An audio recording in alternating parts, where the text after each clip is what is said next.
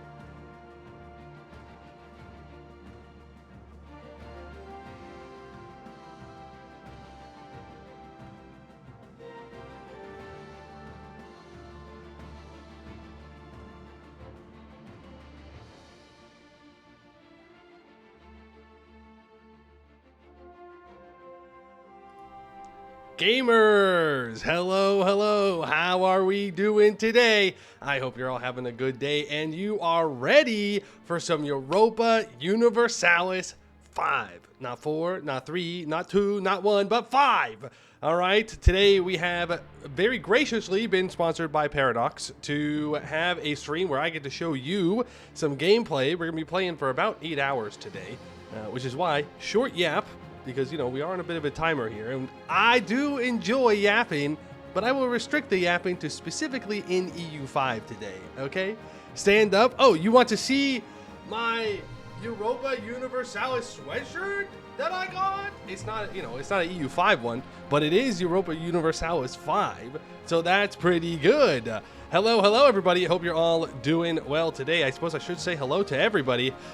Hello, Amy, then 6, Letterper, Stara, Nooble, Scottish, Beepman, thank you for the 33 months, Markabark, Morton Solace, Intro Night, Duker's Mom, Telonius, Froyo, Edelbeck, Spin the Circle, 42 Man,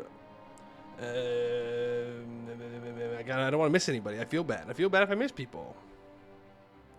Hunkus, hello. JT Jag, hello. Apfilchin, hello. Fallen Angel, hello. Frozen Cactus, hello. Silver Alchemic, hello. Candy, hello. Polaris Narstar, hello. Sundleys, hello. Introdite, hello. So many hellos, and hello to everybody out there who is just watching and not chatting. Hope you're all doing well today. All right, so here is the plan. Hold on, I got to turn off that. Okay, now I'm ready. I always forget at least one thing. It wouldn't be a PoeMu stream if there wasn't a little bit of things scuffed up.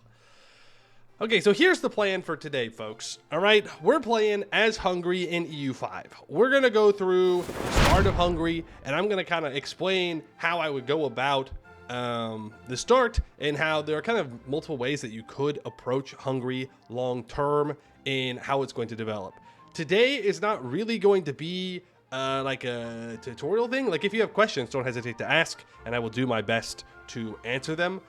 If you do ask a question and I don't end up getting to it, or you'd like further clarification, just write it down. Tomorrow we'll do a stream and I'll answer questions from today's run that I just can't get to today, because I want to make sure that, you know, I'm actually like talking about the game and showing things off for the stream today, if that makes sense. Hello, casual viewer. Thank you for the 7 months. Appreciate that.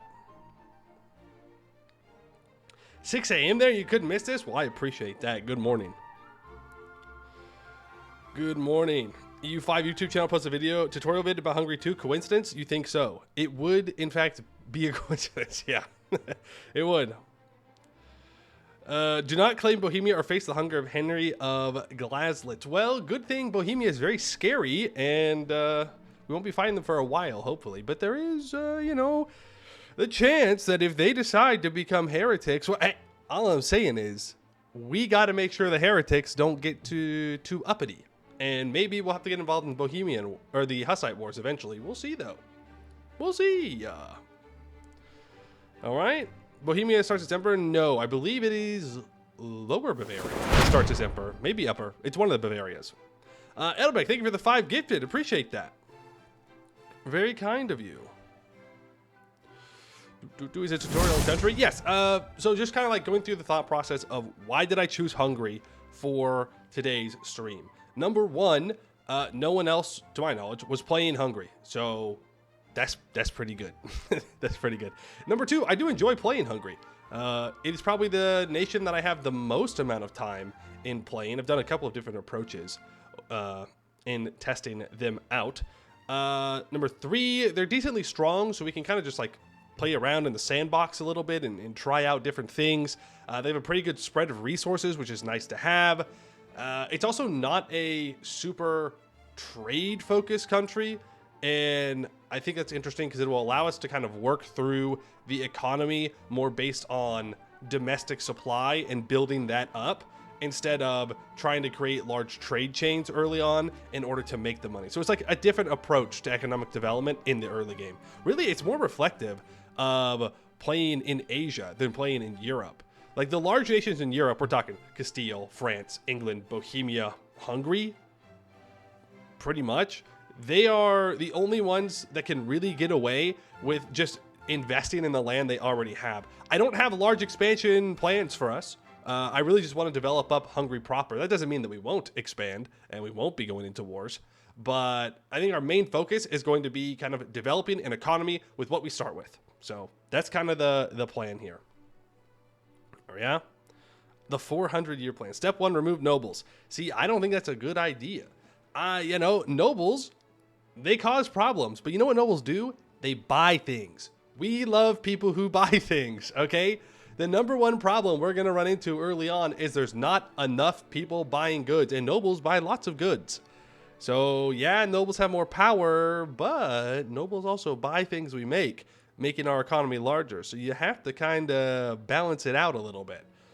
I don't mind keeping nobles around. One thing I don't like is building up too much noble power. And of course, the more nobles there are, the more noble power you'll get. But we can go into that a little bit more when we jump into the game, which I think we're going to do right here, right now. Why wait is my question. We've already been here for 12 minutes. I just can't help myself but yap, you know? I am truly a yapper at heart. Truly, truly, truly a yapper.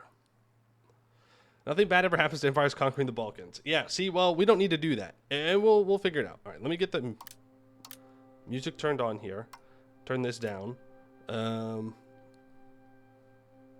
going to see how this goes. I did adjust the audio stuff, but you know me. It's never going to be super solid. We'll figure it out. Doer's Mom, thank you for the 5 gifted subs. Appreciate that. Plan to play Hungary first to learn. That's a good plan. Hungary's a great nation. All right, you ready? Ta-da! Here we are. Here we are in the grand, glorious Europa Universalis 5. And let's get to actually looking at the screen here. The nation screen. But here it is. EU5 time. Now, I gotta admit, okay, I'm gonna be a little rusty. I took like the past week off of playing EU5 in order to play other games because I know that going forward for now, we're gonna be playing a lot of EU5. And so I've been trying to get everything else done, and now I am very excited to jump back into it. Main menu is nice and clean. It is very nice and clean. Are there any cool flavor events for Hungary? There are. There are. We really have to hope our starting ruler lives, though. There are a lot of events early on, and our ruler needs to be alive for them. But he could die. I've had him die like 2 months into the game, so you know, it could happen. It could happen. Get the restart counter out. I hope we don't need any restarts. That would be embarrassing. That would be super embarrassing. Can we become a banking nation? We will not be playing a banking nation today. I don't know if a landed country can become a banking country. I don't think so. I think you have to start as a banking country or get an event to flip to a banking country. Where's your wingdings at? No wingdings today. Sorry. Oh, also, if you are interested in pre-purchasing EU5 or you just want to know where to go to buy EU5 when it comes out, exclamation point EU5, all lowercase, or EUV, technically. Exclamation point. It's in the title of the stream. We'll give you a link to the Paradox store. And if you use code POEMU, all caps, then I get a little bit of a kickback from you buying that, which helps support me. All right. There will be like a repeating message that happens every once in a while during the stream. But this will probably be the only time that I specifically bring it up, unless somebody asks. And then I'll answer. Huge.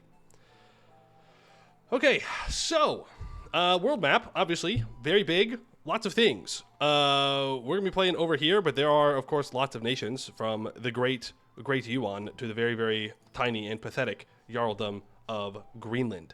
The map, when you look at it like from out here, it doesn't look that big. You know, that's always my vision. But then you scroll in and you realize just how many locations there truly are. And it's very, very nice. Very, very nice. Okay, so we're here. We're in nation selection. How do we know what we're getting into? How do we know if there's content or not?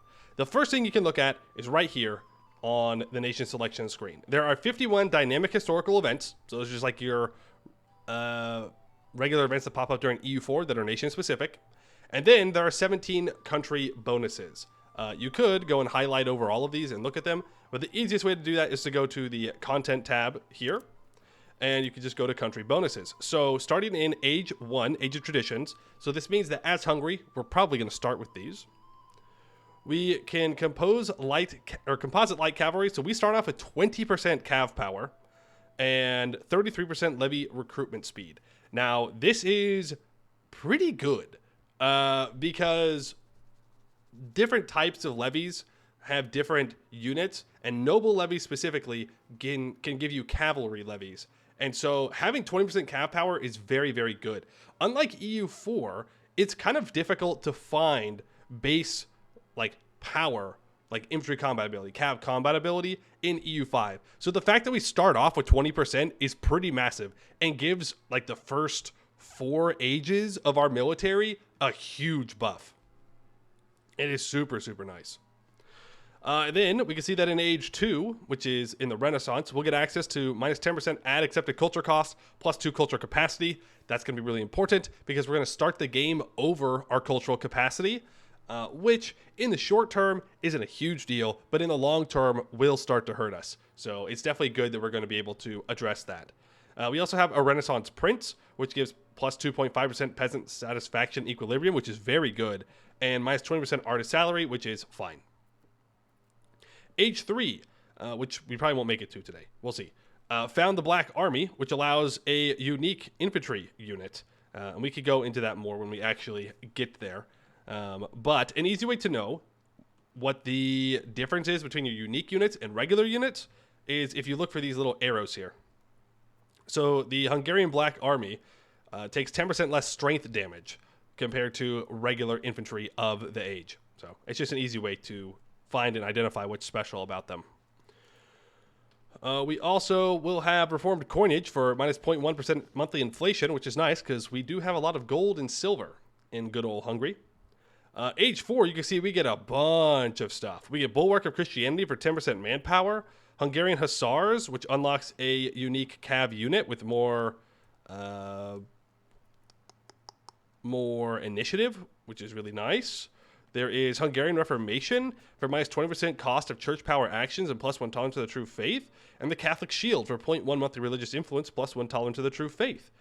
And Realm of Many Religions plus 1 tolerance of heretical and heathen beliefs. So religion is going to be pretty good for us, even if we can't convert everything.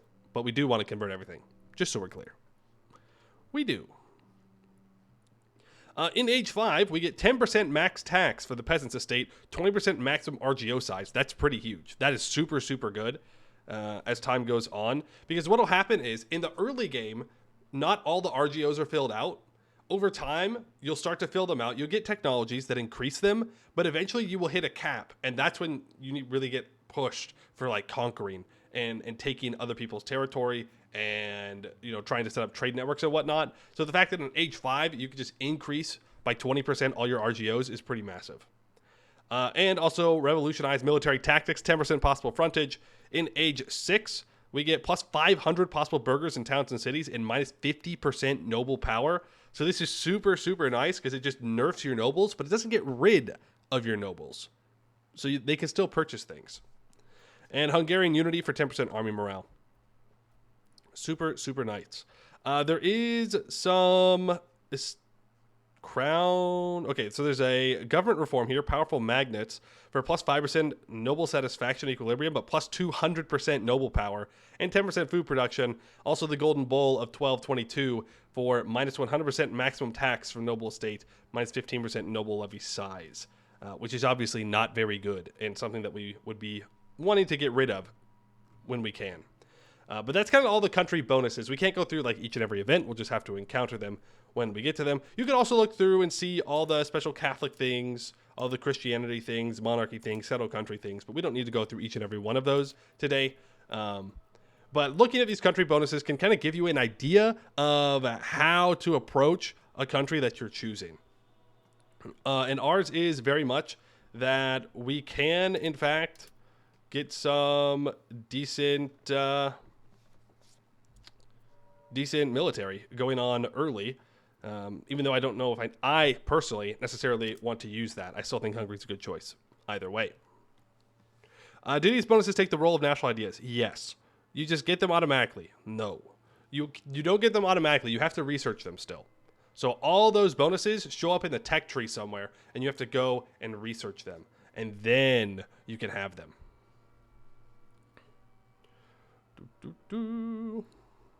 We go revolutionary at the end of the run. Well, I guess we'll see. That'll be a while before we get there. Also in this screen, you can oversee your starting ruler and also your starting culture and religions. You can also look at all the diplomacy stuff. But I think we've probably gone over it enough. I'm going to turn on Excited my for EU5 preset here. Hendrips, thank you for the 7 months. Appreciate that. Glad you're excited. I mean, this is just all like the game rules. The only game rules I really look at are in the flavor, which is AI colonization and exploration. It doesn't really affect us in this game, but you want to make sure, in my opinion, that AI colonization is set to only Western countries, because if not, India will colonize like all of Africa and all of Indonesia and all of Australia. So if you're doing like a Portugal game and you want to get over here and make some colonies, you might just be too late if you don't change that, because India will just take everything with their massive amount of pops. But I suppose if that's a challenge that you want to face, that's fine too. Do the ahistorical for... Are you talking about for countries? I mean, we could allow ahistorical, and we could see what they do. I don't really care about getting achievements at this point. Yeah, and we'll see if anybody forms anything weird. I don't think we have any formables. I think we just stay hungry. This is what we do. All right, let's get into it. We have a lot to look at here. Can you guys hear the music? Is it too low? It might be too low. I'm Golden Bear. Thank you for the 2 months. Appreciate that. For centuries, the great kingdom of Hungary defended the border of Christendom from the pagans and heathens beyond it. Recent noble rebellions put this duty in danger, but thanks to the iron hand of King Anjou... oh boy, I looked up how to say this. Conroy, I think? Conroy? The disgruntled nobles have been reined back under his rule, and his Christian bastion is renewed and reinforced. However, the future of Hungary is not to dwell in peace, as already new trouble is brewing in the southeast that will challenge the strength of the Regnum Marinum. What fate awaits the kingdom of Hungary? Will it fall to the enemies of the faith, or will it stand proud before the waves of those who seek its demise? Okay, let me turn the audio up. That way you guys can hear it. Maybe. We'll see. I'm Golden Bear. Thank you for the 5 gifted. Appreciate that. Karoli. Gotcha. Okay. Where to start? Where to start? So welcome to EU5, everybody. We're here. We're in the game. It only took me 25 minutes to get here. I still can't hear the music. It's definitely on. I might have just put it too low. There we go. Cool. So, I don't actually know where to start. There's a lot of places we could start looking. Let's start with our ruler. Why not? Our king is a bold fighter, so we get more army initiative with him, and monthly progress to offensive. He gives monthly prosperity 0.1%. And a naive enthusiast, so improved relations is reduced by minus 25%. He has lots of kids, which is very good in case, you know, one of them dies. Heir and a spare, and all that. And our current heir is 11 years old. So your heirs can have childhood traits. Ours happens to be a prodigy, which is really good. It's 1.5 ability increase during education. And you can choose their education down here. If you can do an expensive education for your heir, you probably should, but we'll see what we do with our starting money here, because there are other things we need to spend it on. Yeah, there's just so much. there's so much. We can take a look at our Diplo situation. So right now, we have Bosnia as a vassal. We start off with that. And we are allied to Poland. Those are 2 things that I do know. We're going to get some events about Poland in the start here. Poland has a really good leader early on. Too bad they're about to get kicked in the teeth by their nobles over and over again. But there is a chance that we can form a personal union with Poland, which should be kind of interesting. Though personal unions don't work like EU4. They're much more of a long-term thing than EU4 is. And there's really no point in us annexing them for a very long time. Croatia PU, yes, and we have Croatia as a personal union as well. If I go into the Diplo map mode here, we can see, what is this? We have a truce, Bohemia? Bohemia, why do you hate me? It might just be that we have a truce. Yeah, I think this is just the truce. So a truce with Bohemia. We are embargoing Austria at game start, as is everybody else. The three of us are all embargoing Austria. We say, no, no market for you. You're not allowed. If you co-op with a friend, would it be viable or even fun to work in a personal union together? Yes, absolutely. Co-op personal unions are absolutely viable. Okay, so let's just look at our capital here, I think. So we have our capital in Buda right now. And we have 41,000 people that live here. We have 95% market access in Buda because actually the reality is the pest market is centered in pest. Now, because we have 5% less market access, we do get a little bit less goods that are produced through our buildings, but when we get a road here, it won't be too big of a deal. Yeah, this is before the two cities have emerged. There are some interesting things you could do with Hungary's capital, depending on what you want to do in the long term. There are a couple of them. Number one, you leave your capital here, which is what we'll probably be doing. Number two, you could move your capital to Vienna. It's not a great capital, but it does allow you to project control over this region, which can be very nice. And then you can take your control down the Danube as well. There's also an argument for a capital down in here somewhere if you wanted to try and take some of the land in the Balkans down in here and hold it yourself. And there's also an argument for moving your capital up here as well, because it's closer to more gold than your current capital is. So, but I like the Buda market. I think it works. And there's plenty of shenanigans that we can do in order to project control farther across in Hungary. Can we merge Buda and Pest? Nope, I'm afraid it's always going to be Buda and Pest, not Budapest. Look at this guy not playing Byzantium. That's right, we're playing a better nation than Byzantium. No Roma boo here, all right? It's Hungary boo, Hunger boo. It doesn't really work, but it's good enough. Okay, what do I do first? So the first thing I usually look at is my government reforms. So we go into our tab here and we look at our estates, right? The first estate we look at is the crown. This is us. This is like the power that we can control in the country. We start off with autocracy, which gives us 10% base crown power and 0.1 monthly aristocracy. Keep in mind, there's only 100% power available. Okay, so we have 21% out of the 100%. If we look at the 21% that we have now, we can see that we're getting debuffs because we're below 25% crown authority. Which can be kind of rough. You don't really want to lower your tax efficiency because that's where a lot of your money is going to come from. And the higher your crown power, the more trade income you get. Now, it won't be too difficult for us to get this crown power up over 25, and that is probably the goal. We'd like to aim for around 25 to 30 in the early game of crown power.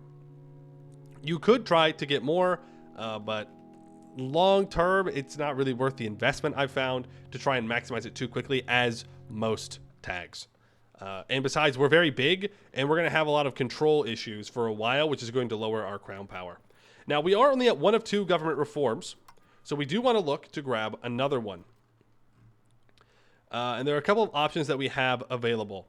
Agricultural cultivation gives monthly progress to serfdom and food production. Diplomatic traditions gives diplo rep, diplo capacity, conciliatory progress. Enforced religious adherence. This is available because we have 50 towards spiritualist, which gives 0.25 monthly religious influence and 0.1 progress to traditionalists. Trade office network, which gives foreign building costs, diplo range, and trade range. And feudal nobility, which gives noble estate satisfaction equilibrium, +5 loyalty of subjects, and 0.1 monthly progress to traditional economy. Now you might be wondering, what are all of these monthly progresses? And we need to look at those before we start really thinking about which privileges we want to give out. Those are the societal values that we're looking at now. These societal values will determine kind of like the idea of your nation. Like, what does it focus on? What is it good at? What does it do? Right? The top one is centralization versus decentralization. By the way, we're not going to go through each of these and give like in detail stuff. We can do that a little bit later. Again, I do want to make sure we unpause today before like 5 hours in. In general, you want centralization. Centralization gives you crown power and gives you proximity cost. And that's really good. Those are two very good things. Decentralization does give estate satisfaction, but unless you're really having trouble with loyalty of subjects, it's probably not worth it to stay decentralized, and you want to get to centralization as quickly as possible. Traditionalist versus innovativeness. Traditionalists will give you more cultural tradition, which I don't really see the value in cultural tradition. I would rather have the cultural influence. You want the attack value more than the defense value. It also gives max literacy and embrace institution cost. This is another one where I kind of almost always want to go innovative. Centralized and innovative are two that I do like to have quite a bit. Spiritualist versus humanist. The way you can think about this is, do you focus more on conversions, or do you religious conversions, or do you focus on cultural conversions? That's what this really comes down to. Humanist does give tolerance of heretics and heathens. Meanwhile, spiritualist gives tolerance of the true faith. It can be quite difficult to get off of spiritualist early on, especially because we want to make our clergy really strong. So we may be stuck with spiritualist for quite a few ages of the game before I can really push to humanist. Humanist is much easier, as you would assume, as a republic in like Italy, but we might be stuck with the whole spiritualist thing for a while. Aristocracy versus plutocracy. So this one's interesting because aristocracy gives you more nobles in towns and city and more noble power. Now, again, we like nobles, they buy things, but making them super strong, we don't like that as much because then they take more money from us. It does give 5% discipline, and it's very difficult to find discipline modifiers in EU5. So having high aristocracy early, if you're going to be fighting big wars, is super nice. It does increase expected cost of court, though, and that cost can kind of run away if you're not careful. Plutocracy, on the other hand, gives more burghers, gives more trade efficiency, cheaper cost of court, more burgher power. I think early on, just kind of staying in aristocracy but not fully committed to it is pretty good, and then eventually moving into plutocracy as you start to build like large trade chains. Serfdom versus free subjects. So serfdom gives max tax for peasants and more raw material output. Meanwhile, free subjects gives less max tax for peasants and less peasant food consumption, more pop promotion speed, and monthly prosperity. And I think this is going to be something that I want to do, is we want to actually stay with serfdom for a while. Because of the fact that we have a lot of territory and a decent amount of pops and a lot of really good RGOs, serfdom's kind of cool, actually. We love raw material output. Compared to, what, we can't tax the peasants? What's the point? The peasants are here to work for us, and we tax them, obviously. So I think we actually will stay serfdom for quite a while. Conciliatory versus belligerent. This is more about, like, are you diplomatic or are you warlike? Quantity versus quality. Do you want lots of troops? And when I say lots of troops, I don't mean you get more levies. It just means that you can have more troops in a battle, right? That's what that possible frontage means, is you can get more troops in a battle at one time, versus quality, which is more about having a more efficient, faster, and better army. Offensive versus defensive, that's the same kind of thing. Defensive, you get more fort defense, and you get more fort limit and fortification maintenance reductions. Offensive, you get more siege ability and assault ability, movement speed at the cost of your fort defense. I usually find that I just balance this one. Like, the bonuses are good, but there's never a time I want to lose fort defense, and there's never a time when I really want to lose army movement speed. Though I think I would rather lean towards defensive than I would lean towards offensive. But that's also just kind of my playstyle, I found. Land versus naval. So this is a pretty important one.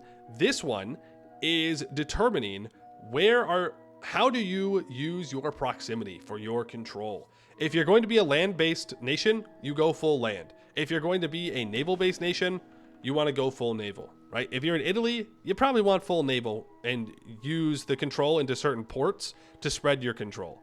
As Hungary, since we have 0 coastline, we don't really need naval. So we're just going to try and maximize our land value here.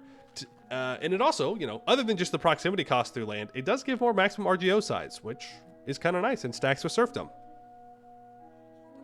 We totally have a coastline. Okay, Bosnia has a coastline, but we don't have a coastline. Capital economy versus traditional economy. Traditional economy increases building cost, but gives you more raw material output and more pop capacity and more food production. Meanwhile, capital economy gives cheaper building cost, less food production, more production efficiency, and less bank interest. Usually, I would try and push towards capital economy, age 2 or 3. Again, though, I think we're going to stick with traditional economy. I think we're going to be a spiritualist, serfdom, traditional economy Hungary, and we're going to try and see how well we can do with that. And then there's individualism versus communalism. Communalism gives you state satisfaction, but pops don't migrate as much, but they join rebels less. Individualism gives you army naval morale and more pop migration speed at the cost of equilibrium. I don't really pay too much close attention to this one, to be honest. I think I do usually get communalism, though. This one's more important, I think, if you're going to be a colonial power, because you want that migration speed. You don't want people staying home. Yeah? So that's the idea. So now that we kind of have somewhat of an idea of how all of those work, let's go back to our privileges and let's look. What do we want? I did say I want a serfdom max. So it could be that we want to go for agricultural cultivation, for more food production, and more progress to serfdom. But here's the thing. We can only naturally move towards these based on its natural push. So right now, we only have 0.05 push towards serfdom, which means naturally it can only push towards 5, but we're at 60. So even if I gain another 0.1 towards serfdom, it doesn't do anything, right? It's not going to help us get towards serfdom more. Now, if we stacked a bunch of things up, then maybe we could, but odds are we'll move towards serfdom through events. So I don't think we actually want to take that top one. I'm kind of tempted by feudal nobility, right? It's another push towards traditional economy, which is good for us. It gives noble estate satisfaction, which is really nice because that means we can make them happier. And also, we get +5 loyalty of subjects, which is going to be important because now it's time to do a little bit of shenanigans, okay? And before we do the shenanigans, I'm going to take feudal nobility. That is the one that I want. We're going to come back to these in a moment, but we need to talk about something very important. Sorry, EU foreheads. You can't just take all the land you want. Well, you can, actually. I mean, you could physically do it. But there's not much value in doing so. Your control dictates exactly what you can get from your province. So in our capital, we have 100% control, which means we don't lose any of the tax base, right? We get a full 1.54% of the tax base. This is calculated from how much you can tax your estates, which comes to estate loyalty and whatnot. We'll go over that in a little bit. But you want high control. If we go to pest, you will see that due to being at 89.89% control, we already lose 10% of the possible tax base. So while there is a potential tax base of 7.88 here, there's only an effective tax base of 7.08. So we lose 0.8 ducats for a location that's right next to our capital. So you want high control. If you don't have high control, the provinces are useless to you and will drag your crown power down as your estates will be more powerful. So you want to make sure that the land that you own is good for you. And if we look at Hungary, you will see most of it is not good for us. We project control down the Danube pretty easily. This is because if you look at the actual proximity of Fehérvár, I'm going to mispronounce things, by the way. So sorry. If you look at this, you will see that the proximity cost of going downstream along a river reduces it by a flat -30. So that means that all this land down the Danube is easier for us to control compared to like 2 locations up the river. Though going upriver, I do believe, also gives a little bit of a bonus. No, I'm thinking of market control or market access, which I do believe is helped by going upriver. Also, I do have. Oh, are the hotkeys not working? Oh well, I can click things. So essentially, what this means is, right around our capital is where we're going to want to do our early development, and then we're going to want to move down the Danube as well. But that means that all this red is very bad, right? I mean, this is very bad. We're not going to be able to use it very effectively. It's all at 20, and it's going to reduce. It just starts at 20, but it's going to reduce down to like 13.83. And if we go over here to Transylvania, for example, you'll see that all of this is going to reduce to 13.8, 13.5, 12.14. And that is not great. Now, the towns, which are denoted by these squares, they will be a little bit higher. But overall, this is kind of rough. And it's just going to hurt us to own. So what we're going to do is we're going to start the game by releasing the historical subject of Transylvania. We're going to release them as a fiefdom, and eventually we're going to be able to re-annex them. The idea is, if I release Transylvania now, they will have better control over all this land, which means they will then have more money to invest into that land that I can't and don't want to by invest into 1338. Right? And then eventually, by the time we get to like tier 2 roads, then we can justify re-annexing Transylvania and having decent control in there. Another part of that is also levies are based off of control as well. So by releasing Transylvania, we just create a larger army too. Remember, it's 1337. We're still in like feudalism era, so having vassals is really good early game. Now, we already have Bosnia as a vassal, which is why I want to release Transylvania as a fiefdom, because they calculate their loyalty differently. You know how in EU4, well, I guess EU4 doesn't really work that way, huh? Well, in EU4, how all vassals will calculate their strength together to compare to you for their loyalty. If we split up the vassals in the fiefdom, they don't combine together, and so I can keep them separated. So that's what we're going to do. We're just going to release them as a fiefdom immediately. You can see here what exactly that means. They will take up 0.2 diplomatic capacity to maintain. They'll actually take up more once they start to become richer. We can build RGOs in them. We can build roads there. We can build buildings. We can annex them after 10 years if we wanted to, if they had 150 opinion. They will have the same ruler as we do. And they give us 20% of their income.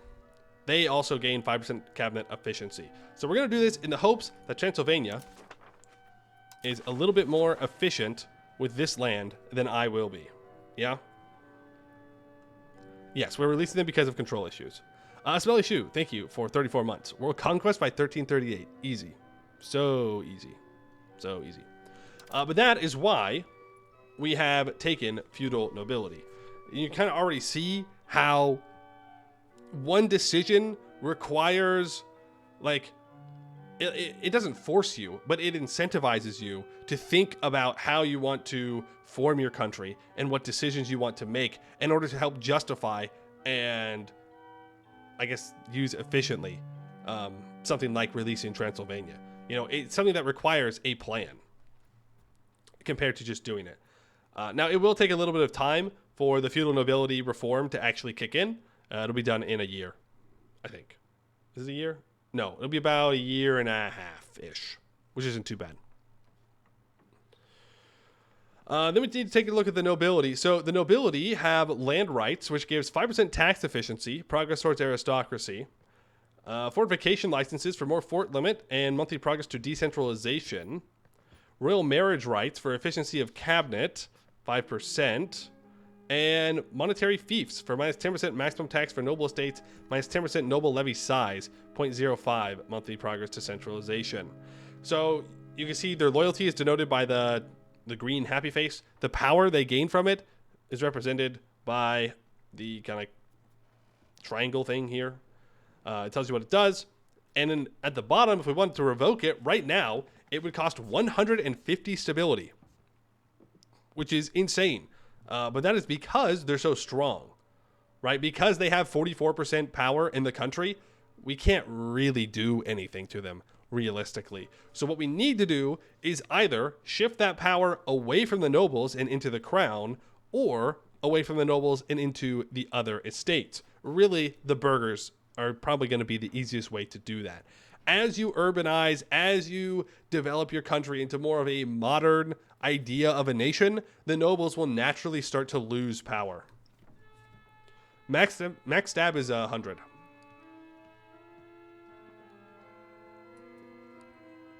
It goes from minus 100 to positive 100. All right, now we could hand out more things to the nobles if we wanted to. I don't think.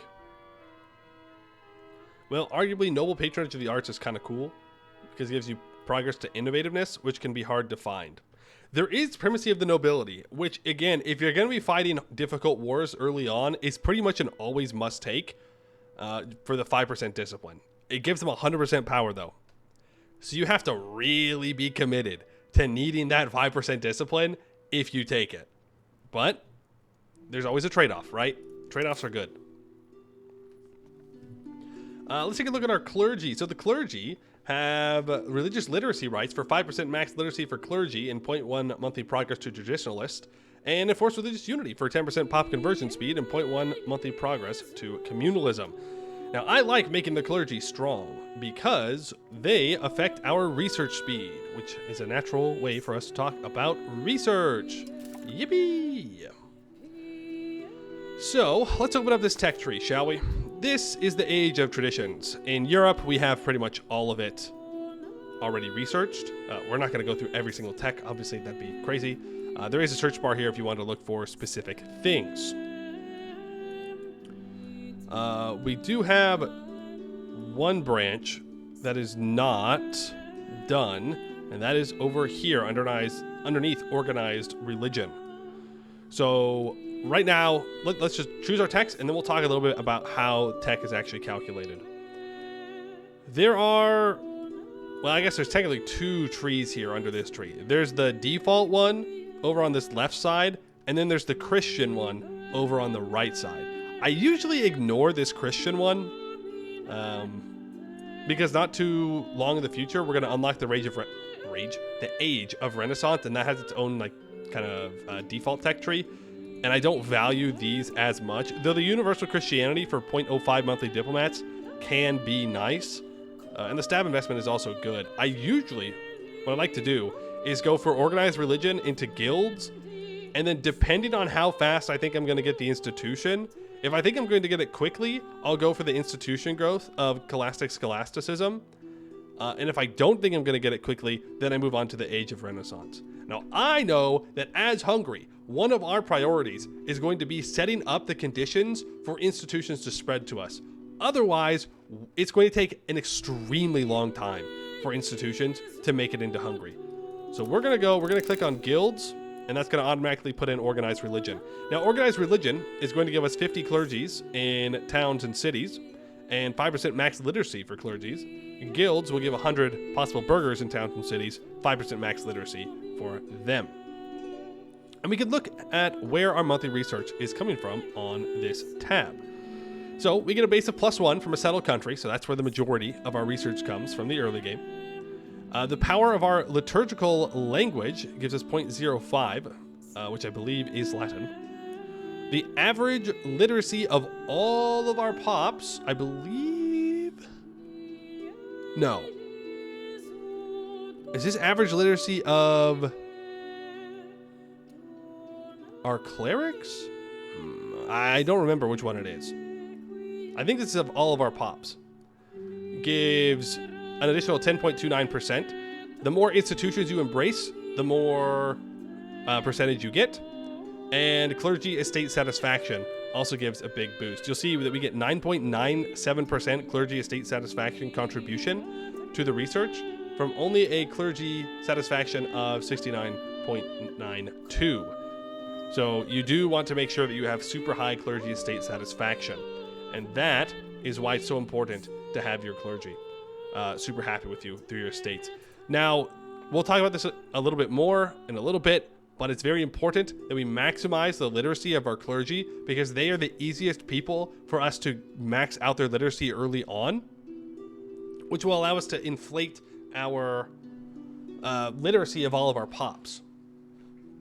And that means that we can research faster, which is going to be important, obviously. Right, so let's go back to our clergy. And there are many things that we could hand out. Looking at this, centralization, really good. It doesn't give loyalty, though. Just gives power. Is that worth it? Maybe. You can see, though, that other estates will get upset if you hand out privileges.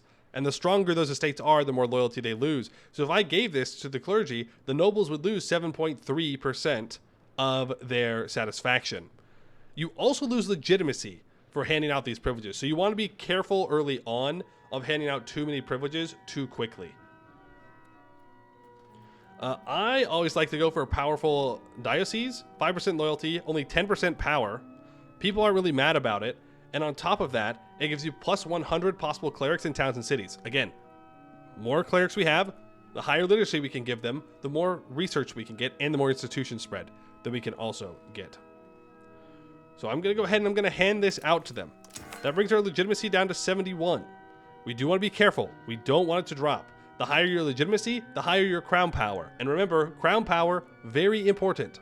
So we'll probably only hand out a couple of privileges right now. And as time goes on, slowly but surely, we'll start to hand them out more and more. Is there any other clergy ones that I want to grab right now? I don't think so.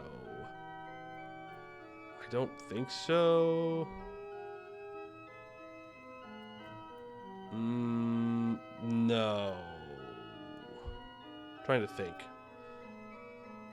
Let's look at the burgers. We might come back to this. I do like Religious Advisory Council because it's so difficult to get out of Spiritualist anyways.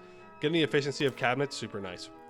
Our burgers have formal guilds, which gives progress to plutocracy, monthly prosperity from market fairs, and monthly progress to decentralization, and building roads rights. So this allows burgers to build roads. Remember that if we look at Buddha, we tax the estates based on the tax base. There's no, state-owned property. That's not how it works. What happens is, if I build another wine RGO, all of that is going to go to laborers, which are part of the commoners.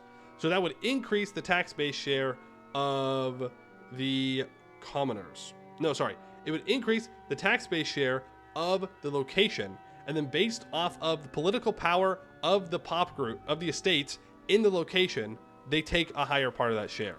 So for example, in our capital, the nobles take 32% of the taxes, and the burghers take 35% of the taxes, clergy 13%, the commoners 18%, and then we tax whatever they take. So the nobles take 2.49 ducats.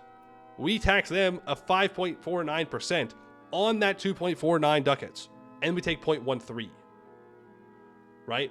So when it says burghers are allowed to build roads, they get the money from that if you don't tax them. But of course, if you don't tax them, they might not build a road. They might build something different. They might build a building that benefits only them. They might build a building that benefits you. They might build a road, right? And so it's not like the money that you lose from the tax base disappears. It's just that you don't have control over it. Do estates build other buildings? They do. They do. They can build good buildings too, and they can build bad buildings. They love building bad buildings, but that's mostly because oftentimes I don't make them super happy because I like to tax them, at least a little bit. But that is fine. That is fine. Is there anything I would like to hand them right now? I mean, control over coinage is kind of nice for us, for gold and silver output because we have a lot of it. That being said, though, we could run into inflation problems if I go too crazy. We'll see, though. Guild investments is nice. Innovative and capital economy. We want innovative progress. Land of commerce, also very nice. Production efficiency and capital economy. Production efficiency affects the income of your buildings. So if we look at this tool workshop here, this tool guild, you see that has 0.48% production efficiency. It gets 0.5 from average literacy of laborers, and it makes more profit. So production efficiency is a very good modifier to have and stack over time.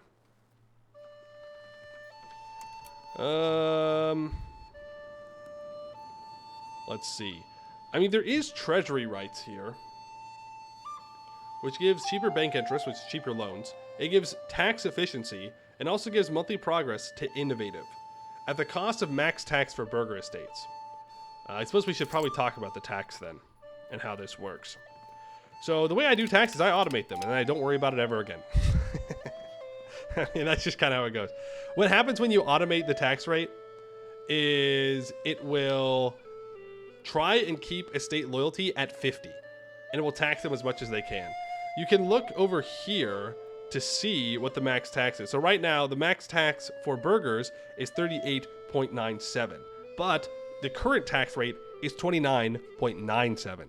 So we're not even using the full tax rate of our burgers right now. So losing 5% max tax doesn't really mean anything because I'm not losing tax. Instead, I'm increasing how much money I'm getting from my tax efficiency. So what I think we want to do is hand that privilege out to them. It feels like it's a pretty good choice for us. It will make the nobles a little mad. They'll get over it. And then I also want to give out urban development grants. I like this one. It gives monthly development everywhere and also pushes you towards Inno. This will bring the nobles down a lot when it comes to their loyalty. They'll get over it, though. They will get over it. And that's really all I feel comfortable doing. There is an argument for some peasant things as well. Let's take a look at their privileges. They have hunting permits, which gives more wild game output, less estate satisfaction for them, but monthly progress to free subjects. But the really important thing about the peasant estate privileges is they give peasant loyalty. And the higher the loyalty you get to the privileges, the higher you can tax them, right? And there's a much higher max tax on peasants compared to tax on nobles or burghers or clergy if you're not Catholic or Christian in general, right? So yes, it lowers our noble estate satisfaction, which means we can tax them less, but we can tax peasants more, and there's more peasants. And our plan is to have lots of peasants and laborers. They both count as peasants in this case, which allows us to make more money. So, you know, there's a little bit of a trade-off there, but I think it's a good one for us. Music just got really loud. Okay. I can turn it down a bit. We also have communal lands, which gives 5% loyalty, 33% power, reduces noble power by 5%, monthly progress to decentralization 0.2. See, this is bad. We don't like this. We don't like any push towards decentralization right now. We also have invite German settlers. This reduces max tax for peasants by 10%, but enables German migration events. What will happen is we will get events where Germans from somewhere in here want to move into Hungary, and we can pay them money, and then they will move here. And we want to do that because it's very good. More pops. More pops are good. There is one privilege I love to give the commoners, and that is common militias. It gives levy combat efficiency and peasant levy size. And peasants allowed weapons, which means they can demand weapons, which increases the demand for weapons in your market, which means you can make more weapons and make more money. We will be giving out common militias. I can't do it right now because it'll make the nobles too mad. But probably within the first 5 to 10 years, I want to give this out. Not only because it just increases the amount of army you have, but it makes them much better. Levies are going to be very important for the first 4 ages. That's going to be your main source of combat strength. So I feel like common militias is an always must take no matter what. But that's just my opinion. We do want to get rid of communal lands. We want to push towards centralization, and right now, point 2 of the push towards decentralization is that from the peasants. So I think I'm just going to... Well, no, we won't revoke it now. We'll revoke it at the first parliament. The reason I say we revoke it at the first parliament is during parliament, estates recover their loyalty faster. So right now, like the commoners gain 0.3% towards their satisfaction equilibrium. If I wait for the parliament, I get 1.3 because it adds a flat 1%. So that's probably when we'll revoke that because we want to push towards centralization early on. 4 ages means 400 years, right? Yes, just about. Yeah. More time than most people spend any run. I mean, I don't know. It depends. It depends. I like playing the mid game. I think all of the game mechanics really start to shine in the mid game. Combat, economy, all that. I think is when it really starts to all come together and feel really good.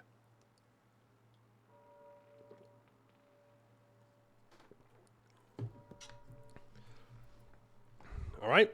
I suppose we should go over our cabinet now because it kind of ties into crown power. So the cabinet seats allow you to perform certain actions in your country. Pretty big one to us is going to be converting people to Catholicism. But there's a whole bunch of them. There's a whole bunch of them here. But what's really important, what you need to understand, is that your cabinet gives whatever that... So, okay, let me back up. Every character is tied to an estate, right? And in your cabinet, when you put a character into the cabinet, you increase the estate power of whoever that character's estate is. There's a 50% share, I think it's 50%. Of estate power increase in the cabinet.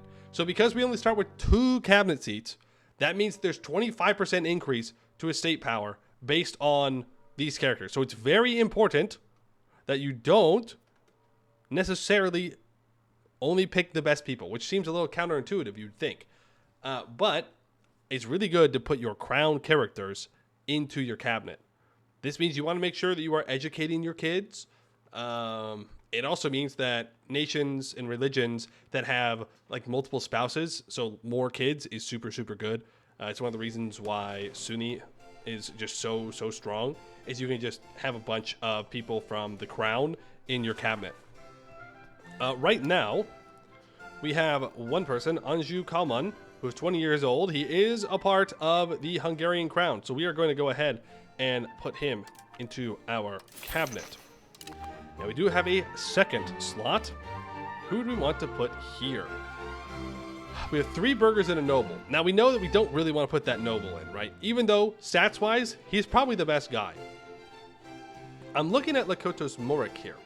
74, 66, 97. You can see what his stats do here as a cabinet member.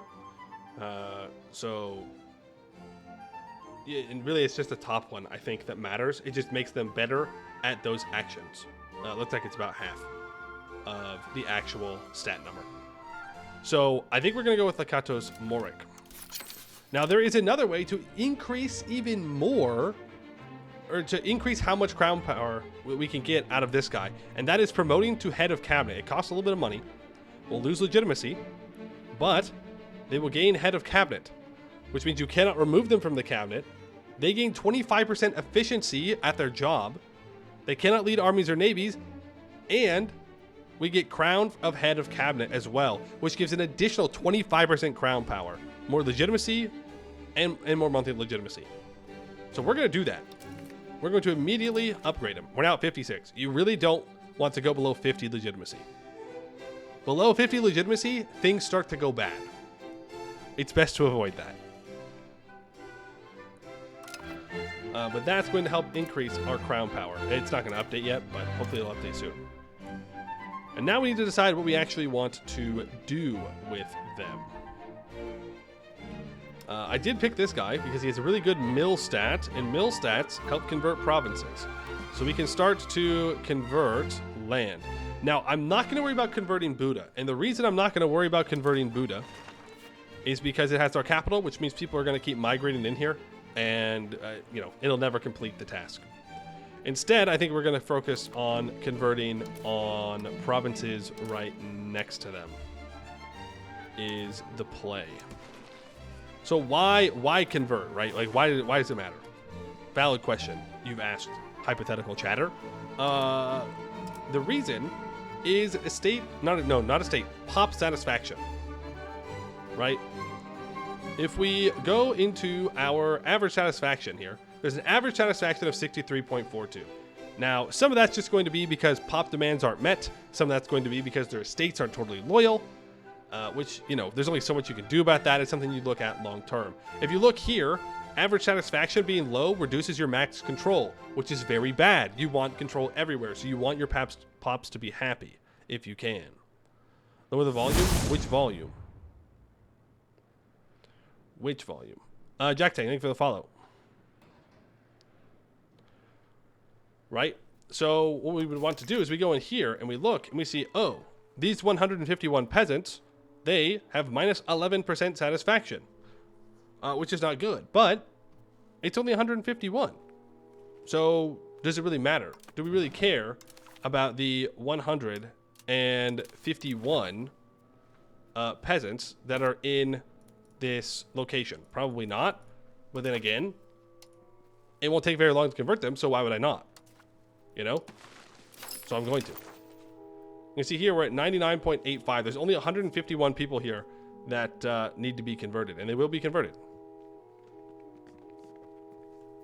Click less the more you click rapidly, the louder the music gets? No, it's like dynamic. It's that dynamic music thing. I don't know exactly how it works and what causes it to go up or down. You can automate all of this, by the way, if you wanted to, but I don't really want to. Okay. There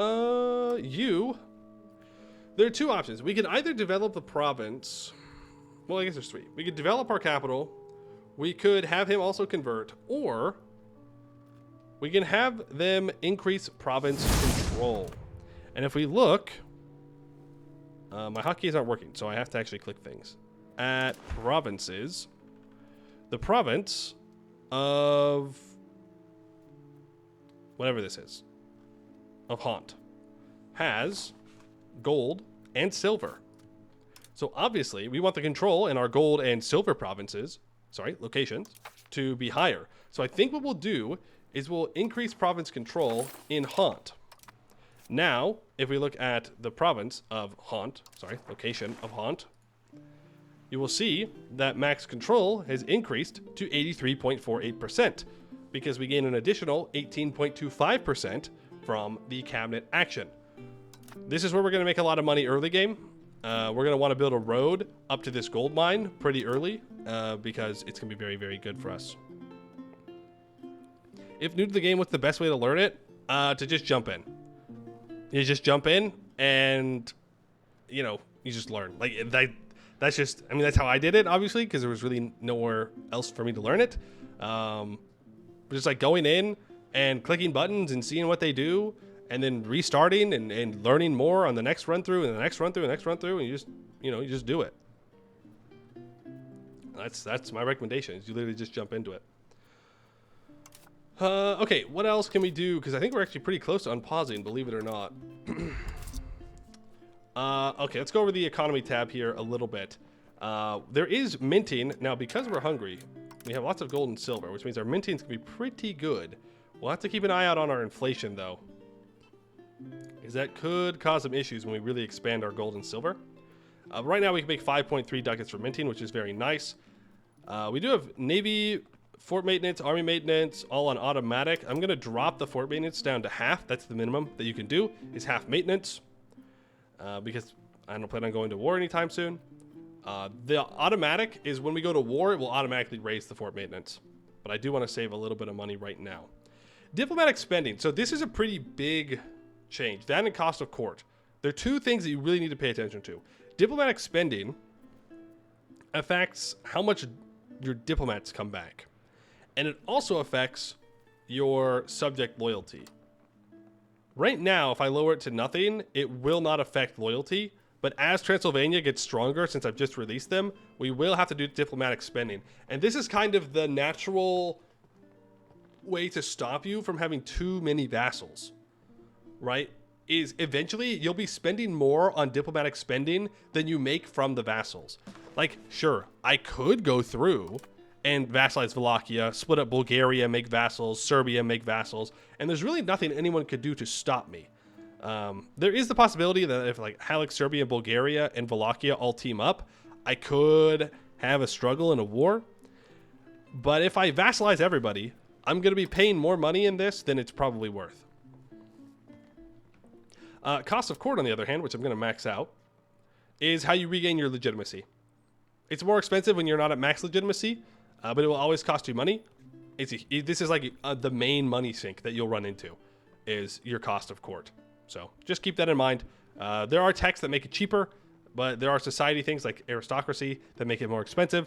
Usually you want to try and make it cheaper because, again, it will cost you a lot of money as time goes on. Stability, I will invest a little bit into. I probably want to go and increase stability by 0.1 at this point. You can also see in here how much you're spending on buildings. So not every building has an upkeep cost, but you can see like marketplaces, temples, cathedrals, granaries, they all have an upkeep cost. That upkeep cost is actually you paying for the goods that they need for the building. So like right here, let's say the marketplace in Pest requires 0.05 cloth, jewelry, paper, and 0.02 beeswax.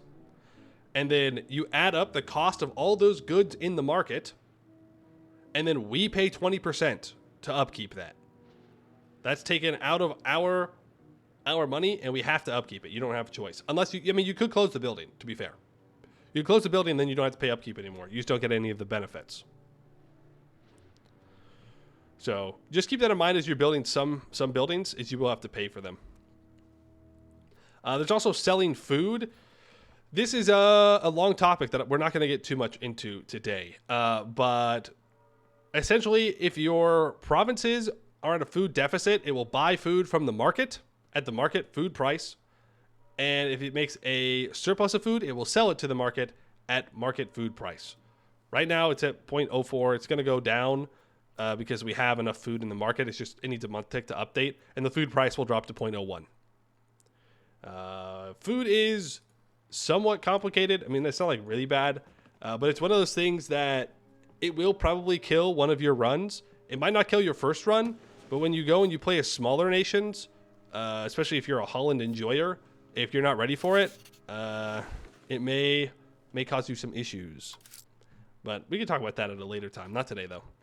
You can also see your diplomatic income from your vassals. Yeah? You can also look at all your trading here. I'm just going to automate trade for now. I kind of just always automate trade. I know you can make a lot more if you don't, but I generally don't pay too much attention to it. We might mess around with it a little bit. Eventually, though, we're going to be exporting a lot of gold and silver, and that's going to be where most of our trading comes from. So it's better just to keep that automated anyways. You will see that we don't currently export gold and silver, and that's because one of our nation's laws prevents us from doing so, but we could change that early on. But yeah, there's a whole bunch of things we can get to trade for. Right now, though, let's just automate it, and we can come back to it later. Supply and demand. Supply is going to come from us, and demand is going to come from us. That's the whole thing, is we're big enough that we don't have to super rely on trade for it. Doesn't your diplomatic spending go partway into your personal union coffers? I don't know. I've never seen... Well, I've just personally never had it to where I need to pay a personal union anything. Just the raw gold, not jewelry? Yep. Yep. And the reason is pop demands. There's not enough demand for jewelry early on, I've found, to make it worth it to focus on trading in jewelry. Maybe things have been tweaked since the last time I played Hungary. I mean, we'll definitely check. But people demand gold. And the thing is, they'll get the gold from Bohemia. I've noticed somebody earlier asked if we'll run to the bullion famine. It's not like an event where it's like, everybody produces less gold now. It's just that naturally, as time goes on, there will not be enough gold demand in Europe. At which case, then we could stop trading gold and we can export jewelry because they won't be able to make jewelry. Big brain. But early on, just trading in the gold is probably the correct answer. Plus, then they'll spend money building up their jewelry, and then they'll have no gold for it, and then we'll make more money. That's buildings. You can look at goods and stuff. I don't need to go over that. You could look in here, look at your exact pops at everything, your pop growth, your migration, how many characters you have. You can go through every single one of your locations and see exactly what they're demanding, what the pops are demanding, their goods. You can check their literacy rates. You can check their satisfaction. We don't need to worry about that too much. You can check your rebels. You can check the dynasties that are in your country. And you can check the actual characters that are in your country as well. Diplomacy, we've kind of already gone over this. This gives you a much broader overview. Military, this tells you a bit about your military. It tells you our fort limit. Our fort limit is currently 29.16. I think this just means we can have 29 forts. I think. I don't know. The fort limit was added in from the last time I played Hungary. But we do have quite a few forts, so it looks like that's just the amount. And we will obviously want to build forts around the flatlands here. You can also check your navies as well. Obviously, we don't have any navies because we have no coastline. But we could see that we have 14,000 levies. And that we could recruit regulars as well if we had manpower. Due to the size of our nation, it is expected that we have 2,400 regulars. I'm not sure if there's a downside for us to not actually meet that. But we will want to build those eventually. And we'll probably build cav because that's what we're good at. This is geopolitics. You can look at exploration stuff, and you can also check diseases, which I'm sure will not be a problem for us. And that's just the text. So we're pretty much all done with that. We do have a bunch of money, and I could declare rivals. I will declare... Who will I declare as a rival? Declare Serbia as a rival. I'll declare Golden Horde as a rival. And I'll declare... Honestly, Bohemia rival's not bad, but I don't necessarily want to poke Bohemia.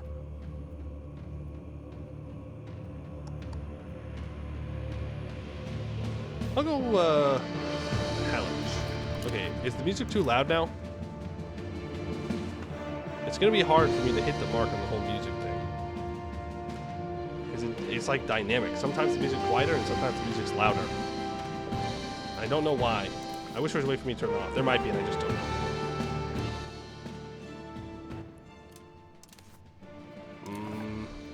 That's fine.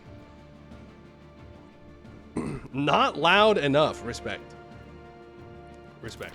Let's go ahead and give our heir an expensive education. Because I think that's pretty good.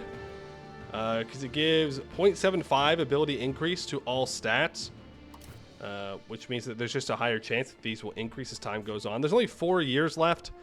Is 4 years worth the 250 ducats? Maybe. We're rich, though, so I'm going to do it. There's music. Well, now I turned it down probably too much.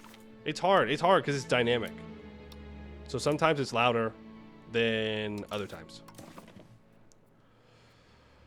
We do have 3 unmarried children. We have a daughter that we could marry to someone. There's really no one good I'm seeing here. And no one wants to marry this son. Is he... he's a bastard. Okay. Okay, so the head of cabinet is my bastard son. Got it. Well, okay. We might look around for marriage for our daughters here at some point. If not, we can marry him to a local noble as well.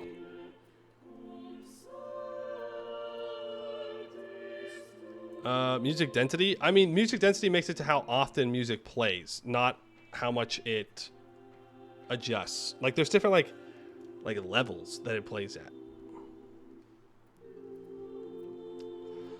Okay, what about up here? Yeah, some estates are mad. That'll get fixed. There are unprofitable buildings. That'll all get equalized out when we unpause. You can check our pop needs here for what we need to do and make. Lots of fine cloth early on in the pop or in the pest market. And this is telling us we're over our cultural capacity limit. We went over how we're going to have a special tech that will adjust this. And we do want to do that when we get access to it. Okay, so that's kind of all of the basic information stuff that we need to go over. So let's talk about our plan a little bit here. And let's open the resource map mode for that. As I've mentioned, there is a lot of gold in Hungary. Maybe if I can click this. No? It used to be that I could click it and then it would only show gold. I can do it a different way. Gold. All right, we have 1, 2, 3, 4, 5 gold locations in Hungary. And we have 1, 2 silver and then another silver in Transylvania right now. Show the missions? What missions? Oh, I don't use the missions. I don't use the missions. Missions are good for, like, teaching you how to play the game. But I don't really use them at this point. It's a lot of gold and silver. It is a lot of gold and silver. And if we look, there's also a lot of gold and silver in the Balkans, which it could be worth trying to get control of all of that. So that's kind of where we're going to try and plan our early game income around. Remember, though, again, it all comes down to control. So it's really going to be Haunt and that location as well. Kormokbanya. That's my best bet. Sorry, I'm trying. So that's where we're going to have our early game economy. Now, how do we use that effectively? Well, we can make money here from these peasants, and we can reinvest that into our 2 urban locations, that we really want to, well, urbanize early on. We want to build a lot of this clergy stuff. And this is when we tie back to when I was talking about earlier, the spreading of institutions. So the way the institutions spread is you need to import goods from a market with locations that have embraced an institution. Then when it gets to a market capital, and it's in the market capital, it will then spread to other places inside of the market. So what we want to do is make sure that Pest has as high literacy rate as we can get it, so that way it spreads faster to Pest. And then we want it to spread to other urban locations inside of Hungary, so then we can embrace it. Right? Because if we don't take active steps to do that, you'll see that just about right here along this border will be an institution dead zone. It just won't spread to us very quickly. Eastern Europe will often get the institution around the same time as people in India do if you just leave it to its own devices. And we don't want that. We want institutions a little bit faster. So we make the money from the silver, we reinvest it into Buddha and Pest. Now, early on, as you can see, we did have a lack of fine cloth and furniture. Fine cloth, we want to make. Furniture, you know, it's like, do we want to make it? Like, the thing is, it costs lumber, and lumber is very important for keeping the price of expanding RGOs and also for production methods and building buildings low. So you don't want too much furniture, but it's good to meet pop demands. So what I think we'll do with this 560 ducats that we start off with, I'm trying to remember if we have any events that cost money. I don't think so, and if we do, I guess we'll find out. We're going to work on expanding Haunt first. We want that silver. We want to expand. Well, we want to build tailors guilds in order to make fine cloth. Now, if we had silk or wool in provinces, we get more production efficiency if it uses that production method. Now, we don't have wool up here. There's wool farther away that we could think about investing into. But this is only 40% control, so the production efficiency income we'd gain is going to be lost anyways. So I think what we'll do is we'll build a Tailor's Guild in Buda, and we're going to build the best building in the game, unironically, the Scriptorium in Pest. Now, why in the world would I build a Scriptorium? Number one, it gives us clerics. We want clerics here. Number two, books are in high demand. You cannot have enough books because books help you make libraries. And libraries, if we go down here, libraries give cultural influence, which is good. Pop promotion speed, which is good. Local monthly literacy, which is good. Max literacy, which is good. And institution growth plus 25%, which is great. Okay, you want a library pretty much in every urban location, so you need lots of books. Pops will also demand books. It's very difficult to be in the positive when it comes to books. And the reason is everybody wants books. Everybody. And you as the player are going to build lots of books. They are not going to build lots of books. And then your burgers are going to trade books away. So you need to make such a large surplus of books that you can actually start to store them in your market. Reading is good. So we're going to build a scriptorium right there. Oh, not your peasants. What are they supposed to do with books? Eat them? Well, okay, they don't need the books. But, you know, everybody else does.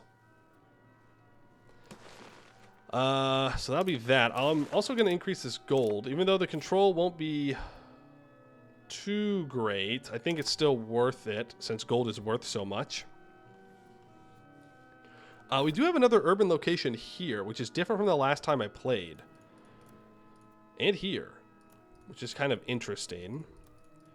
I do like to turn Nograd into a town as well.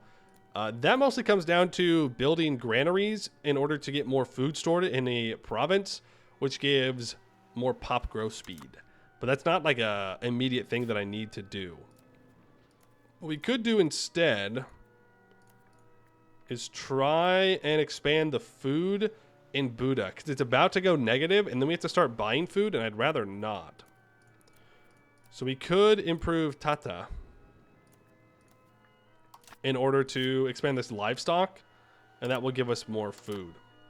Now, long term, we're talking a couple hundred years. What we want to do is build cities along the Danube, and then build padlock canals, which is a building we can unlock, which will make it super easy for us to move proximity through. I'd like to have a line of cities that go up to Vienne, and we own Vienne, assuming we can beat them. And then I would like to also have cities going down the Danube that can drag the control down. And then also I'd like to make some that go up into this area. Now, how much of that do we actually do? I don't know, but I definitely want lots of cities along the Danube in order to project our control.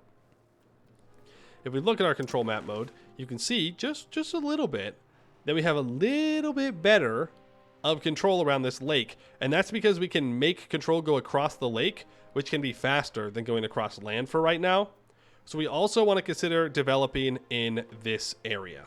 All right, the reason why Hungary is so good. What? For the love of the German language, call it Vienna, but it says Vienne. It says Vienne right there.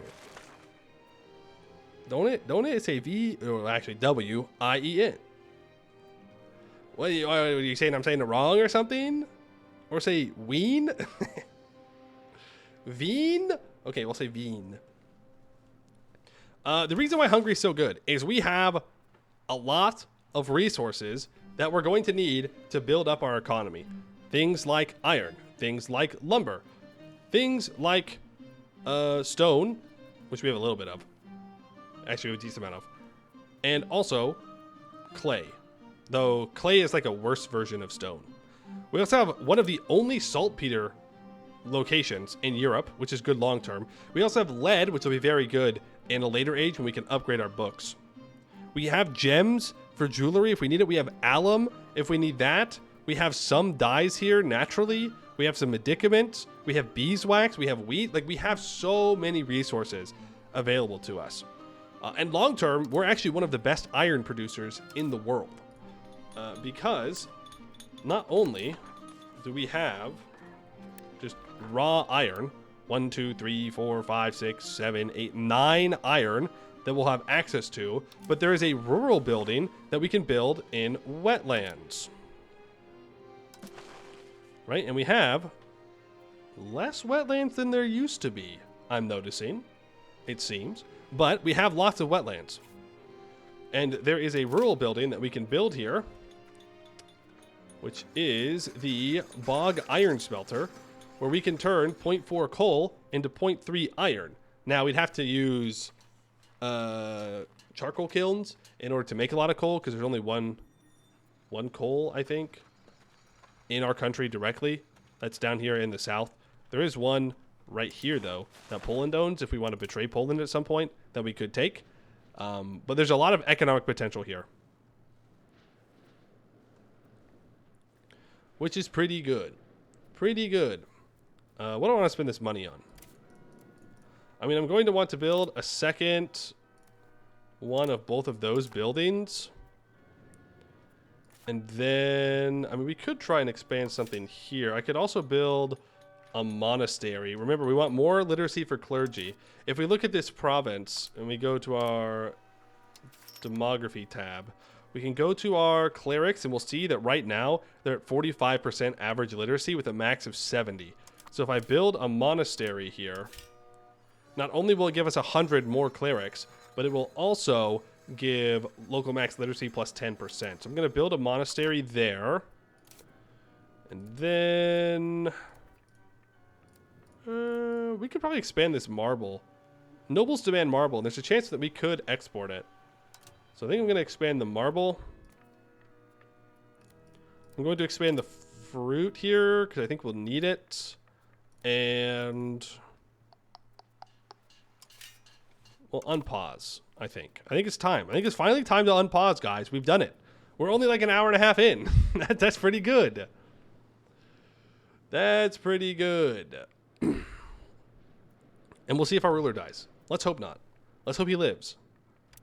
And we should run into some stuff. Silius declares as a rival. Bulgaria, Serbia have all rivaled us. I mean, that's not too crazy here.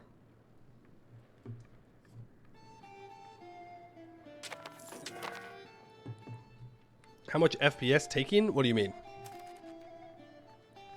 We have some Orthodox rebels that want to rise up. Rise of the Turks happens. Now, we don't really interact with this all this much, but this is the situation that's happening in Anatolia.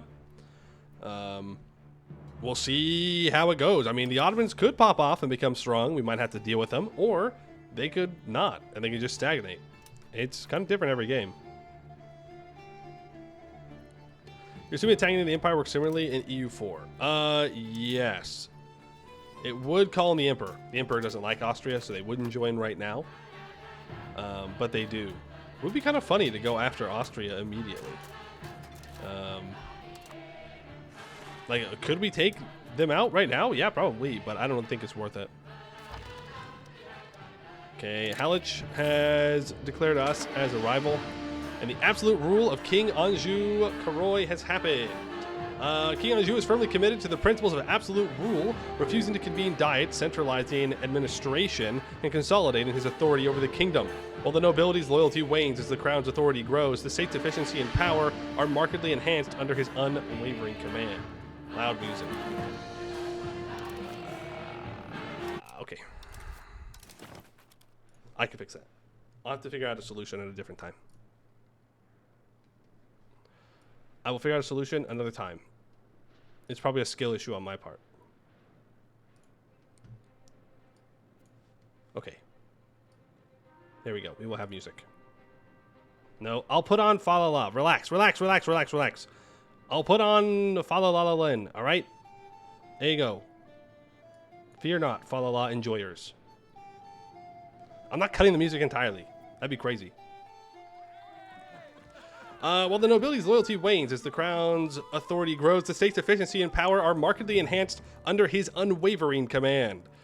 So this little option here is telling you it's a historical option, and the second one is a not historical option, obviously.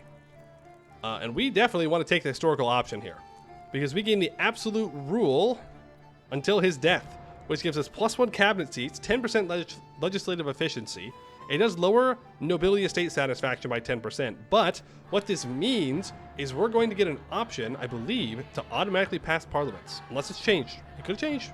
Remember, most of the time I've done playing this was all work in progress, and I believe even this is technically still work in progress. So we want to do that. It does give us another cabinet seat. Now keep in mind, remember, it's going to give crown power, or it's going to give estate power to whoever we give it to, right? Which is kind of rough, because we don't have another crown character. But I'm going to go with this guy. It's another burger. The burgers don't have much power, so it's not bad. But look at that. We have 29% crown power. Remember, when we started, we were at 21% crown power. But just by having the head of cabinet be in the crown, we go up to 29%. That's the power of it. It's going to go down now, unfortunately, next month. Let's wait for the month tick. I probably should have had that guy do a job too. All right, so it drops to 28%. Not a huge deal. Just a little bit less money that we make.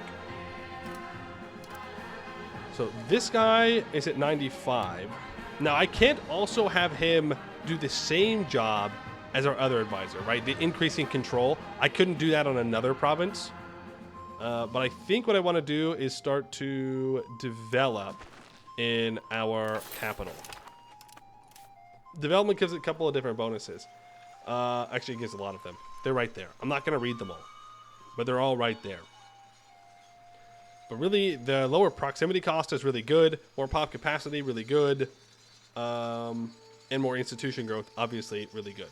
So that's what we're going for. Educate my kid? I did educate my kid. If you're asking me to educate my other kids, yeah, we could do that as well. I don't want to pay for that. Oh, he's in Poland. No, he's in Naples. It's a whole thing. Sometimes your kids end up being in other courts. Sometimes your ruler ends up being in other courts. It's a whole thing. It's a whole thing. We do have this guy, though. And he's good at diplomacy. So if I give him a diplomatic education, he should become pretty good in diplomacy, which would be nice. Counterpoint, though. What would I do with the diplomatic advisor? It's really... Well, actually, yeah, no. I think it'll be fine. We'll make him good at what he's good at. Is this the release build already that hasn't been released? I don't know. I don't know how to answer that question. It's the one I'm allowed to release. Well, it's the one I'm allowed to stream on. Faroese, thank you for the 10 gifted. Appreciate that. And the Byzantines also rival me at the same time. Interesting. Interesting. Wily smugglers. Smuggling is an activity that even the most simple-minded can decide to pursue. The only difference being a clever smuggler and a bad one is that the latter gets caught. The more worrisome ones are those with a genuine talent for knowing whom to bribe and what lies to tell so they can evade capture. Unfortunately, smuggling grows more profitable. The numbers of such men tend to swell. We have been on the trail of a particularly wily band of smugglers recently, and the web of deceit that they have managed to weave in order to maintain their operations continues to surprise us. If we don't deal with it, well, we could get more spy network construction, or we lose trade efficiency. How much money do I make from trade at the moment?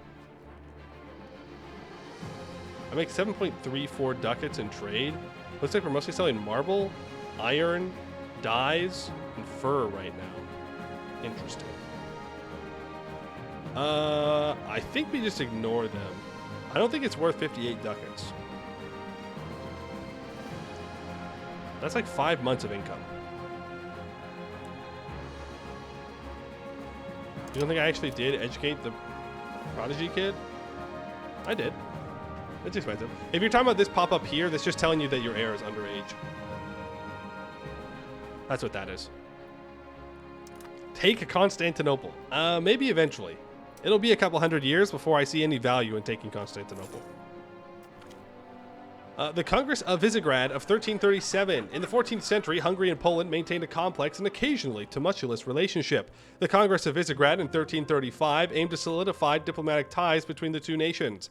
It was during this Congress that a crucial agreement was reached, stipulating that should King Kazimierz III Piast or King Anjou Karoy pass away without a male heir, their realm would inherit the lands of the other. Now the time has come to invoke this pact and ensure the fulfillment of this historic agreement. It's time to solidify this agreement. If we make the proposal to Poland, causing the following effects if they accept, which they will. Make a pact with Poland, which changes the succession law of both countries to union of crown succession. Should either King Kazimierz or King Anjou die without a proper heir, then the other character will inherit the deceased throne, forming a union. Now, this is a bit of a double-edged sword. Yes, it would allow us to possibly get a personal union over Poland. I will tell you that this succession law is male only, so it prevents women from inheriting the throne. The thing is, most countries don't have that. And if you have a different succession law from other people in a union, the union can break. For example, let's say we're playing as Hungary. We have no male heir. We die, our daughter takes over, right? If we have this special succession, and we have Naples and Poland in a personal union, Naples would be ruled by my daughter and leave my union. Meanwhile, I would keep Poland in whatever kind of regency that we run into, right? So it makes it difficult for us to get personal unions long term with anybody else, or I guess there's a chance that they could break. We will take it, because I think it's fine, but it's just something to keep in mind. There's definitely an argument for not doing this long term. But we will do that. And we'll see. And maybe he'll die. You know, he's the very old age of 27. Our state rejoices in Poland's acceptance of the Second Congress of Visegrad, further strengthening the historical ties between the two nations. This diplomatic gesture showcases Poland's commitment to honor the 1335 agreement, bringing a sense of unity and trust between our states. It is a promising sign of cooperation and shared responsibility for the future. Excellent news. We create the Union of Crowns Pact, 50 opinion with each other. We cannot declare war on each other. We both gain 15 opinion, gain 5 trust. We change the succession law. Just change the law? I'm afraid that's not how that one works. You cannot just change the succession law. Which we didn't even go over the laws, by the way. Like we didn't go over any of these. We can talk about those more, though, when we get to our first parliament. Now, we could consider building a road up to the gold. Or not. Invite German settlers. Due to plague and war, our country is mostly depopulated, and a small number of peasants are spread very thin over vast territories, making activities that require huge amounts of workers, like reaping the harvest or clearing new lands, very difficult to accomplish. We can invite new settlers and artisans from the German lands to come and create new towns on our holdings by providing them with help and special privileges, like the right to be ruled by their own laws and lower taxes. So we can spend 57 ducats, and 499 East Franconian pops will migrate each month from Nuremberg to Krajina, which is pretty dang good. Or we can spend double the money and we can gain 999 pops. Or we can say no and we lose stability and the commoners get mad and nobles are happier. And I say we spend the money. I don't actually know where that is. That did not help me. Did I click on the wrong place? That's the Krajina province. Where's the actual thing? Actual location. I mean, either way, it doesn't really matter. I don't know if I actually want to do that now, because it's so far down here. I think they just moved into this province.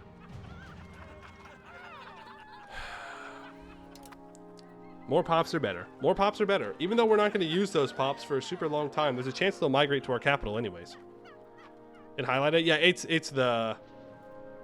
talking about a province, not a location. I thought it was talking about a location. I mean, they might go into Zagreb. which would be... No, that's the wrong one. Oh, it wants to go down here. You know what? I don't think I'm going to pay the double the money for that. Believe it or not. Well, I'm going to do it. Pops are pops. Pops are pops. They're good. And I do want to build a road immediately. Oh, wait, no. We start with a road to Pest. We can even look at our map mode here. Roads. Roads are very important. We need roads everywhere. But there is a historical road that goes down the Danube here. So that's pretty nice. We do want to build a road up into this gold, though. But we could wait to build it until our first parliament. And maybe we get lucky. And we get the cheaper road building parliament. And that saves us a bunch of money. Minister gains power. That is one of the burghers. We can lose 10 legitimacy, or we can remove him from the cabinet. I guess we just lose legitimacy. That's fine. Also, legitimacy gain is monthly, not yearly. Show control map? Sure. This is control. We have decent control down the Danube. That's our main expansion path. And if we build up towns and whatnot, we can build temples in those towns, and that will give plus 5% control on top of that as well. Our inflation is starting to rise. Hyder, thank you for the 12 months, 1 whole year. Appreciate that. And Light of Valinor and Steve, thank you for the follow. And Tenebris, or Tenebrosus, thank you. Can show personal union interface with Croatia. Yeah, we can. So this is our personal union interface. Down here on the bottom, it shows the members, and you can see everything about their estates, their stability, their legitimacy, their opinion of you, which we should probably be increasing now that I think about it. And then you can go to union policies, and this is how you actually change how things work. Right now, we are in the federation. We're in federal status. You could swap this to establishing seniority. You just have to wait. It takes time. You need a certain amount of time to pass before you can start to pass all of these things. I don't know why the requirement's not met here. Okay, it needs to exist for 5 more years. Then we can start to do it. I am a big proponent of not trying to annex Croatia anytime soon, because we can't really use the land all that well. Though it would give us a coastline, but there are other ways for us to get coastlines. And each of these laws has pretty much 2 options. There is the centralized option, and there is the don't centralize option. And the don't centralize option gives you buffs and bonuses, which I think is what we'll try and do over time. But again, remember, if we die without a male heir, Croatia does not have the same succession policy that we do, and so they could, you know, decide that they're going to be independent. Bailiffs are town-only buildings? No, bailiffs cannot be built in towns or cities. Roads propagate proximity, which propagates control. Yes. Do we have cheese by chance? No. No cheese. No cheese for us. Our inflation is rising, so we just need to go in here and lower our minting by a little bit. Make sure it's not crazy. Now, when you build actual things, like when we expand this livestock, it will take time for your pops to promote into the new jobs. In this case, it'll take 39 months, and then the livestock will be at level 2, so it's not immediate. You build it, and then it has to fill out. What I would like to do next is something that I usually do at the beginning, but I've forgotten to do it, and that is to keep track of some goods. So if you go into and look at a good, you can click this star here, and it will add it to your outliner. And I like to do that for lumber and masonry and sand, glass, all the basic building materials, really, is what it comes down to. So that way I can keep an eye on how much they cost. I also like to track books. Books need to be tracked, and fine cloth as well. That way I can, at a glance, look and see how much I have stored, what the market price is. This only happens for your capital market, by the way. But it just allows me at a glance to see what I need to build. Like right now, sand is currently a little bit expensive. Well, no, it's not actually. It's at minus 43.8%. So actually, it's not expensive at all. How do we have 9.6 demand or supply here? Okay, so we have common goods. Common goods are some basic things: stone, clay, sand. I think there's some lumber as well from common goods, and you just get that from locations automatically. And we have one location that produces sand down here in the south, but that's not too bad. We really need sand for building roads. That's what's kind of big for it. Lumber is currently at minus 28%. We'd love lumber to be lower. We really, really, really want lumber to be super low. The problem is we're going to run into this, which is burgers exporting. So there's two ways trade happens. It either happens from the player does the trades, or the burgers automatically do the trades. And it's usually good when the burgers do the trades because it helps keep the supply and demand more balanced, so it makes it more profitable for you to have buildings. But if you want to crash specific markets, the burgers can offset that, and they could make it to where it's difficult. I was playing the game as Portugal, and I was trying to crash the price of lumber, and the burgers were exporting like 30 units of lumber, which is quite a bit, and they just refused to let me have cheap lumber. But we don't need to worry about that. We're going to go ahead and expand this lumber. Now, we're not going to get much money out of expanding it, but it's going to make building things cheaper. There is another way for us to get lumber, though, and that is if we build actual lumber mills. I need to look in here. If I can type, that'd be great. Lumber mills. So lumber mills, let's say I wanted to build one here in my capital. I don't, but I just want to look at it. Lumber mill will use tools and it will create lumber. Now, I don't think it's actually a 1-to-1. Yeah, it's a 0.4 tools to 1 lumber, right? And this will create 1,000 laborers, just like it does if you expand an RGO. So, if you don't have lumber RGOs, you need wood, you need vegetation that supports the building. So woods, forests, jungles will all support you building the lumber mills. Now, the lumber mills, in my opinion, are kind of good because it creates tool demand, which means you can build more tools, which means you can make more money from having tools in your market. So it could be that instead of building the lumber that is super far away that I'm going to get no money out of, instead we could build on RGOs we don't necessarily care about expanding too much right now, like clay, and we could build a lumber mill here, and we can create tool demand in the market, and then we can start to use that to make more tools to make more money. So let's go ahead and do that.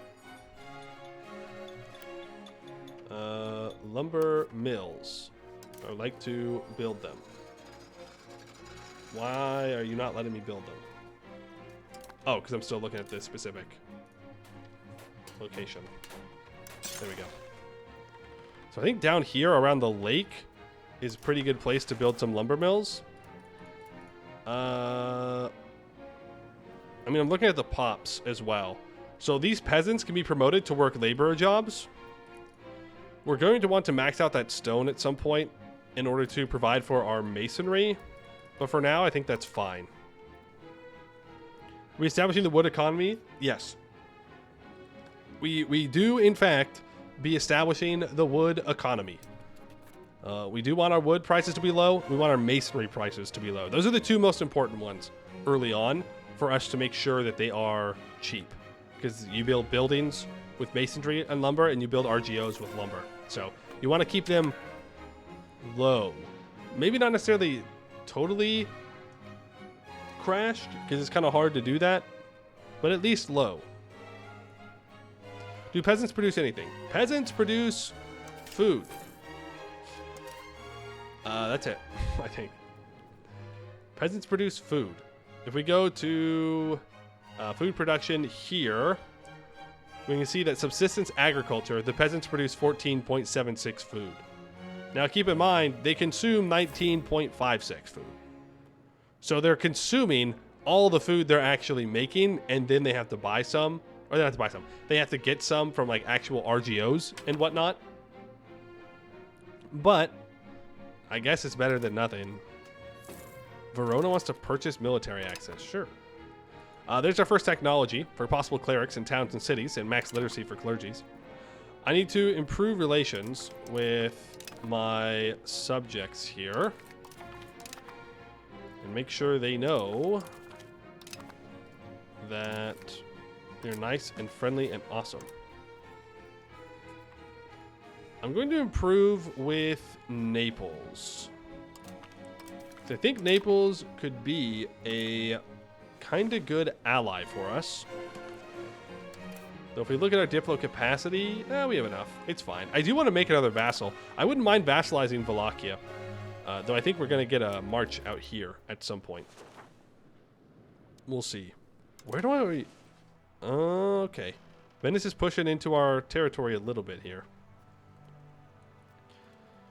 This is the market map mode. So the lighter the location is, the more market access it has. So here on the border of this market, it's a bit dark. So we're trying to compete over who controls these in their market. Nobles ally with foreign powers. I can either lose noble loyalty or state satisfaction, or I can lose legitimacy. I want to lose legitimacy because I want to do some stuff during the parliament, and I need the nobles to be happy. And they're, you know, not super happy. Hey, our first disease. The people of Vasvar despair from the measles. This is not good. So we can look at diseases, and we can see that it's popped up here in Vasvar. It's a 50% presence and a 35% resistance. As time goes on, our pops will gain disease resistance as they get hit by diseases enough times.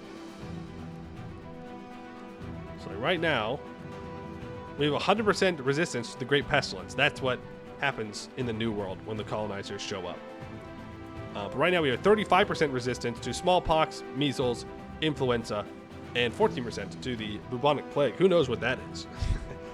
We'll run into that here in less than a decade.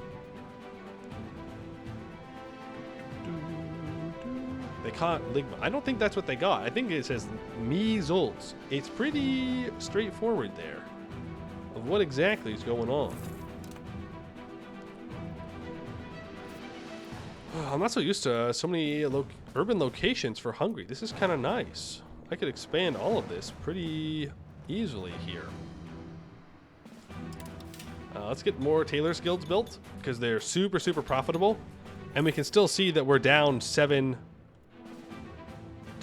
We have 7 demand in our market for fine cloth, so we can keep increasing it. Now, obviously, as we build more fine cloth, the price goes down. Right now, it's at 190% of base price, which, like, I guess we could try and justify keeping it high-ish and not meeting all pop demands. But I like making money, and, you know, at some point we would crash the price enough to where it would become unprofitable to have the buildings. We want to be really careful not to do that. Lee Saffron, thank you for the raid. Appreciate that. How did Portugal go? I hope it went well for you. I hope everybody was enjoying the good old Portugal gameplay. I can't type shout out. I'm very good at typing things. I'm, you know, professional typer. Hello. Welcome in, Raiders. Yeah, I hope you guys enjoyed the Portugal gameplay. We are doing something a little bit different. We are playing as Hungary, so very much less trade and colonization focused, and more serfdom traditionalist maxing, and making sure those peasants know that they belong to us and that they're going to give me their money. And that's kind of the whole plan.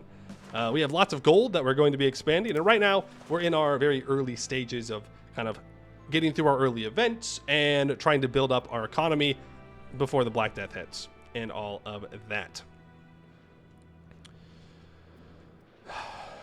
What, magic school? No magic. No magic, just taking money from the peasants. That's what it all comes down to. That's what it all comes down to.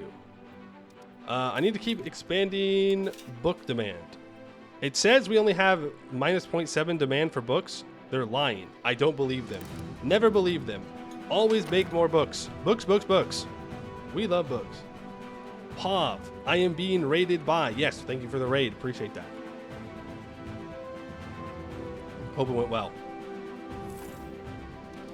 Hope it went very, very well. After the scriptorium, I think I want to build a cathedral. Here's the thing. Black Death is going to hit... spoilers? We're going to get hit by the Black Death soon, okay? Sorry to break your immersion, but there's going to be a big disease that's going to hit us soon. And we could build hospitals. Because we're so rich as Hungary, we can afford to try and protect our urban core here. And I do think we want to do that. I have time, though, so I could probably get away with building a cathedral to increase the literacy for clergy. But again, our literacy here... I don't want to do that. Our literacy here for our clerics is already at a max of 55. Well, they are at 50%, to be fair. Yeah, you know what? Let's go ahead and build that cathedral. And then I want to build a hospital in my capital.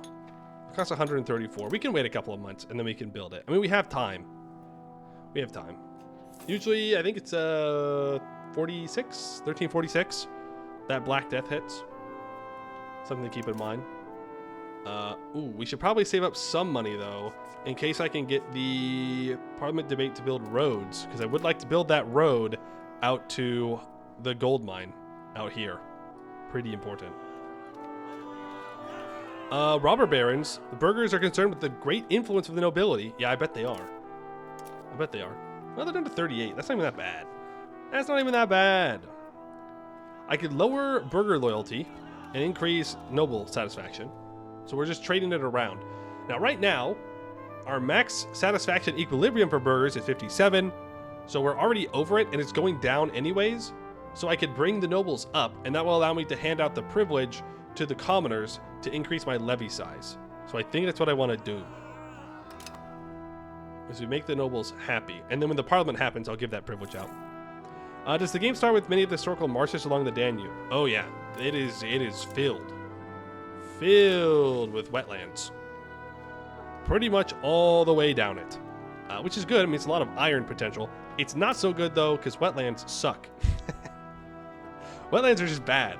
They're just bad. It takes twice the time to build roads. You get 10% less food production. Development growth drops by 30%. It takes longer to move through it, and it increases proximity impact by 25%. They're not great, but they are everywhere. Absolutely everywhere.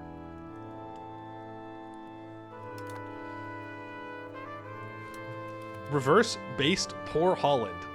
What do you know? Holland's got plenty of wetlands, okay? Look, we could share. We could share having wetlands. More than one person can have it. Our wetlands are better because there's rivers flowing through all of them, but, you know, it's fine. Just build polders. Why didn't I think of that? Why didn't I think about just building polders in Hungary? It'd be so easy. Does Holland have unique advances? Yes, Holland can build polders, which as time goes on, you can get higher and higher levels of them, and you can offset most of the pretty painful penalties of the wetlands. We also have an outbreak of smallpox. Ooh. Brutal. In our capital. So we look here, and we really pay attention. Look at that migration. Funny. I guess it's not going to go down enough to where we're going to see the line go down. You could check here. It has a 16% presence, so it's going away. The presence of it, that is. We have an 87% resistance, 92% resistance to smallpox in our capital now. I don't know if that goes down. Or if it just stays. Okay. It came back for a second. It wanted a second try. Bountiful harvest. That gives more food production and less unrest. Cool. Cool. It's almost parliament time. We love Parliament. There we go. Month tick. Where's the big pox? It's on its way. What do you mean? What do you mean? Big pox on its way. Is that 442 per month or is that per year? Oh, hey, look. It's showing our people dying. That's what I was looking for. Yeah, that disease hit us pretty hard. We lost 74,000 people. I believe it's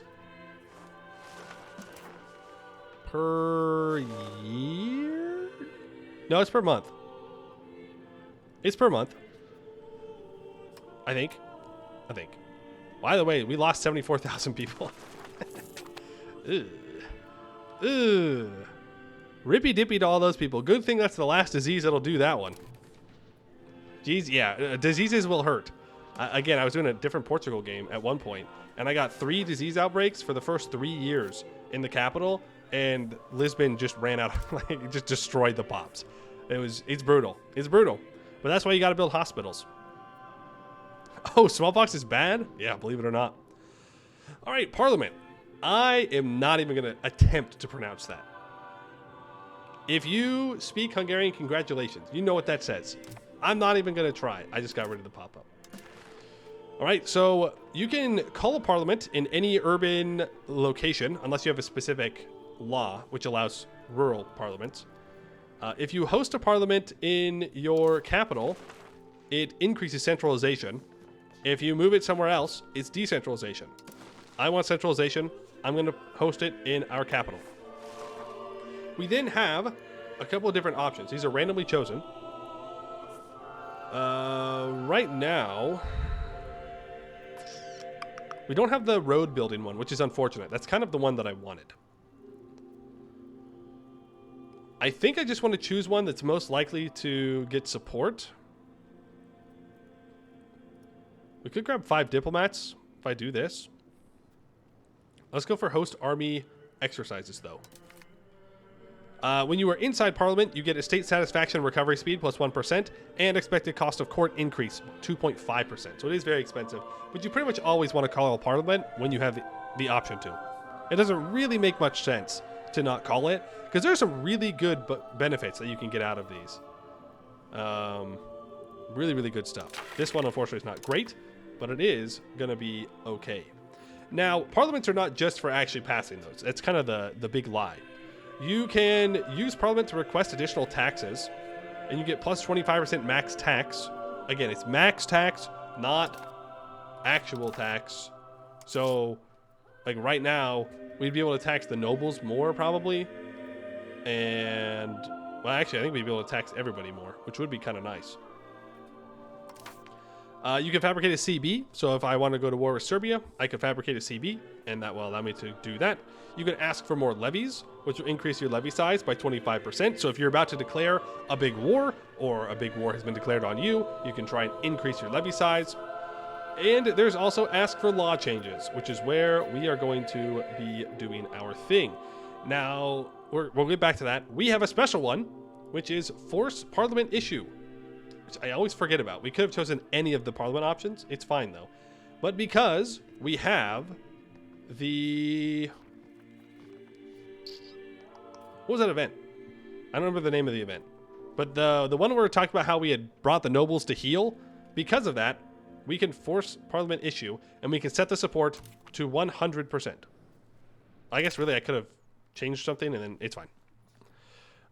So that is really, really nice. So we're going to go into our law changes here. Well, there's a better way for us to look at laws first, which is to go into the actual law tab. Changing your laws early on is really, really good because these laws can have pretty big effects on your values and also on your crown power. For example, we have traditional distribution of power. Traditional distribution of power reduces crown power by 10%, increases decentralization push, gives monthly legitimacy, and gives estate satisfaction equilibrium. Very good. But I don't really want to lose crown power, and I really don't want decentralization, which means we can go for something different. Now, if I just wanted to change this myself, it would cost 97 stability. It would be disastrous. You do not want to do that. Using your parliament to change your laws is generally just the better idea. it's the way to do it. And we have 4 different options right now. We can favor the elites, the faith, the ruler, or the wealthy. And each of those gives different bonuses, and usually different pushes towards different values. The one I'm looking at right now is probably going to be... Oh, there's also the common people. So there's 5. Common people, which is more max tax for peasants, but more peasant food consumption. This one might actually be decent at some point for us, for max tax for peasants. But right now, I don't think it's necessary. I think we want to go for favor the ruler. I do like favor the wealthy often, but that's really if you're trying to urbanize and make money off of trade and off of urban buildings, but we're not going to want to do that. So we don't really want that. I definitely don't want to favor the elites. I don't really want any more aristocracy push. I mean, I guess max tax for noble estate's fine, but remember, there's not that many nobles, and they're already pretty powerful, so even if you increase max tax, how much can you actually get from them? Probably not much, right? So I think we're going to go favor the ruler. This is going to lower equilibrium by 5% for all estates, which means less tax, less max tax because you tax them less, right? But in return, you gain 5% max tax. And you gain 20% crown power. So overall, that's pretty good. Remember, our current crown power is a little bit of a lie. It's really only because we have a member of the crown estate as the head of cabinet that our crown power is so high. So we do want to continue to try and make that a little bit better. So I think we're going to go favor the ruler here. Not through this button. Through the parliament. Let's not be silly now. So we'll go to administrative system. Nope, sorry, that's the wrong one. We will go to distribution of power, and we will swap over to favor the ruler. So that's going to be 20% crown power, minus 5% satisfaction equilibrium, and 5% tax. That will lower parliament support by 50%. Do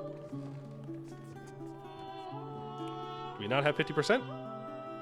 I mean, more than 50%. Okay, so right now, the parliament would pass. We would successfully host army exercises. No, it won't.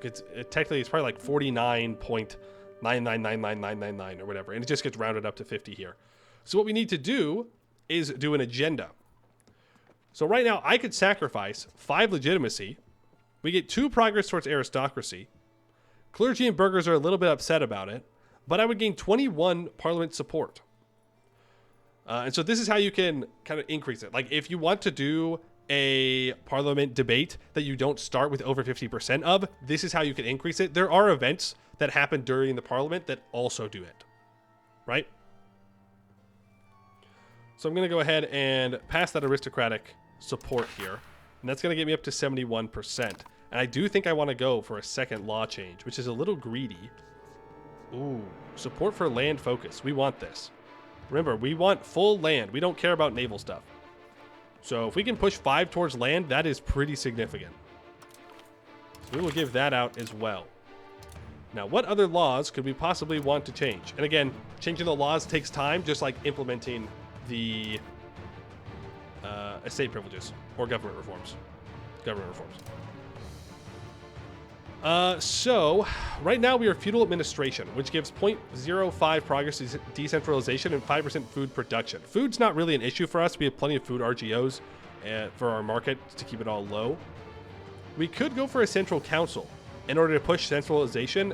It would push us more towards aristocracy, but it would also give us efficiency of our cabinet. Now, if we go to our values, that would be enough to flip us over into centralization push. And our aristocracy is already higher than the 37.92 natural push. So even if we push that to 47, it wouldn't really make a difference. What other laws could we change? I mean, there's a bunch of... We could change aristocratic court. This does give noble satisfaction, but it increases cost of court by 1%. We could instead swap to something else. Technically speaking, itinerant court is the best one because it gives you minus 10% proximity cost through land. I don't like taking it though because it feels a little bit too cheesy for me. Like the idea of having a court that you move just seems kind of weird, mostly because you don't actually have to move it. You lose like 5 legitimacy or something if you don't move it. So I just don't take this because I don't like using it. I do like Court of Culture though. Cultural influence is really, really good to have. and innovative gain is really, really good to have. Right now, not super important, but as time goes on, that's usually the one that I go for. And in fact, if I went for it right now, we would stop pushing out of Traditionalist. And we could push into Inno. That is somewhat tempting, I won't lie. Somewhat tempting. There is the precious metal distribution that is currently banned.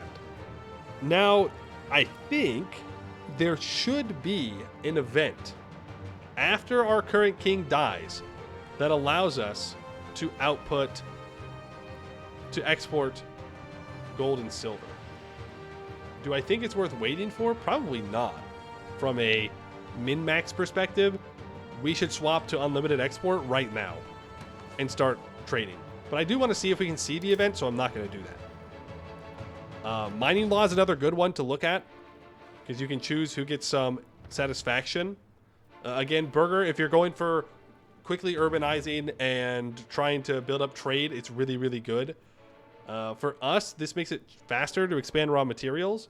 I don't mind peasant-controlled mine operations either for the peasant estate satisfaction, so that way you can tax them more. But I don't think we need to worry about this one too much at the moment.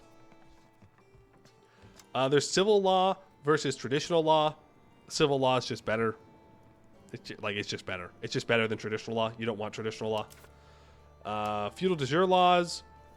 I do like by tradition, but if you're going to be conquering a bunch, then you want by blood for faster province integration, right? We have noble levies, which is good. Religious laws, that's all fine. We don't really mind all of that. Education of the masses is a pretty important one. I do like religious teachings. It pushes you towards spiritualists, but it increases literacy. And again, literacy is tech, and tech is king. But for right now, I think we do want to just change off of feudal administration and go to central council. So let's ask the parliament to do that as well. Law change, field administration to central council. Thank you very much. Now, I could grant the nobles a privilege if I wanted to do another one or successfully pass this parliament. I'm not going to, though. I don't want to give the nobles anything else, really. Especially this. This is not good for us. I could try and scrounge together some other things, but I think we'll just accept that we're going to fail this parliament. Now, when we fail the parliament, we'll lose 7 stability. It's not the end of the world. We'll lose a bunch of stability when it comes to the Black Death as well, but it works. Now, there are 180 days left of the parliament. And for all the months that it takes up of, we can gain 1% to our satisfaction equilibrium recovery, which means it's a great time to hand out some more privileges. We also have 78 legitimacy, so that's pretty good. So let's go ahead and grab and give the commoners the common militias, right? Increase our levy size, make sure they can buy weapons. Good stuff. Love this privilege. It will lower noble loyalty by 9%, but that's okay because it's going to be coming back up much faster. So let's hand that out. And then I probably want to take communal lands away from the peasants here. A little bit of give and take because I don't want that decentralization. Decentralization, bad. Very bad. So I'm going to take the stab hit. I'm going to accept that it's going to make the nobles stronger. But right now, they're going to increase their loyalty faster.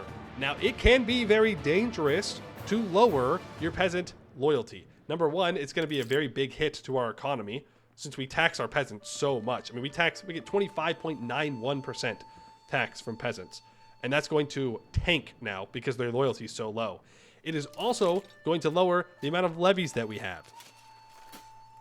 So you can't just only bully your peasants. You have to treat them. You have to love your peasants. That way you can take all of their money. That's just kind of how it goes, right? Why is this not on YouTube? Because we're doing a stream today. The VOD of this will be posted at some point.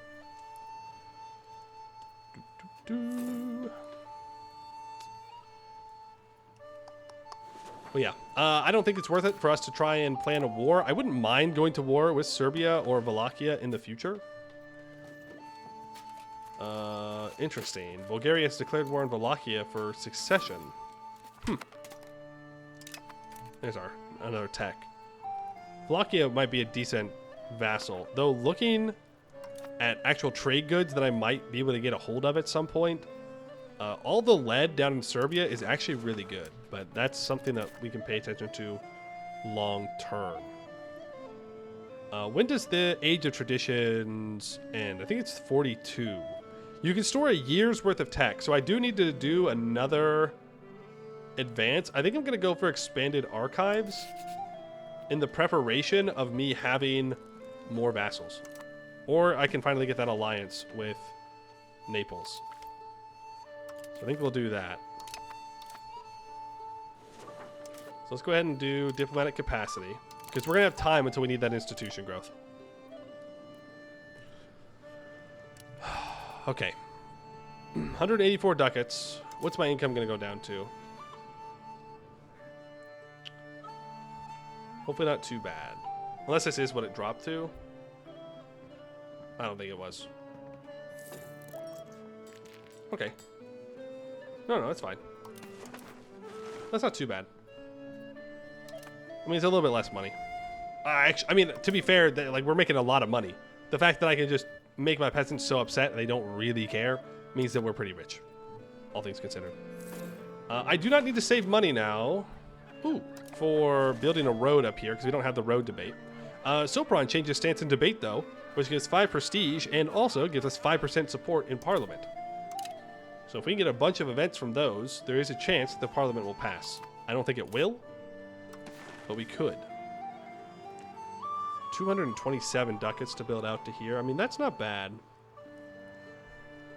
Not bad at all. This silver is almost full again, and we'd want to expand that. And then our economy will spike when we do get rid of that van. We need our king to die. Really, though, I would like to have another parliament with him, because then we can get another couple of laws changed, and that would be really nice. And then he can die. He then has my permission to die after that. It's pronounced chaperon. I will do my best to remember that. He's 52. He's got 1 foot in the grave. Hey, I've had him die earlier than 1340. All right, I'm glad that he's still kicking.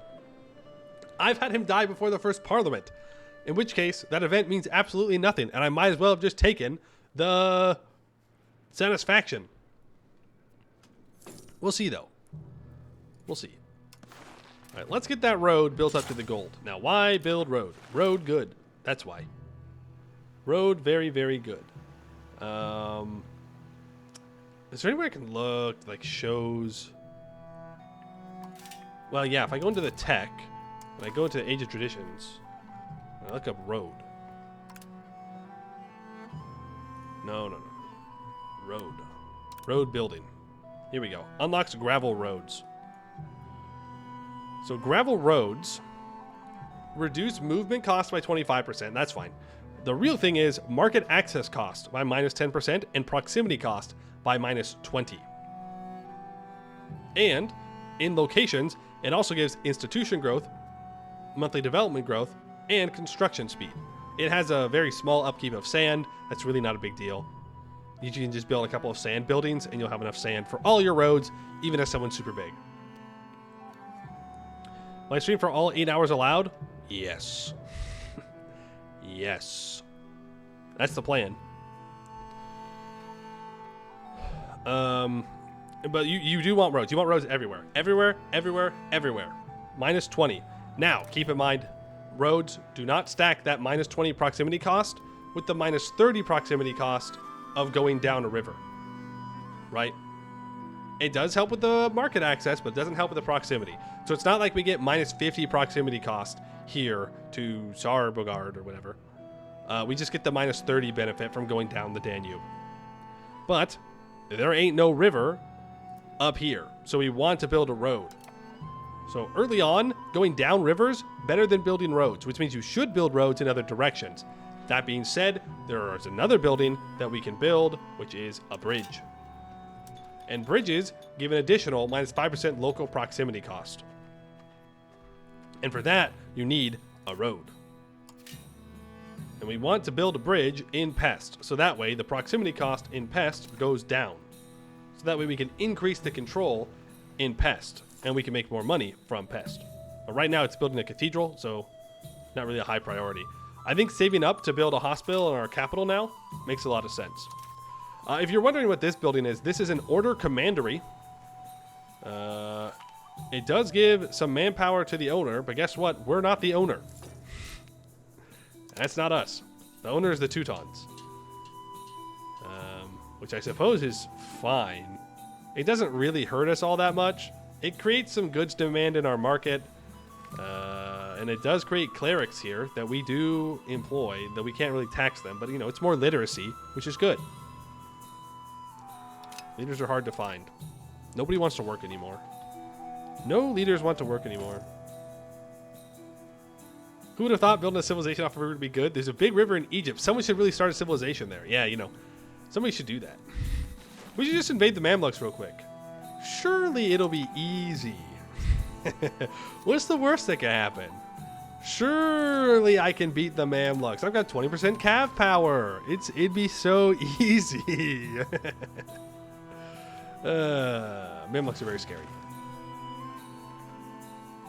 Oh, this is the Canum Empire right here. That's why this is blue. There's not like a secret river out in the desert. Don't worry. Didn't we fail the parliament? Yes, we did. And we lost 7 stability for it.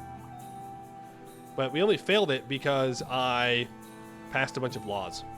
And by a bunch, I mean 2, which to be fair is a lot. Oh, we're at negative book demand again. The clerics want more books.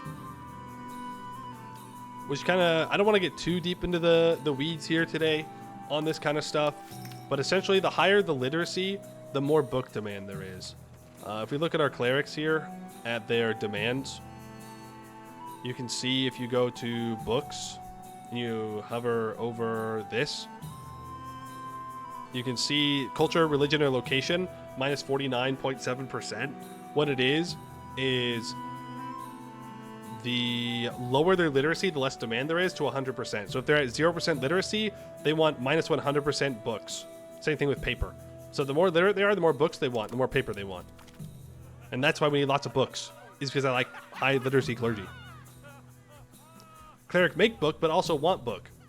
It's a book economy, okay? You think you're making your economy for fine cloth, for lumber, for masonry, for weaponry. No, you're here to make books. That's what you're here to do. You were put on this earth to make books. Simony? Yo, we love simony, actually. What do I need religious influence and legitimacy for? Legitimacy would be kind of nice. But 86 ducats? That's a couple months of income. Plus, this guy moves to our nation, and he's not bad. These traits only matter for rulers, by the way, and I guess generals and admirals. But he's pretty good. I could put him into our cabinet, and that would give some clergy power, but I don't really care about clergy power. I want the money, though. His hair isn't great? What do you mean? He looks fantastic. That's what's in fashion these days, okay? You're just behind the times. He is looking... he's looking something. He's looking something. We got 28 orthodoxy here. Okay. Let's move this guy. Let's move this guy to converting somewhere else. Where will I move them to? Do I have a decent amount of... Okay, no, that's almost all Catholic. It's probably all going to be over here that I start running into a decent amount of orthodoxy. And here's the thing. We're going to convert all these guys, and then... then some guy's going to nail some ideas to a door, and all of a sudden, I'm going to have more heretics to deal with. Nobody can just be satisfied anymore. Truly, it's sad. Should I marry my own characters? I could. I've been trying to hold off to see if I can get any decent marriages for my daughters, but it seems like the answer is no. What I can do is I can ask her to marry a noble. Oh, you can let your daughters join your cabinet. Educate your daughters, dummies, okay? It costs 20 legitimacy, but it's just another crown character that you could add in. It's really, really good. But I can marry her off to a noble. Do not marry them to a mercenary. That's bad. You want to marry them to someone else, like a regular courtier. So I'll marry you off to this guy. And the reason that we want to do that, we want our nobles to be married, because then there's more nobles. So that way you don't run out of people that you can put into your cabinet. Not just nobles, burghers as well. They do automatically get married sometimes, but I don't know exactly what causes that. But yeah, marrying them to a mercenary is pretty much useless. Pretty much. And my son... I could have him marry a lowborn. It'll cost 5 legitimacy and 10 prestige. But I'll do it. Dang, she's good. 95? Dang, alright. I can't have her join the cabinet, but still pretty good.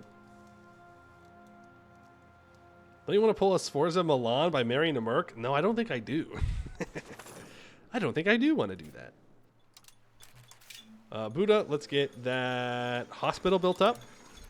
Now, hospitals do demand mercury, and we are one of the very, very few people in the world that have mercury. I guess technically Transylvania has the mercury right now. But there's not all that much. There's one in Italy. There's one right down in here. There's one in Germany. Castile has one as well. But there's not much. And mercury is really good because eventually we can build mercury patios. And that we can build on gold and silver to get more output. And of course, we have lots of gold and silver. How is Transylvania doing? Pretty well. If we check their control, I'm not sure that's where I would have placed my capital as Transylvania. In fact, it's definitely not where I would have placed my capital as Transylvania, which is a little bit unfortunate. But why did you put your capital here? Why did you do that? There's a town right here, man. There's a town right there. I mean, I would rather put my capital. Oh, I can't show you the river map. No! Unless they added it in. I don't think they did. Boo! Because the hotkeys aren't working right now. Boo! Boo! But I put it somewhere around here. All right, these are all plateaus, which aren't great, but they are grasslands. Continental's not bad. Turda salt mine. 50% local salt output. Huh. I didn't even know that was a thing. Okay, well then I wouldn't put my capital there. That's really good. Somewhere in here. On the river. So that way you can try and project control over all of Transylvania. Can we vote for the Transylvania capital? No. Because I can't control it. If I can control it, I'd move it. Maybe it's dependent on their culture. Transylvania has their own culture. The town you have there is populated by Hungarians. That's true. I guess it doesn't hold up, though, because this is also Hungarian. Which is odd. Because then why wouldn't they move it somewhere in here? Huh. Or like somewhere down here. I don't know. Either way. I mean, it's fine. Robber barons. I can increase noble loyalty. I'll let the nobles take a hit. Make the burghers happier. Why not? I could marry my daughter off to somebody small. But why? You know? What do I really gain out of that? Is it a historical thing? As it's a historical vassal? I honestly don't know. Bold. Very bold. Vassal of Bohemia. Very bold to ask for marriage with my daughter. You know what? I respect it. I'll accept. Shout out to this guy who's like, yeah, I'm him. Hungary will accept this royal marriage. Trust. Can I see how the Hansa is doing? I don't know. The Hansa.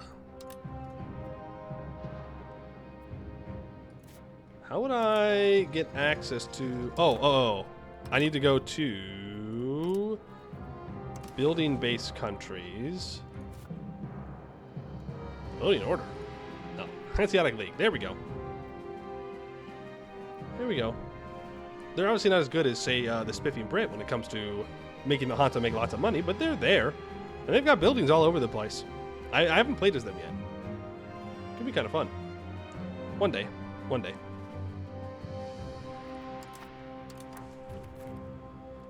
One day. The voting order are building based? No. They're not. I don't know why it popped up for building based countries. I don't know why it popped up there. I might have clicked on something that made them pop up. But they're a regular vassal of the Teutons. Research? Yeah, you can store 1 year of research, and we're gonna swap to the next age in 1342.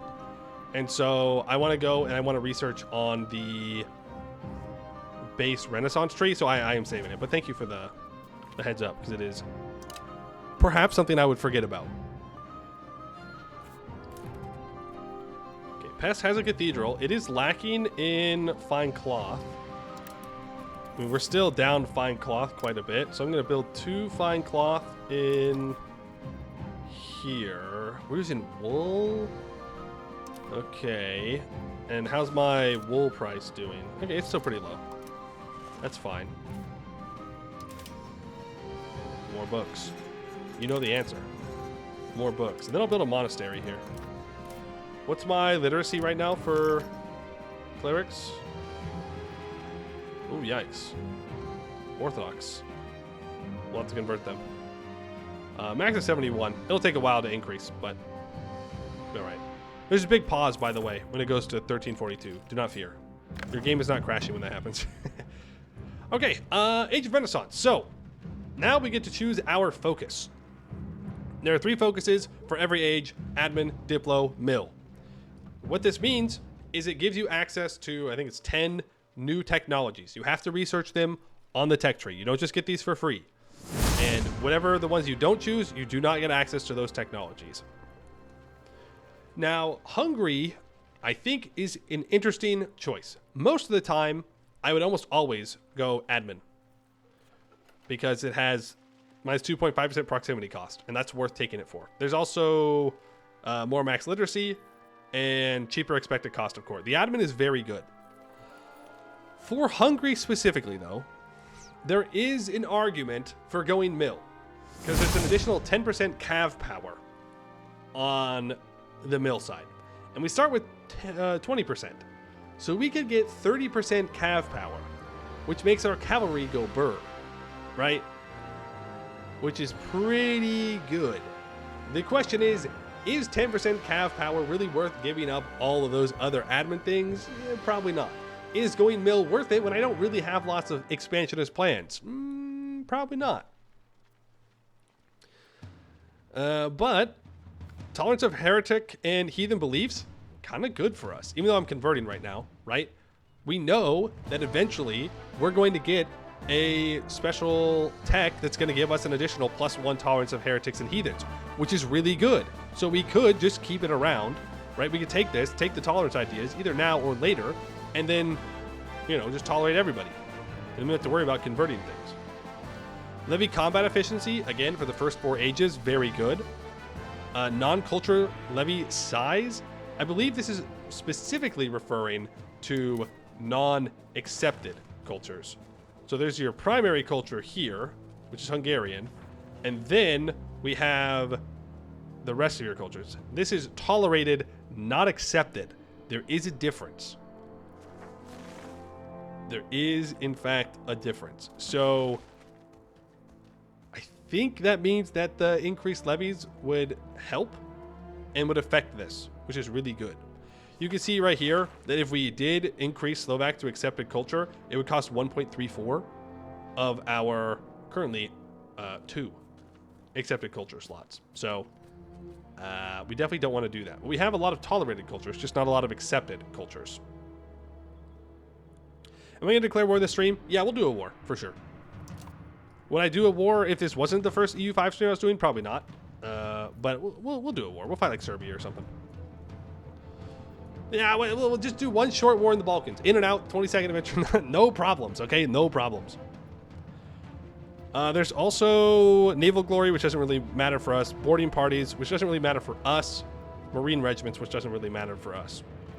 I will say that, more thinking like from an MP perspective, that if you choose mill every time, you will have a pretty unstoppable navy by the end of the game. Because there are a lot of naval bonuses that you can get from continually choosing the mill one that will make your navy really strong. And it could be kind of fun. I don't know when that would be worth it, like a single player run. Just like go full navy and give up the rest of the bonuses, but kind of interesting. We can go over the Diplo one too. So 0.1 monthly diplomats is very nice. Marcher lords, we can unlock the March subject type, which is good. I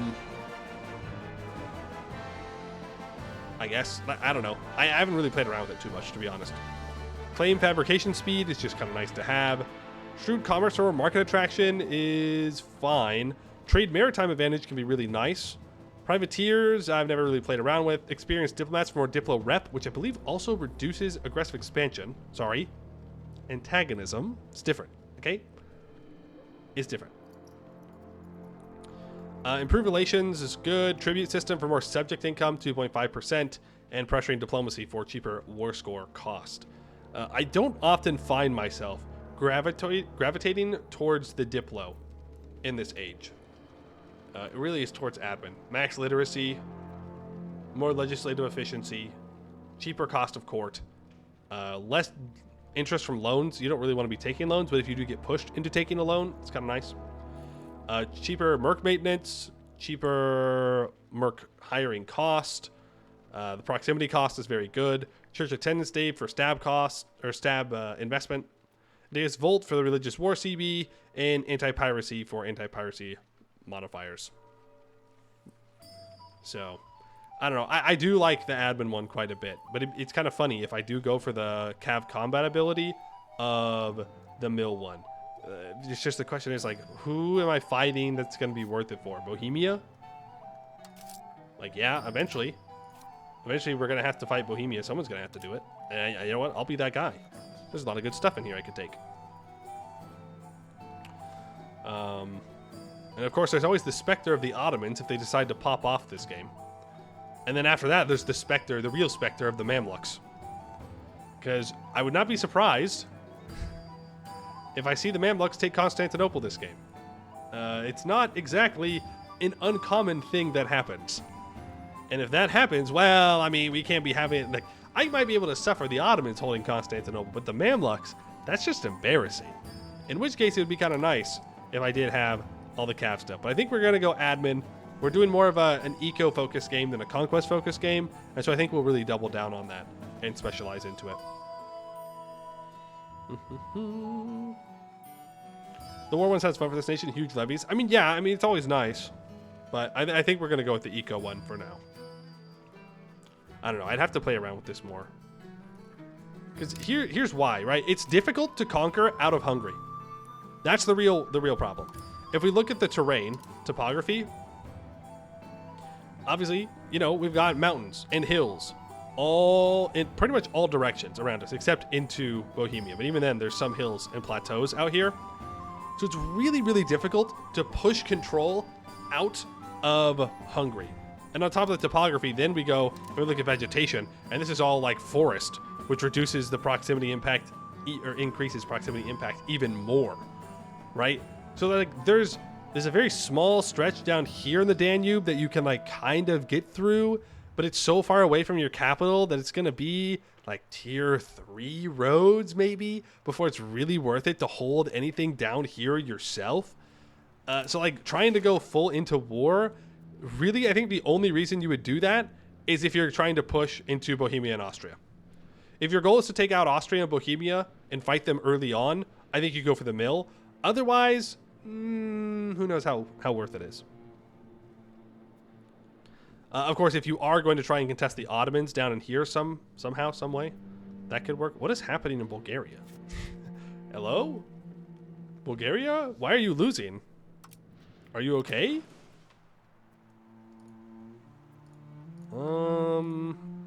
I guess he has an ally, but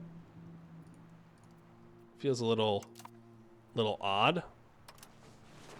To be fair, they just took one fort, and then the rest of everything else is not forts, but kind of weird. Kind of weird. All right. And now we can choose our technology. So the Age of Renaissance is the only age that has a default tech tree. The rest of them you have to embrace, like if we look at Discovery. This is the New World Institution, this is the Printing Press Institution, and this is the Pike and Shot Institution. So you need to embrace those institutions before you can do any research in that age.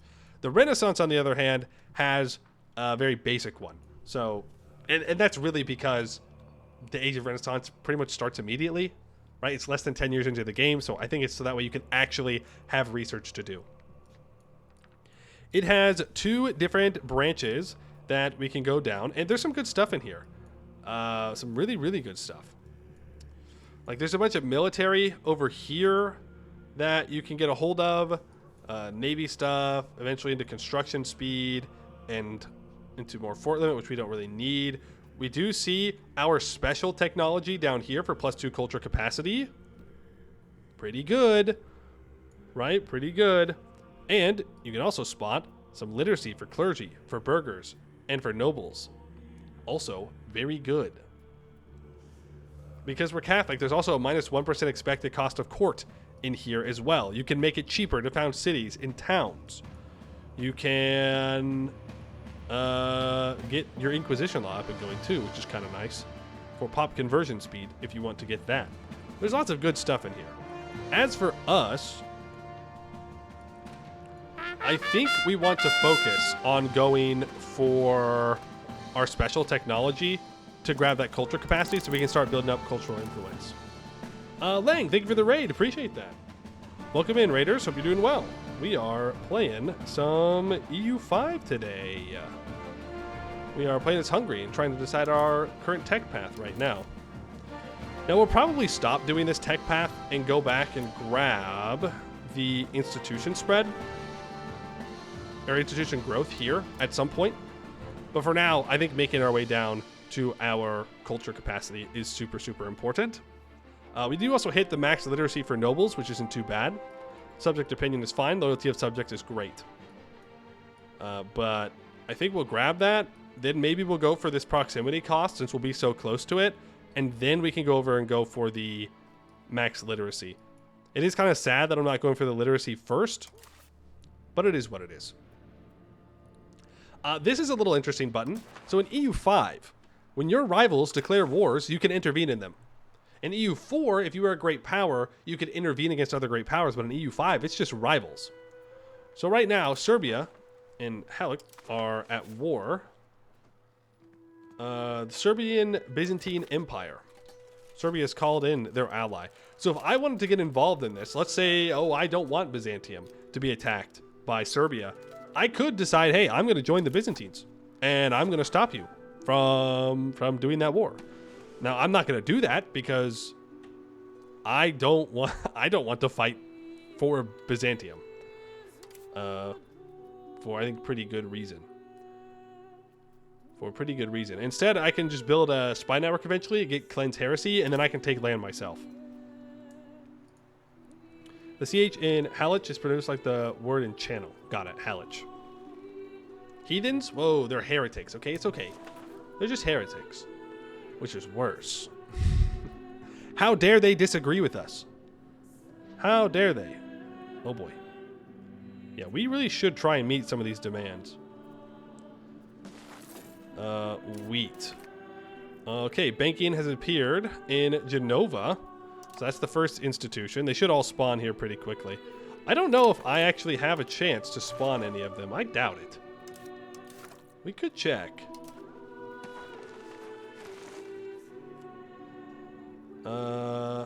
Doesn't look like it. Not professional armies, and Renaissance is going to spawn somewhere in Italy. So no, we'll have to get it spread naturally, which is tough. It's tough. It's tough. It's tough. It's tough. Let's talk a little bit about food. Okay, so food works. There's two kinds of food. There's the food good, and there's the food. Does that make sense? No, of course it doesn't. It doesn't make any sense. Okay, so food good. The food livestock RGO produces 8 food, right? We can see that right here. This produces 8 food. When the peasants make the livestock, what happens is that the food good and the food get split. And they're now on 2 different paths. The food, which is the apple, gets stored in the province storage, which is, you can look at right here, okay? This province can store 750 food. Food. The food good goes to the market, okay? So then the food good no longer has food attached to it unless you export the food to a different market, in which case it takes food out of your market and takes it with it. And the good can be used in production methods and all of that, all right? The food, which is the apple, that's what your pops actually eat. They don't eat the cow, they eat the apple. And cows are made of apples. Do you understand this? Okay? Cows are made of apples. What we want to do is maximize apple production, all right? The way you do that is by building food in provinces with high food productivity. There is a map mode for this. We love map modes. We don't want to make food in places with low food productivity. Now it's winter time, so that means that a lot of our stuff is being reduced by 50%. So that's why it looks like it's terrible for food production everywhere. But somewhere like Comorom is decent when it comes to food productivity. It's actually somewhere around 98.98% when it's no longer during winter time. All right? So when your pops are demanding food, apples, you need to make more food productivity. If they're demanding the good, they just want the good. I bring this up because we have a demand for sturdy grains in our market, right? So what they're asking for is for us to build the sturdy grains RGO, which we should have some somewhere, right here. Right? They don't need the food. Well, technically, this province does need the food because it's in a deficit, but only because it's wintertime. All right? Food, apples, and then food good. They're 2 different things. Hard mode, build food in 0% prov only. Well, I don't know if that's a very good idea. I think it's a quite bad idea. But we will expand the sturdy grains because that's what people are demanding right now. And I do like to meet pop demands. Mostly because I make money off of it. They are also demanding fur, and we do have a couple things of fur. Problem is, we have almost no control in fur locations. So I actually think I'm not going to worry about that for now. It'll make the nobles a little mad, but they can cope, maul, and seethe. This lumber, I missed my hotkeys, is here. So remember how we talked about production efficiency earlier and how you can get it from values and from your burgers being loyal. The main way that you can get production efficiency is if you build a building that uses a good from the province it's located in, right? For example, we have lumber in Zolyam, or however you say it, all right? So if I build a carpenter's guild in the town that is in the same province as the lumber, it will have an increased production efficiency. See, there's lumber in Haunt, so that gives us a 7.69% production efficiency bonus, which means we make more money from doing that. So you do want economies of scale. It's a pretty big factor into how you want to develop your country and where you want to build specific buildings. Now, of course, there's less control here, so maybe we would actually make more money if I built it in Budapest, Fervar, or Esztergom anyways. And maybe I should do that. But for the sake of argument, let's just build it here and see how it goes, okay? We'll build it here because long term, that will be better. Longer return on investment, to be sure, but it'll be fine.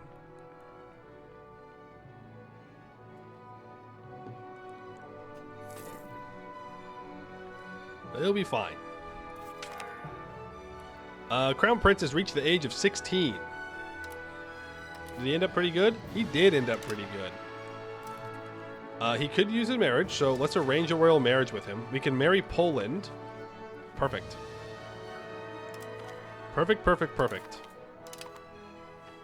Yippee, congratulations on your marriage. I'm now immediately going to appoint this guy as a cabinet advisor. Now, kicking someone out of the cabinet is going to cost 5 stability. I don't really like losing stability before the Black Death, but I don't care. Because crown power. Well, actually, we have 34% crown power. Maybe we're fine. Maybe we're fine, actually. Maybe I don't need to worry about that too much. There's no benefit from having your heir in the cabinet. Like, they don't increase their stats or anything. I suppose if my bastard son dies, then I could put my heir in. That's not me, like, throwing shade saying that I'm going to kill him, okay? Relax. I'm just saying, if he did have an unfortunate accident, that maybe my heir could then start to get some on-the-job experience. But I'm not going to kill him. I didn't say that. You thought it. I didn't say it. It's different. It's different.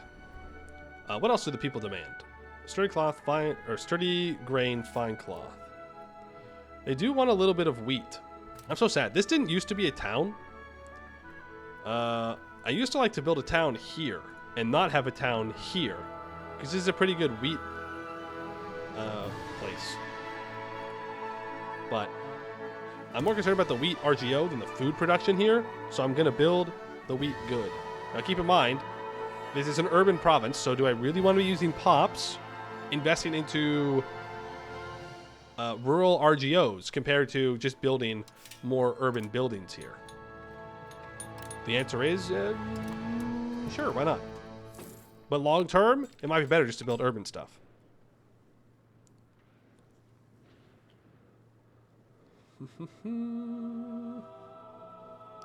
It's Hungary to have the weird succession mechanic where if your king dies, you get the Bohemian king as your ruler. No. We would get Poland. We would enter into a personal union with Poland. If we didn't have a male heir. That's what it is. If we don't have a male heir, we enter into a personal union with Poland. If Poland's king died right now, then they would enter a personal union with us. How is max control in the gold province with the road?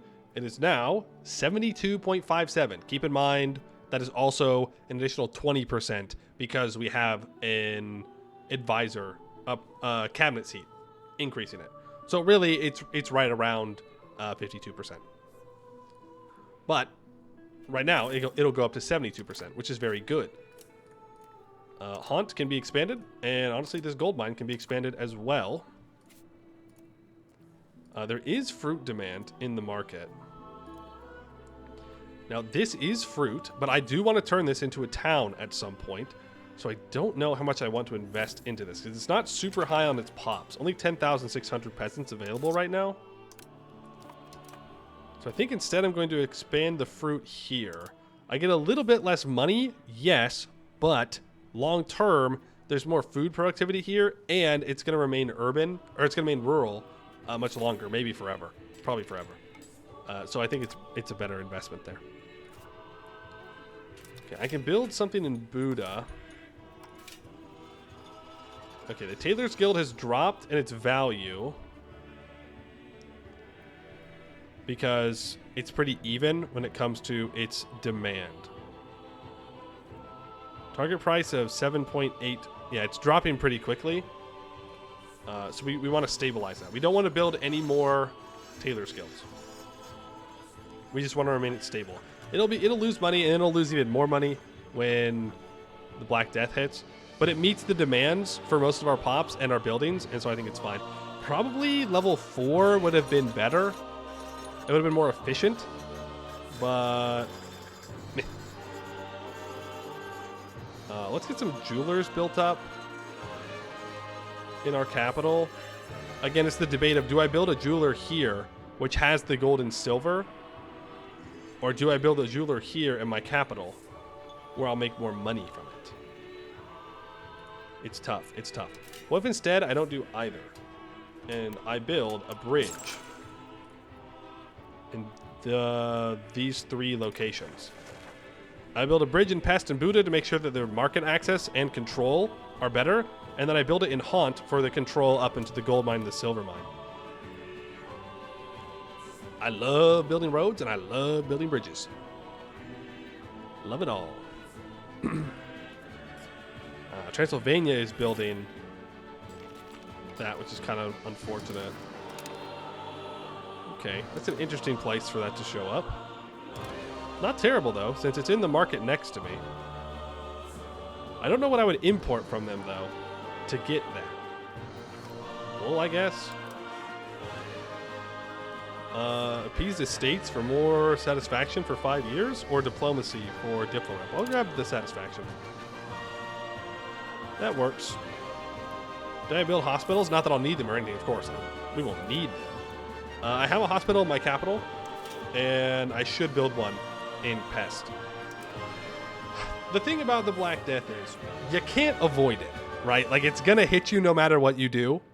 It's really a matter of how much damage can I prevent, and where is it most important for me to prevent that damage. In our case, it's Buddha and Pest. We can afford, it's reasonable for us to build hospitals there because they are going to be our urban centers for the whole game, right? So keeping as many pops as possible alive there is really good. They're also high pop locations for our country. Sucks to live in the rural areas, I guess. Suffer and die to the Black Death. Unfortunately, we can't build hospitals out here. We can build monasteries, though. I haven't tried this yet. It's something that I've thought about, though, is just building monasteries everywhere. You know? Just like throw 100 clerics into every single location. Just to see what happens. I mean, it would take a lot of good demand, but it would add a bunch of clerics around your country. Is colonization punishing? Punishing in what way? I don't know what you mean by is it punishing. Now, aren't we trading in marble at the moment? Yeah, barely. We're actually exporting fur. Interesting. Very interesting. Okay.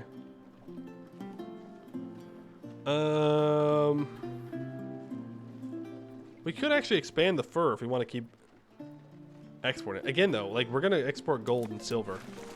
I think we're going to change that law in the next parliament. Parliaments happen every 10 years. No, sorry, every 4 or 5 years, something like that. Every 5 years. But I do want to do something with this town. Well, we already know the answer. It's books. It's build books. Build more books. Always build books. If you don't know what to build books. What's so good about clerics? It's very easy early on to get max cleric literacy, which helps you increase your research speed. That's really what it comes down to. In fact, I think... Obviously, I haven't played as every religion in depth, but I think that early on... that's a tech, by the way. That Christianity is the best at maximizing research from clerics. Long term, it's definitely not the best. Like, Catholicism isn't the best religion, but in the super early time, it is really good at getting early research increase for average literacy. So you want a bunch of clerics to try and offset it. But you also want to make sure that, you know, you bring your burger literacy up. Because look, we have 20,000 clerics in our country. 20,000. So if we can get 20,000 of our pops to have higher literacy rates, that's pretty good. I mean, obviously it'd be better if we can have 3 million pops have higher literacy rates, but the peasants don't need to read. For what? Does a peasant need to know how to read, how to plant crops, dig gold? No. Naples is calling us into a war against Venice. Now, Venice is not the almighty, you know, scary tag that they can be in EU4, okay? This is going to be embarrassing for them. It's going to be very, very embarrassing for them. But I will accept this offer. And I guess we're going to war. Not that I like going to war at this point. But we can raise 19,000 levies. And you know what? We'll do that. We'll commit. Why not? Why not? You know what? Let's put my favorite war song on. Boom. A bargain with Beelzebub? Huge. Show us the units. I will show you the units. Now we can go into depth a little bit more about what exactly we do during war. So let's bring all of our troops together. We'll group up here. And then we'll march. There they go. I like watching the troops walk. Okay, troopa. Look at this guy. He's going for it. I believe. I'm a believer. He be walking. Growth of administration. I can increase loyalty for any of our estates here. I'll do it for the clergy. Everybody groups together. I just chose this spot randomly for where we're grouping up. It doesn't really matter. Gone are the days of instantly teleporting generals around, by the way. It does take time for generals to be assigned to their spots. And I'm just going to balance that out for now. So, who should we choose? We do have a mercenary here. Not that we have to hire him. He's just like available in our court for us to assign him to our troops. And he is very good. He's very good. Where should we start with the military overview? Let's start with... We'll start with the general. So, all three stats matter a lot when it comes to your generals. The admin ability affects logistics distance, which doesn't seem to be that big of a deal early game. Siege ability, possible frontage, correct section chance. Diplomatic ability gives army morale, army initiative, and cheaper unit food consumption. Military ability gives army movement speed, discipline, and combat speed. Very good. I do tend to focus on Diplo and Mill for the most part. And then I have like one general that's like my siege general, right? That's 100 admin that I can put in. But for right now, like high initiative. So army initiative, the battle starts, but nobody starts in the battle, right? You're in lines across from each other, waiting to actually fight. And the higher your initiative is, the faster, actually it's not the faster, the more likely it is that you engage into the battle. Now, every unit has a different amount of initiative. I mean, this is really the overview of the general. If we look at... I'm trying to think. The easiest way would be for me to recruit... I guess I could just look at these troops. If we look at a feudal levy here, for instance, which are really bad, by the way. Feudal levies are really bad, but it's fine. These are all their stats right here. Oops. A little too far. So we have their actual combat power. We have their combat speed, which is the ability to move from the reserves to any other section inside a battle.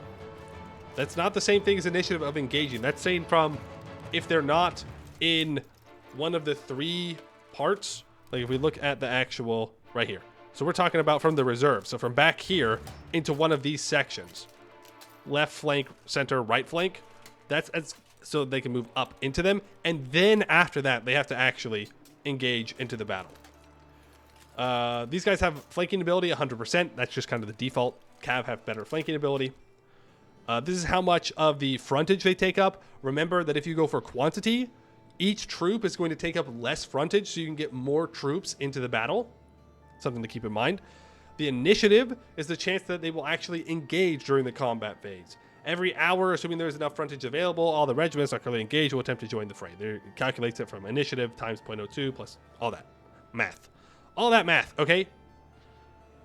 But having a high initiative general is important for actually engaging. And the faster that you engage, the faster you're doing damage. And the faster you're doing damage, the more damage that you can do. So initiative is super, super important, especially early on. Secure flanks is something that infantry get access to, where if they are next to a friendly troop in their section, they can get a bonus to their strength damage taken, which is their defense, I believe it is. So I believe that is talking about each of the flanks.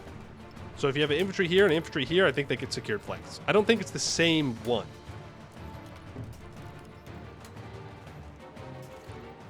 I think it's how it works.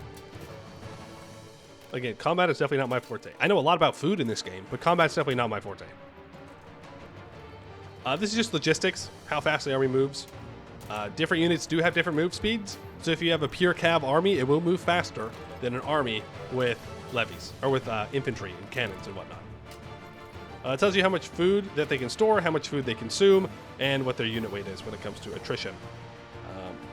You can kind of ignore this bottom part. Like, they don't actually take manpower because they're levies, and I'm not sure if you actually supply these goods or not. I honestly don't know. But these are kind of our base feudal levies. What we're looking for are these, our noble levies. So you get levies from all of your estates, and each estate gives different kinds of levies. The nobles give us cavalry levies. And in this case, I believe these are heavy cav.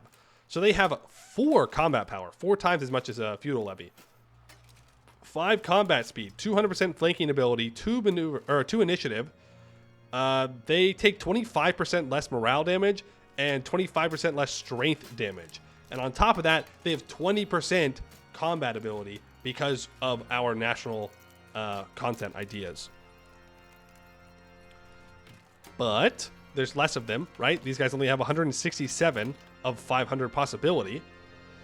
And they take more to attrition. And they are cavalry, which means they have some terrain adjustments. So their movement is reduced in mountains, wetlands, and jungles. They do less. They have minus 10% combat ability on mountains, wetlands, and jungles, plus 10% on grasslands. Of course, that is offset by our 20% combat ability from being hungry. So even our cavalry in mountains has 10% combat ability. Pretty good. Same thing with wetlands. Otherwise, with our cav, it would kind of suck to have forts in the mountains and forests that surround Hungary, right? Because then it would just reduce what we're good at, but it offsets it pretty well, which is pretty nice. I believe that's all we have right now is mailed knights and footman levies. There are techs that will change which levies you have, which is a pretty good one to get. Age of Renaissance over in the default tree here. You can get access to peasant levies, and peasant levies are, I believe, just better than feudal levies. I think mostly because of their size. Peasant levies are 1,000 max. No, what's the difference? Oh, they just don't have the minus 10% strength damage done. That's what it is. So, pretty good to get. Pretty good to get. I do wonder, does it reduce this amount of levies that we can have? Feudal levies. No, it's still 2% of valid pops. Okay. That works. And we have a super large army for Europe. France, Castile, England, Bohemia have more than we do, but and Naples might also be able to get more than we do. Yeah. But everybody else has a smaller army for the most part. Mamluks are terrifying and would destroy us, and even thinking about India is a laughing matter. There's one tag in Bengal that starts off with, I think, 120,000 levies or something like that. It's something crazy. Something crazy. India is very scary. If you're not in India, good luck ever getting there. The Mamluks are another very scary one, where they can output a lot of levies in the game. Okay, well, it looks like Salzburg has been called in, so we can try and focus on sieging them down. Do they have a fort? They do not have a fort. Cool. That would be my participation in this war. I don't know. We might actually get a location out of this. I don't know if I necessarily want that, but that's fine. Let's hire this guy. He does have 10% assault ability, which is super good early game, because assaulting forts is very nice. But we don't need to worry about that for right now. Naples wants food access. I will accept that. And look at them. Look at them go. They be walking. You can even see that we have the mailed knights. They're represented by the guys on the horses. I think speed 2 is probably the best speed to watch armies walk around in. Ooh, they must be trying to enter into a wetlands province because they slowed down significantly. No? No. It just took them a while. Maybe it's because it's a longer province. I don't know. Remember that moving, when you move your army, it lowers their morale. So you can't just march all the way across Hungary and then engage in a fight, and then march all the way across Hungary and engage in another fight. They have to stand. It recovers decently quickly, but you do have to be careful. Lads on a boys' trip. That's right. If there's no fort, you just occupy it within a couple of days. Nothing too crazy there. Remember that combat is based on the hours. You can see it in the top right. Combat is based on the hour tick. Meanwhile, most everything else is days, months, years, whatnot. Alba wants it? I mean, sure. I don't really care. When people are asking for food access, what they're asking for is that if their armies come into my area, they can take food out of my provinces to feed their troops. That's what it is. And we can let them do that, because odds are they're not going to go into my territory anyways. I don't know why they're asking. I could build a cathedral in my capital.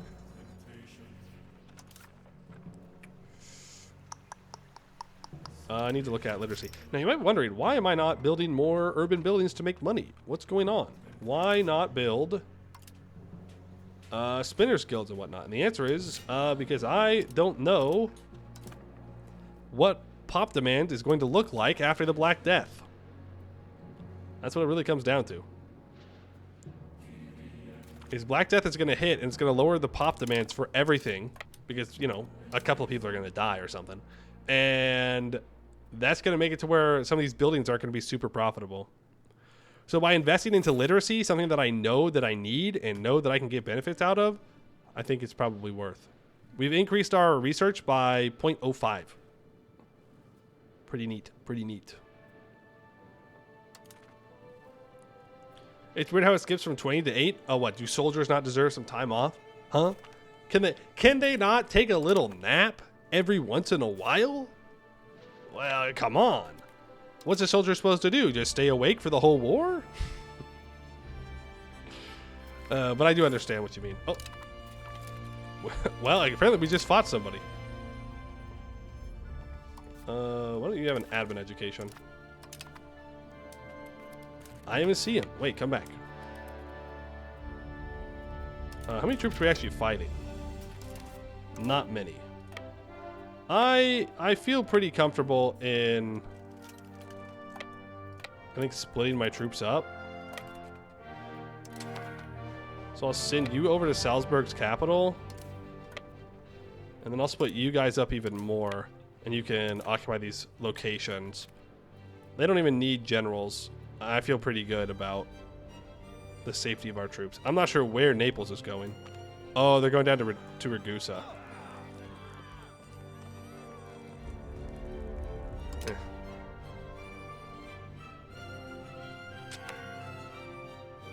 That's a Hearts of Iron song. I was gonna say that's a different game.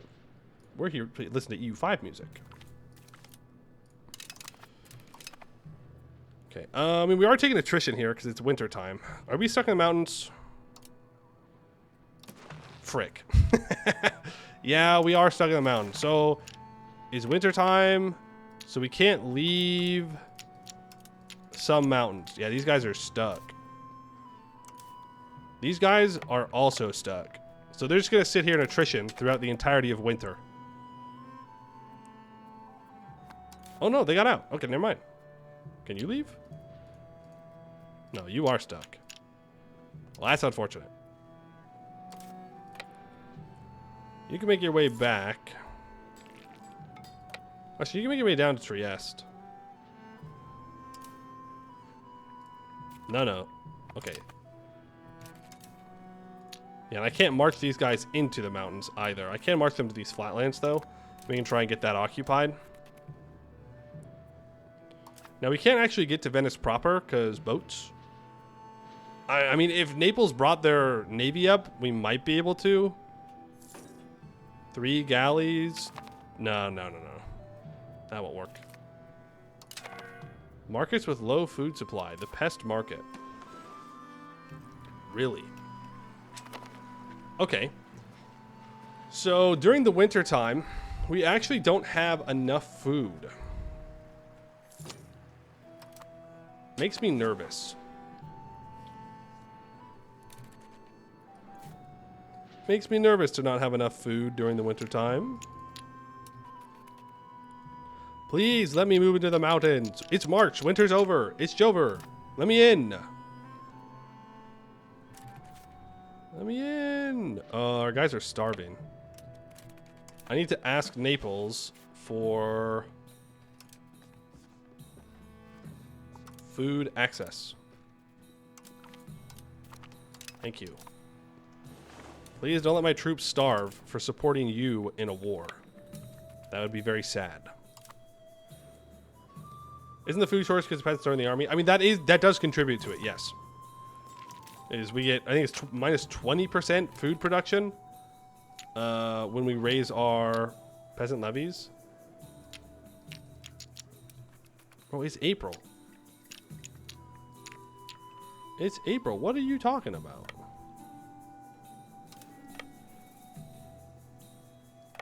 Okay, there we go. Now our guys are free to go. That works. That works. But yeah, the combination of having our levies raised and it being winter definitely lowers our food production quite a bit. How's masonry doing? We could drop the price of masonry quite a bit. I think we should. Question though. Our masons... Okay, they are using stone. So I'm going to go ahead and expand that stone preemptively. And... I don't love building masonries in urban provinces. Just because I know... because it contributes to building level. And it feels like a waste of my building level to do so. I do want to build some masonry up. We'll build it in this fish province. I don't like building fish. I do not like fish. I'm a fish hater. Not good food. Fish provide 5 food base. Not good. No one wants to buy fish. Well, that's not true. There is one market that wants to buy fish usually, and that's Nuremberg. Yeah. They do like to buy fish, but after this next parliament, we're just going to be exporting gold. Now, there is a building I would like to start building a lot of. And that... Well, really, I would like libraries, but it is the marketplaces. Where are you? Right here. I would like to max out marketplaces. They do give local burger trade power, or local burger power, but faster pop assimilation speed, more trade advantage, more trade capacity. And I do want to start increasing the amount of trading that we can do. How's that silver up here doing? Pretty good, all things considered. If we look at institutions, we're not getting any well, we're getting 0.06. Wow. And that's just because we're not importing enough to make it worth doing. There's professional armies here, which is interesting. Let's bring these guys back. Well, I'm kind of done with my part of the war. Well, these guys are starving. There's not enough food. It's going to get unsieged, though, if I leave. Oh, well. I mean, we're at 48% war score. Don't you think we could peace out? Surely. Surely, surely, surely we can peace out.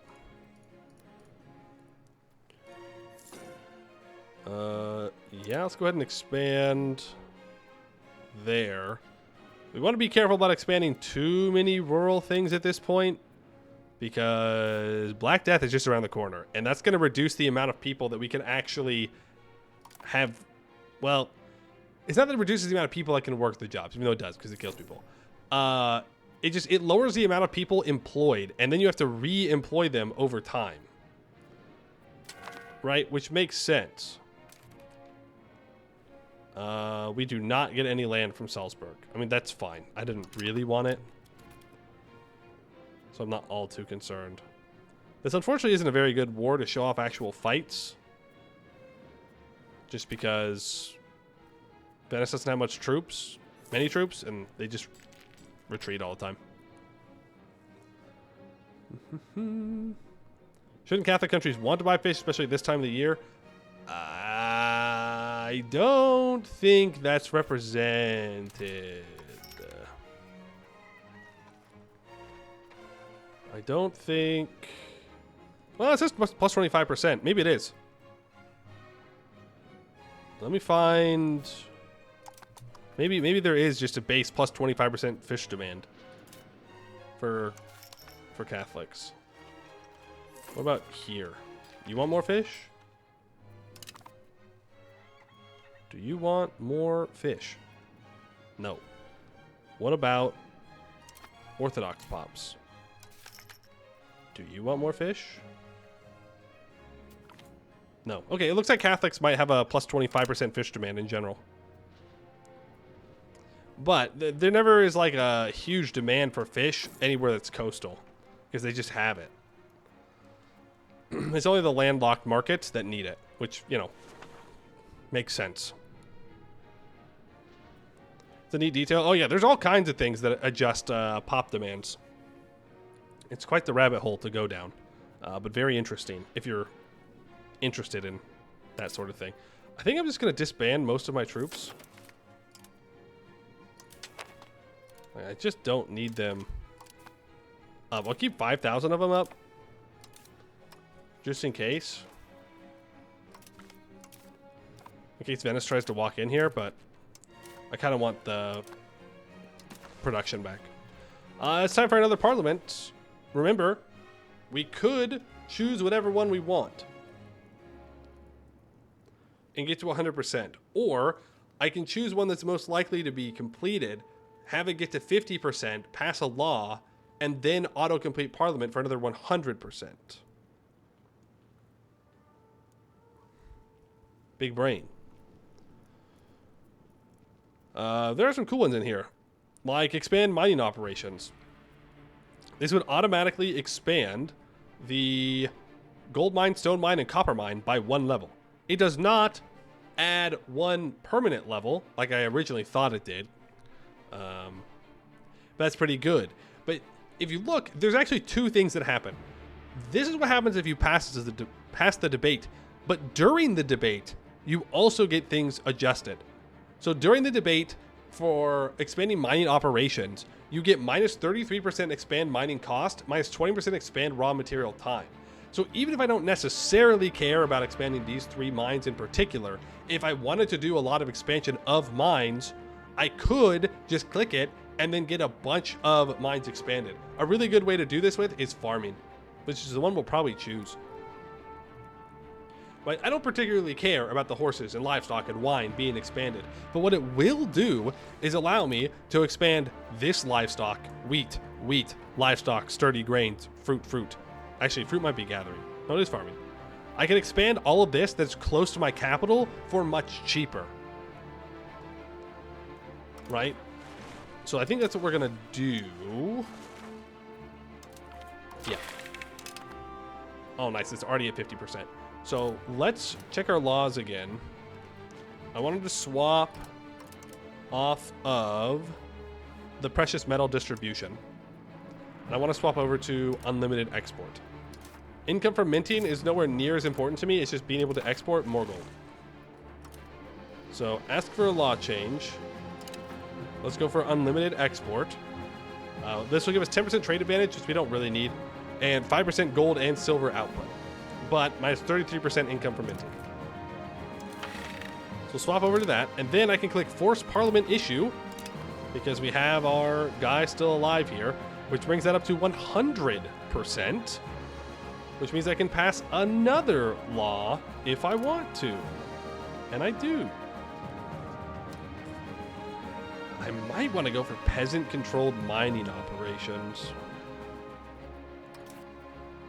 It's not a terrible idea.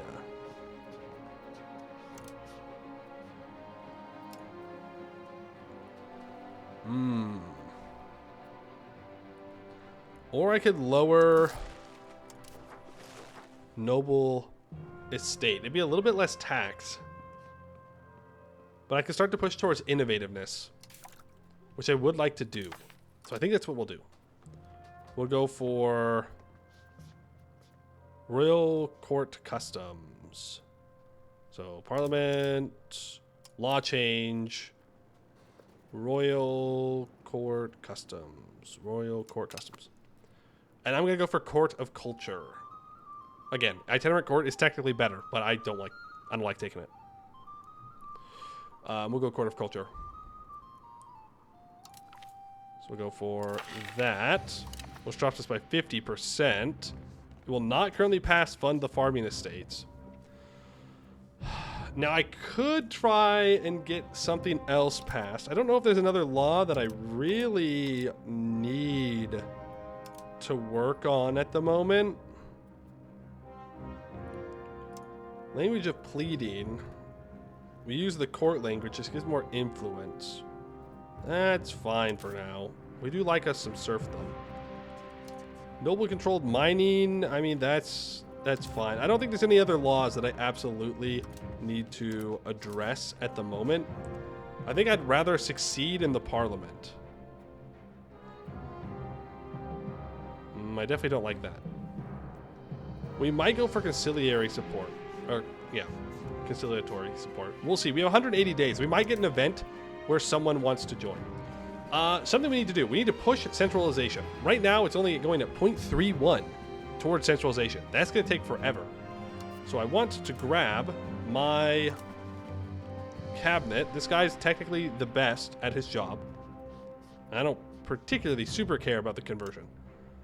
And we are going to ask him to change societal... Well, actually, you know, if I smack my heir down in there... 5 stability...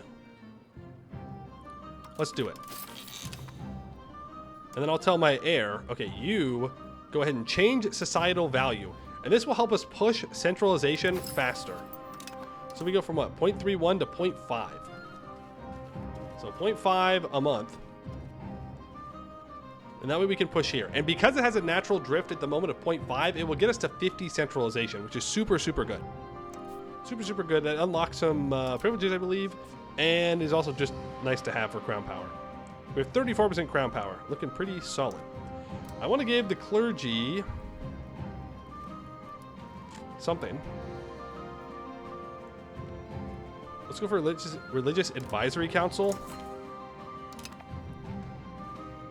So we can increase their estate satisfaction to 81. Is there anything else I'd give the peasants? I wouldn't do it right now, but eventually. Means of production might not be too bad. You do lose production efficiency, but maybe. Maybe at some point. So we barely are pushing Inno. We're going to be pushing centralization, and then we'll push Inno for a while. I think that's what we're going to be up to. That'll work. Hey, Lexoxis, how you doing? Concerned about UI being overbearing, detracting from the map too much, but seeing the game being played live, it seems better than you thought. Well, that's good to hear. But I definitely don't think the UI is overbearing. Sometimes I wish it was bigger, but that's because I'm blind. I don't see so good. And sometimes I catch myself squinting. I could just increase the size of the UI, but I know that from like, you know, like content creation perspective, I don't want the UI too big because people would be annoyed if the UI was too big. Neapolitan Prince Consort. The Neapolitan Prince Consort, Consort Anjou Andras, member of our royal family, has lived for many years in the Neapolitan court, married to Queen Giovanna Engio. But against any senses of justice or logic, his right to rule as husband and as king has been denied, and he holds no power over the matters of state. He kindly asks us to intercede in his name in front of Pope Eugenius IV Roman to proclaim his right as King of Naples. Well, I mean, he might as well be the King of Naples, you know? It's his right, surely. Let us ask the Pope to correct this injustice. If he approves it, consort of our dynasty, our ruler's son, will become the leader of Naples.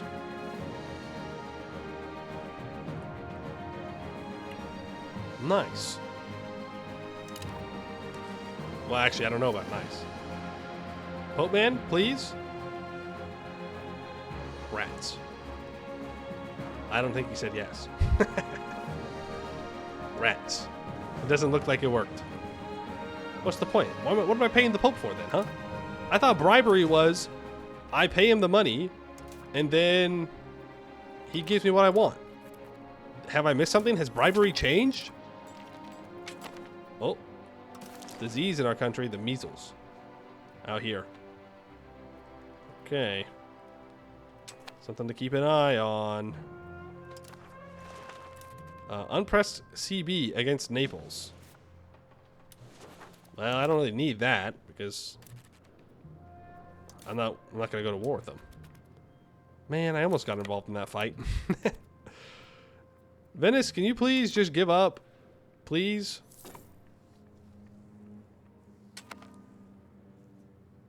What is the situation without logo? Oh, that's the parliament. Yeah, it's probably just some bug from the fact that we can force parliament issue or we passed a law and it didn't work. I don't know. This is still technically an early access build, so I wouldn't worry about it too much. But that's what it is. We have 99 days left. It's not gonna pass at the moment. I want it to pass because I don't want to lose stability. Because fun fact, Black Death causes stability loss, believe it or not. Weird, I know. Who would have figured? Big disease, it kills a bunch of people. Actually kind of bad. People aren't too happy about that. You have the CB, Union CB on Naples? I do. Problem number one, I'm not even sure I could beat Naples at the moment. And if I could, it would cost a lot of manpower that I really don't reasonably need to spend. And then number two, like I can't annex them anytime soon. We're talking hundreds of years before I can reasonably even think about annexing Naples. So it's like, it doesn't really do much for me. I'm going to save this money for Black Death, by the way. Well, no, we still got a couple years. It's fine. I should expand all the farms around me. Fish are not farms. Fish are gathers. Yeah. Expand fruit. Not there, though. Not there. Horses. Yes. Now, you might be wondering, okay, why expand horses? You know? Why expand horses? What does that actually give you at this point? Like, you don't need horses and the price isn't high. And that's very true. But the thing is, peasants that are just sitting here are not contributing to my tax base. So if I expand the horses, I can tax them. And even if the price of horses collapses to the absolute minimum, I'm still making more money if I just invest into the peasants. We have good control here. Well, we have okay control here. So I think it's probably worth it. See, we can build a whole bunch of farming things because of the parliament. 47 days. I'm going to have to... I'm going to have to click this. I don't like that, but I want to make sure this passes. Minting problems again. Don't want that. Don't want inflation. Hey, look at that. Now we're selling almost completely gold and silver. It's almost all gold and silver that we are selling. Most of it going to Naples at the moment. Italy needs the gold and the silver. And speaking of, let's build some more marketplaces so we can sell more gold and silver. Because if we can start to drag the price of silver and gold back up a bit, we'll make more money. Because here's the balance that you have to do is if the price of goods are low in your market and high in another market, then you can sell it at a better price in their market. But if the price of the good is too low in your market, then you tax your peasants, or it contributes to the tax base less, right? So you want to try and find a sweet spot where you are making enough money from tax and you're making enough money from trade. I don't think you can like find that equilibrium. You're just trying to play around it in general. Easiest way to de-peasant is to fight wars. Okay, that's true, but I don't want to de-peasant. I like peasants when they pay me taxes. They do have to pay the taxes. That's an important part of me liking the peasants. Very important part. I would say essential part. Okay, we're gonna get more books. I do need to start considering building more paper. Very important. Not enough books in the pest market. Never enough books. These greedy clerics want more books. And if I look at books, I bet you we're exporting books. Oh, we're not. That's embarrassing. I just haven't built enough. Build more books. Build more books. Sale of titles. I can make 328 gold for satisfaction loss. I don't really have any rebels threatening me right now.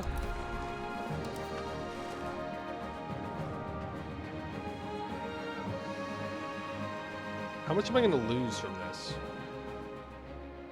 Because I'm making 11.31 from nobles right now. If I reduce the loyalty by 15%, that's going to drop my tax. I don't think it's worth the money. I think I'll make more money by just not clicking that. Long term. Work smarter, not harder. Hey, Crizzy, how you doing? I think this game would be super hard to learn for someone that's really bad at games. Don't undersell yourself so much. Sometimes you still struggle as Ottomans after 1.2k hours in EU4. Yeah, I mean, of course, I would still recommend this. Don't get me wrong. This is a more complicated game than EU4 is. But compared to EU4, you can automate a lot of this game. So if you're like, okay, I want to play this game as Hungary, but the only thing I want to worry about is building buildings. That's it. I don't want to deal with the military. I don't want to deal with technology. I don't want to deal with trade. You can do that.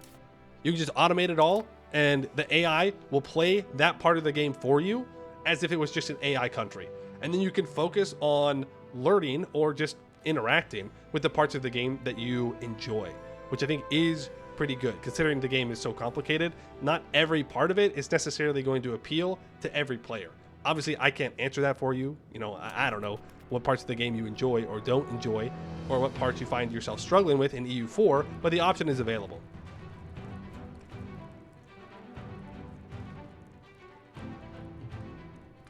Can you automate everything, walk away, and come back with all the achievements? You know, I don't think so. But who knows? I mean, maybe, but I wouldn't exactly count on it.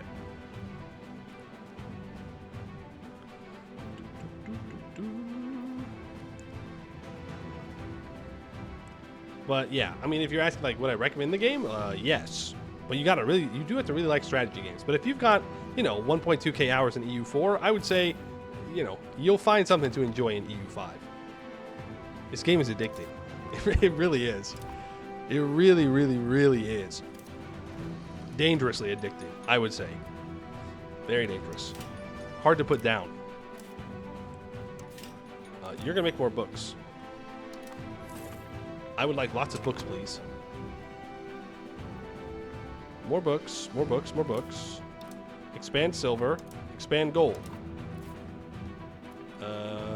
Consider roads. Where would I want to build a road out to next? Where's my next road? Well, it's probably to that town right there. That makes the most amount of sense. Then, I mean, we could build a road to Szeged? I don't know how to say that. Oh, here's something cool. If you want to check where the locations are actually tracing their proximity to back to the capital, you can just hover over the proximity map, proximity thing, little icon, and the location, and you can actually follow it, and it'll tell you exactly why it's as expensive as it is. And then you can start from the capital. So from Buda, it goes into Abraham Telke. I'm trying. And you can see, like, okay, it's a base of 40 through land, but it's at minus 30 because it's going down the Danube, and it's an additional 12.5% from the woods. But because of our land value, it reduces it by 7.5, and then development by an additional 5, and there's a bridge, so it's 5% more. Then it cuts over to here, which costs 35 because we don't have all those. We don't have it cheaper because of the river, and then an additional 35 as it gets into here for more proximity cost through land. And then I would assume if I go down to this location, it will tell me. Oh, actually, no, it goes different path. Interesting. It can move in weird paths, or like weird at a glance, but it does make sense. So the fast way is to go from Buda down to here, and I think that's a pretty good road. 307 ducats, I mean, that's not too bad right now. We're making so much money, and nothing, and I mean nothing, could happen that will possibly ruin our very good 56 ducats of income, okay? Nothing. It'll be so fine. 1346, my favorite year of when nothing happens. Isn't it worth to vassalize little people like Croatia to prevent the Ottomans, Venetian, or others to annex it? It can be, yes. Croatia is my personal union, so I don't really need to worry about that all too much. Serbia, it looks like we're going to have a strong Serbia game. Like Wallachia, there's an argument to be made that I should go into Wallachia and try and make vassals in here. I really think, like, along this road is a decent vassal for us to take, and then maybe some stuff in Wallachia. I'm not really too worried about stopping the Ottomans. Number one, it would make for a cool mid to end game fight that we can do, right? If we're fighting the Ottomans all the time. Number two, I can't actually, like, really do much down here. And if I get too many vassals, I have to spend more on diplomatic spending. Though right now, we're kind of fine. Uh-oh. Uh-oh. The Black Death in Savoy, Kalmykia. Disturbing news has reached us, as we recently received the following report from there. Alas, our ships enter the port, but of 1,000 sailors, hardly 10 are spared. We reach our homes, our kindred and our neighbors come from all parts to visit us. Woe to us, for we cast at them the darts of death. Whilst we spoke to them, whilst they embraced us and kissed us, we scattered the poison from our lips. Going back to their homes, they in turn soon infected their whole families, who in 3 days succumbed and were buried in one common grave. Priests and doctors visiting the sick returned from their duties ill, and soon were numbered with the dead. O death, cruel, bitter, impious death, which thus breaks the bonds of affection and divides father and mother, brother and sister, husband and wife. Lamenting our misery, we feared to fly, yet we dared not remain. Rats. The Black Death has begun its spread. It's time. It's time. So, the Black Death will begin to spread from here to, well, definitely all of Europe, and probably to a lot of Asia as well. It's going to travel along trade. So people that are trading, either I think it's exports and imports, it's going to move, and it can also move across borders as well. There is nothing that's going to stop it. Oh, cool. Cool time for them to have a rebellion, too. Funny. Tell them to wash their hands. It's too late. It's too late. They can't wash their hands fast enough.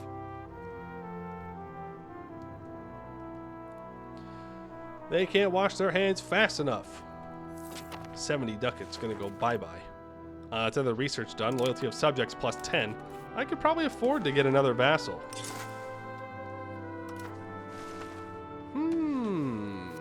Who would I want to vassalize is the question.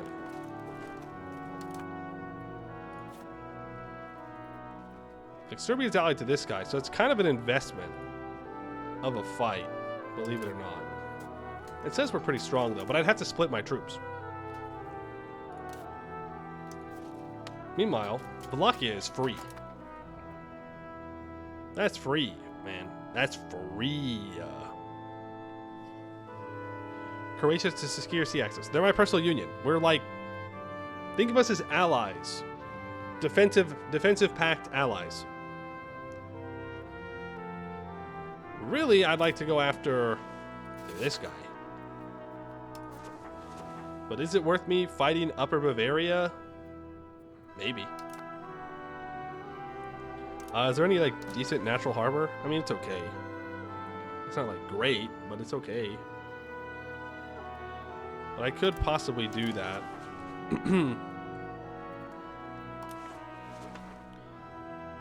I'm looking. Like, I know that the Danube, it comes down here. Through here. If we look at mountains... I mean, there's a decent argument for having a vassal right in here. Controlling all of this flatland. Right? They can get decent control over it. Maybe even up into these hills a bit. And they can just hold on to that for me. Goes to the right. Oh, you're right. It does go over here, doesn't it? I guess this is just a tributary. In which case, I don't know. If I get a vassal and I put its capital up here, it can project control down into here, which isn't too bad. I was looking at the road. I don't know why I thought that the road was the river. That's not how that works. That's not water. Or I could just go after Wallachia. I'd have to take like half of Wallachia and turn it into a custom subject. But I could do that down into here somewhere.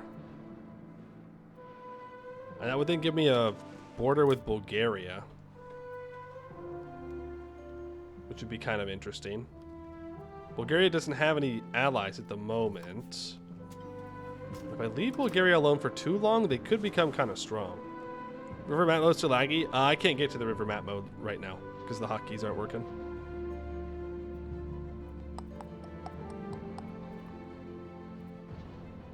Let me grab my diplomats back. I will pay for getting my diplomats regenerated. What are we thinking? What do we think, guys? What do you want to do? Do we want to go for a Wallachia vassal? Or do we want to go for a Serbia vassal? Because we could make... Oh, wait. I think Serbian vassal is the play. Oh, this is tough. This is tough. Because if I make a Serbian vassal... and then I get favors with them... I could increase cultural relations, and then eventually we could accept Serbian for super cheap, and that would help me eventually core all of this. I could do the same thing with Wallachia though. Why not both? Well, I mean, when you put it that way, why not both? Good question.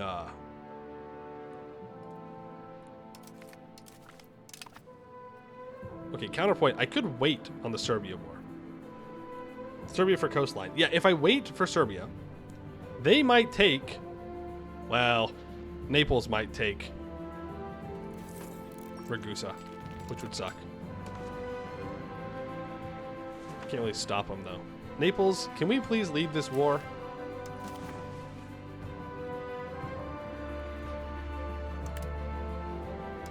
Naples...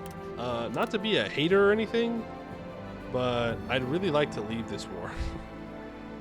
So I think I'm going to do that. Toldi Miklos.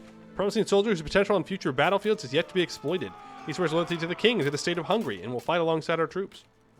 See, I like how the events work here. So this is like the in-game description of what's going on, like a little bit of flavor to it, and then underneath it tells you the actual historical context of the event. So long regarded as a figure of legend, recent historical findings confirm the existence of Miklos Toldi, who served as Alispan Viscount, Varnagi Castellan, and even Foispan, Lord Lieutenant of the counties, under King Charles Robert and Louis the Great. He further solidified his legacy as a mercenary leader in the Italian campaigns of Louis the Great, even acquiring lion cubs from Firenze in 1359. His deeds and bravery continue to be celebrated in folklore, especially in Norgrad and Bihar County. See, it's cool. You just like you get a little bit of history and a little bit of stuff. So I can bring him here. And I can decide whether to turn him into a cabinet member or turn him into a general. And I'll turn him into a general because he's really good. He's very, very good. He is a correct general. Naples, I don't want to be a bad ally, but I will be separate piecing out. It's nothing personal. It's just that you're not piecing out. You've won the war. Take what you're gonna take. You know? Like I don't think I'm crazy for thinking that. Take what you're gonna take and move on. Let's max out marketplaces in our capital. Just in time for all the burgers to die to the Black Death. That's fine. There will always be more peasants to promote. Always more peasants to promote. So I'll work on the Wallachia War first. Should be a pretty easy war. Now I thought that I would get an event that would allow me to vassalize these guys. They like, turn to my march. Maybe my king needs to die, or maybe it's not in anymore. That'd be sad. Well, sad for me. Good for them. Okay, I can stop improving relations with you. And with you. I'm going to start improving relations with Bohemia. Because they are the only person around me that I fear. Like, I have more pops than Bohemia does, but their pops are more centralized. They have a much higher tax base than I do. Well, not much higher, just a bit higher now. Still higher, though. They're the only ones that might cause issues. Though, to be honest with you, yeah. We're just weaker.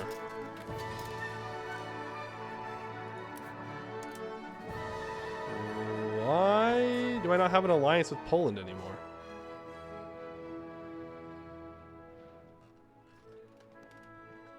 Did I not start off the game with an alliance with Poland?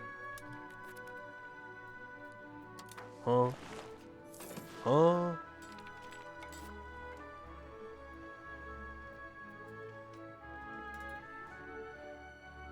Interesting. Where are my diplomats? What am I doing? Oh, I lose 0.2 from the spy network. That makes sense. I didn't realize it was so high. Okay. Now it'll recover slowly but surely. Now, we're going to run into maybe some loyalty problems after the Black Death, because we're going to be making a lot less money.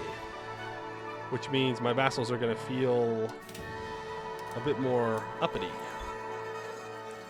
Ooh, yeah, fortress churches. I don't usually build these.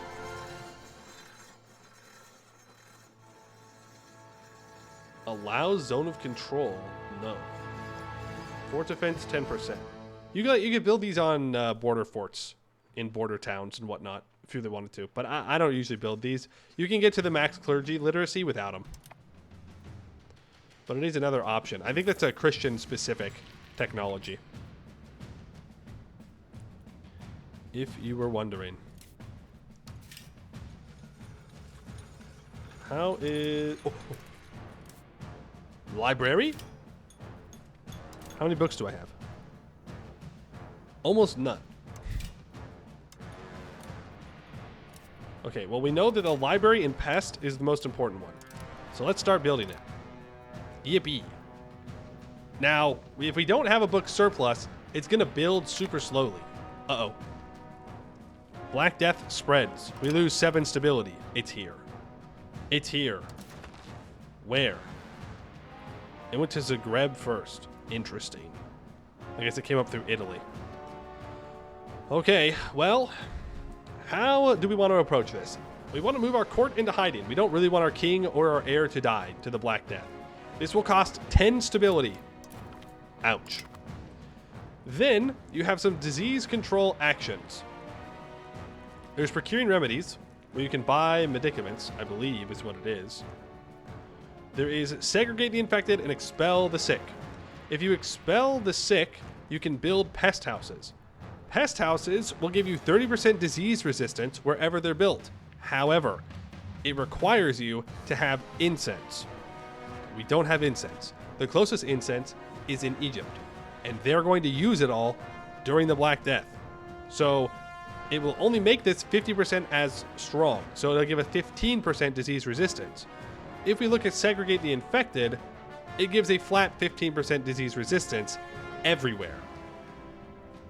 Right? Which means I don't have to build a pest house, and it protects the rural areas a lot as well. So I think we're going to click segregate the infected. And we're going to protect the people. Now, we could control the food market if we wanted to, and it stops us exporting food. I've never really seen a reason for me to need to do that. Isolate the country, I wouldn't worry about too much. If you want to push traditionalist and traditionalist economy, I guess you could. But you can't stop the Black Death from getting to you. Unless you're totally isolated. But we're not. You can sponsor mass forgiveness. Give more clergy power. Less disease resistance, though. Would give you stability. And you can present scapegoats. And I think you can tell where that would go. Heretics and heathens, of course. Pushes towards traditionalist does give you some stability. We don't want to do that, though, because we want to push towards innovative and not traditionalist. So, suffer. Suffer and die. Blame no one but yourself. Social cravings. Ever since the arrival of the plague, many have avoided large gatherings and public festivals out of fear. But over time, even the most asocial individuals will eventually crave interacting with others. The grumbles and complaints of the commoners are growing louder by the day. Withholding and discouraging festivities any further could cause quite a lot of social upheaval. No. I pretty much do everything I can to, well... These guys are, well, I don't want to lose serfdom. Hey, free +2 serfdom. Yeah, all right. We'll do that. It'll make people mad, but they'll get over it, or they'll die. Dead peasants can't rebel, I'm just saying, you know? And everybody say goodbye to our pops. We already had one pop level decline. 4.1. Oh, that's just from us releasing Transylvania, that's why. Say goodbye to our pops, everybody. That line's about to go down. Big down. Big down. You've been watching all the Ambinar VODs. Love my style. Thank you. Appreciate it. Glad you could catch us here today. Playing some EU5. Big EU5 hours. Nah, we'll win this. You're so right. What if we simply... Okay, hear me out. What if we simply don't die to the Black Death? Huh? Yeah, pretty good. Pretty good idea, if you ask me. Since the establishment of the Golden Horde, Hungary has been in constant conflict with the marauding Mongolian raiders.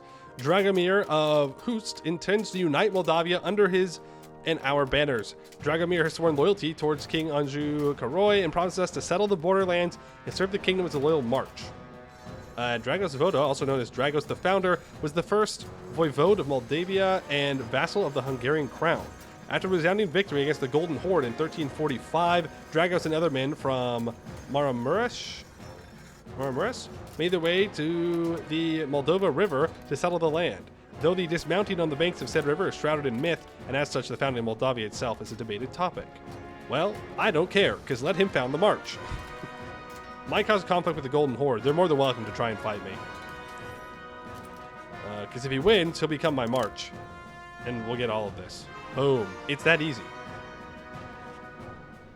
It really is that easy.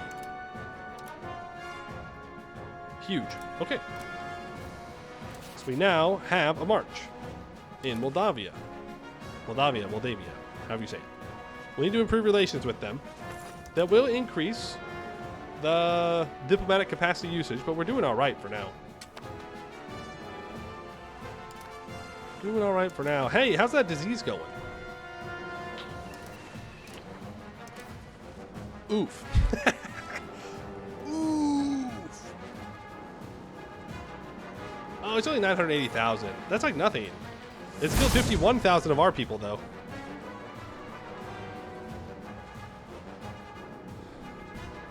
Look, I'm sure it won't get any higher than 1.678 million deaths. It'll be fine. It'll be fine. But you do just kind of sit here during the Black Death, and you wait to see how it shakes out. Also, who is this? Brescia? I've never seen them do well. That's cool. That's a very purple purple. Perhaps too purple. It's very shiny and reflective. That's the color Italy's meant to be. Political crisis. You know, lower the cabinet efficiency for a while. I think we'll be okay. I think we'll be fine. Ultraviolet. Yeah. Ultraviolet Italy. Holland enjoyers in shambles right now. Oh, classic. Classic. Another good reason not to do Holland today. France wants to kill you. Usually it's either France or England. They walk in here and they start taking stuff. Hey, how's that population doing? Oh, 234,000 lost. Okay, 7.7 million deaths worldwide. Not bad. It's actually a good time to build roads, to be fair. Okay, we've got up to 52% control here. I could build a road to this place, Pex. That's probably not how you say it.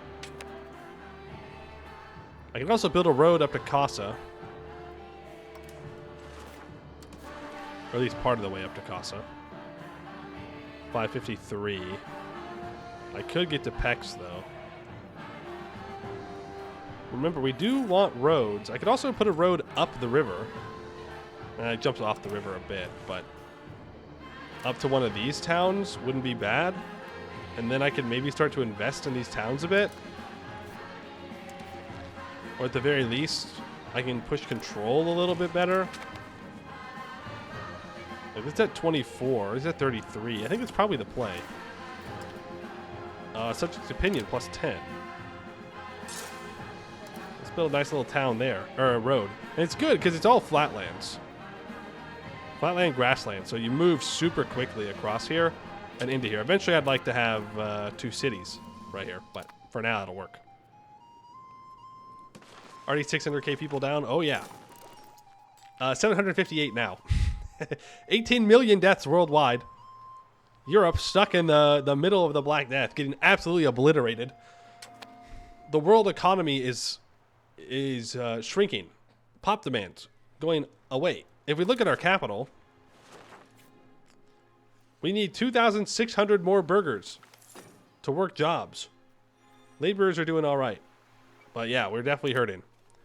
The plague of wage fixing. Naturally, guilds wield great power over the economy. Generally, they are a positive force for society, providing the public with confidence in products, ensuring the market remains stable, and controlling the growth of competition, among other things. Now that plague has seeped into our nation, spreading throughout the land, it is more important than ever that guilds ensure that prices remain stable and work continues to be supplied.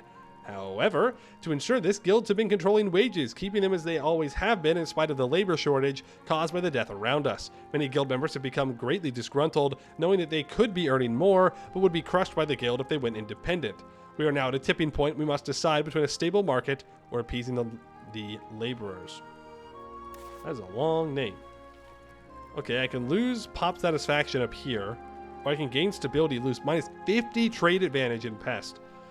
That's kind of crazy, because what's our current trade advantage? 33. Yeah, let's not lose all of our trade advantage. That feels like a bad idea. Those silly laborers, don't they know they're lucky, okay? They are lucky that they're even allowed to make things. That's all I'm saying.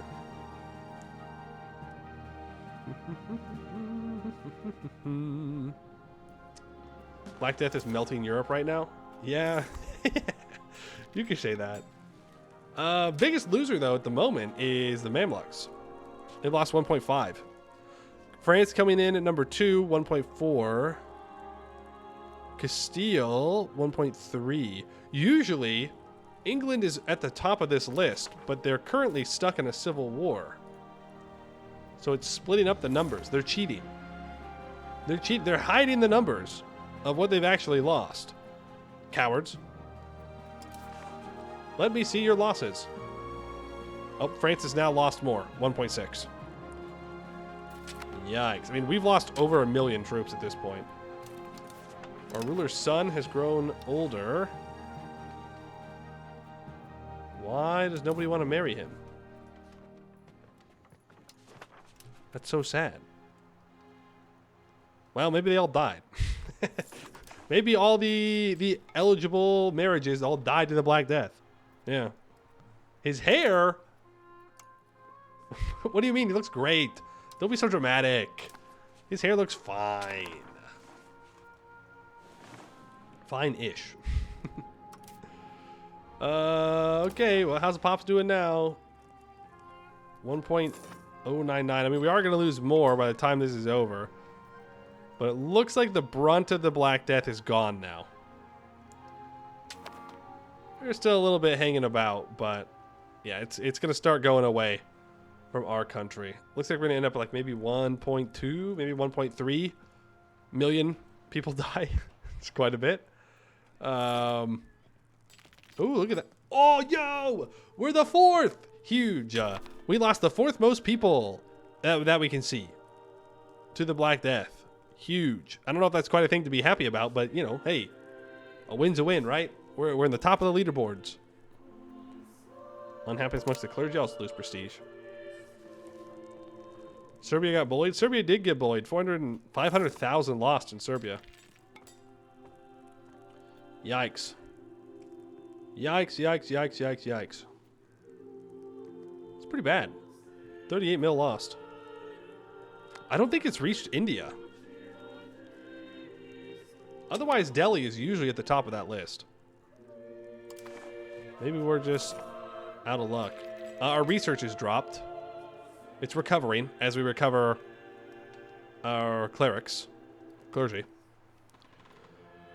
Bohemia will just be scarier now. I mean... look at the tax base is always funny, too. We're not that different from Bohemia when it comes to everything. Look at our tax base. Oof. The maid draft. The fear of catching the plague while serving a sick nobleman is too great for the lower classes to handle, no matter how much the wages be raised. The nobility are now demanding the right to draft the commoners into service, forcing them to risk illness in order to tend to their needs. This would move us further towards serfdom.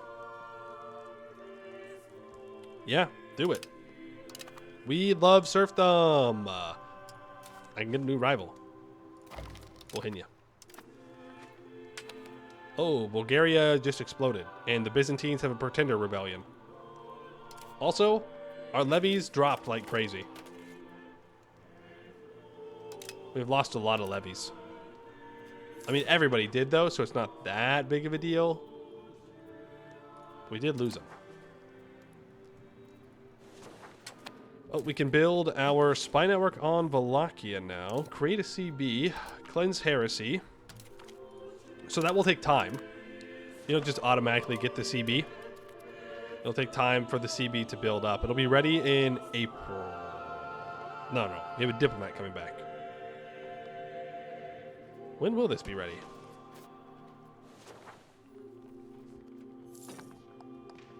It doesn't give us a date, but it increases by 3.86. You could do the math. I will not. Our income's down to 10, so we're making just about as much money now as we were at the beginning of the game. Just to put that into perspective. Just to show you, like, the loss that you'll run into with the Black Death. And it will take about 100 years for the population of Europe to recover to where it was before the Black Death. Is the player incentivized to have rivals / be rivaled? I don't know. I usually just rival someone. And I just don't think about it too much. I suppose it could allow you to intervene into people's wars. I think it's easier to get CBs on rivals, maybe? Well, you can make a CB on a rival. It's just not as good as having any other CB. It's a really bad CB. But you could do it if you wanted to. Whether you want to or not, I don't know. How long will it take? You mean the Black Death? Well, it's gone from our country now. It'll go away when every country in the world no longer has the Black Death. So, not for too much longer. And yeah, we lost 1.194 million pops. Globally, 42.781 at the moment. Castillo coming in number 1 with 2.7 lost. France with 2.6. Egypt with 1.8. Us 1.1. And Jochid Rival Warlord at 1 million. They really have that many pops? Sorry. They had that many pops. They don't have those pops anymore. That's kind of how it goes. And now we enter a period of probably about 5 to 10 years where you have to wait for the pops to promote back into jobs, especially in larger cities like Buda, which lost a lot, right? And there's a lot of jobs. It'll take a little bit for them to employ back into it. And then you'll kind of just be back to scaling your economy again and building up. Invite German settlers. Yeah, sure. Oh, into our capital? Absolutely. Absolutely. That's really, really nice. Especially with the fact that we just lost so many pops. That if they want to come and hang out in our capital, I will not say no to that. We're still building marketplaces. Do we have the library? Yeah, but no one's working it yet. We need them to be employed. And when they do, we can try to import some institutions. I'd like to get started on that. I mean, we're getting 0.15 right now because we're importing from locations with banking. From where?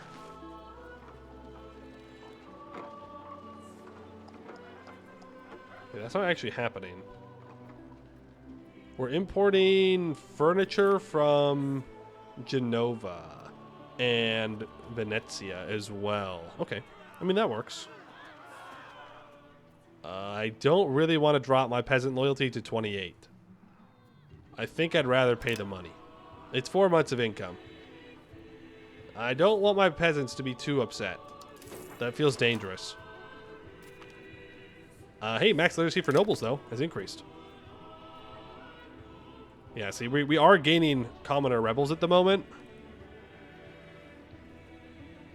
Mostly from, looks like, lack of pop needs. And their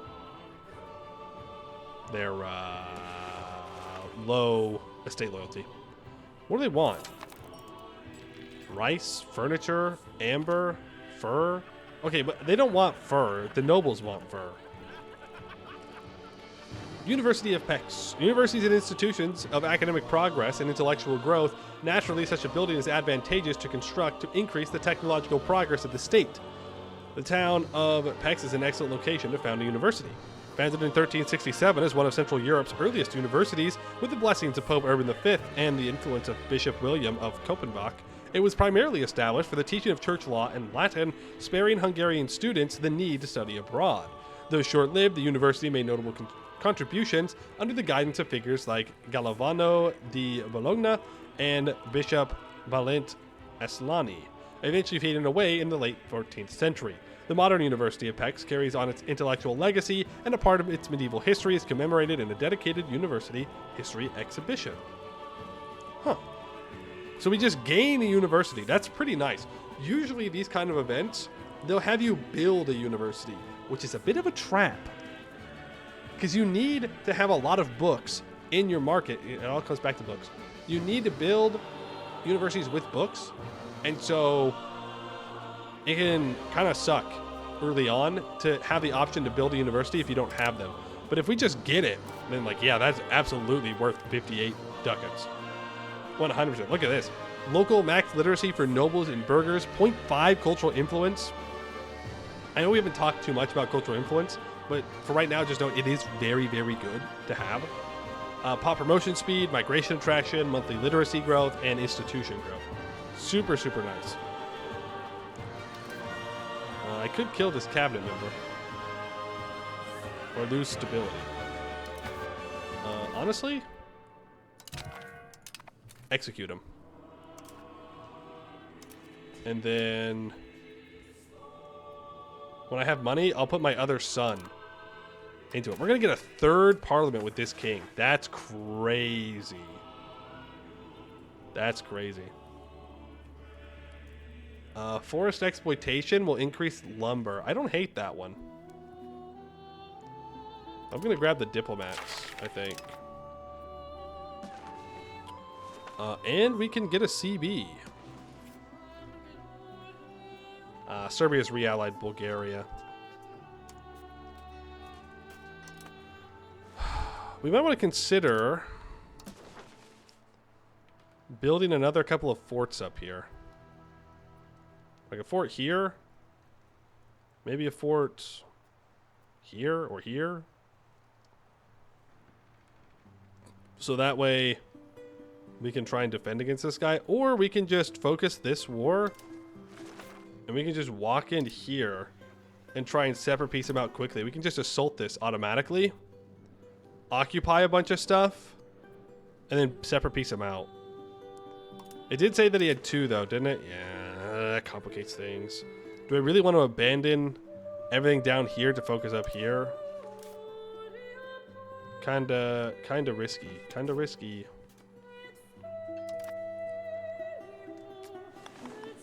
Well, I'm already going to go to war with Wallachia, so it's not a huge deal.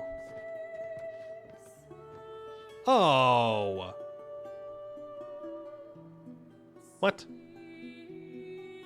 Oh, wait, no, I need to wait. And then I can use it. There's a 5-year cooldown on it. Okay, I thought it was like time gated, and I was like, why? He's alive still. Okay, is there any other law that I'm interested in changing right now? Is the question.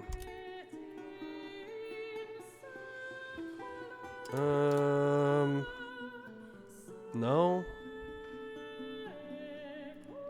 Not really. Well, I guess it's good then. Because then we can go to the parliament and I can ask for additional taxes, or I can even go for larger levies.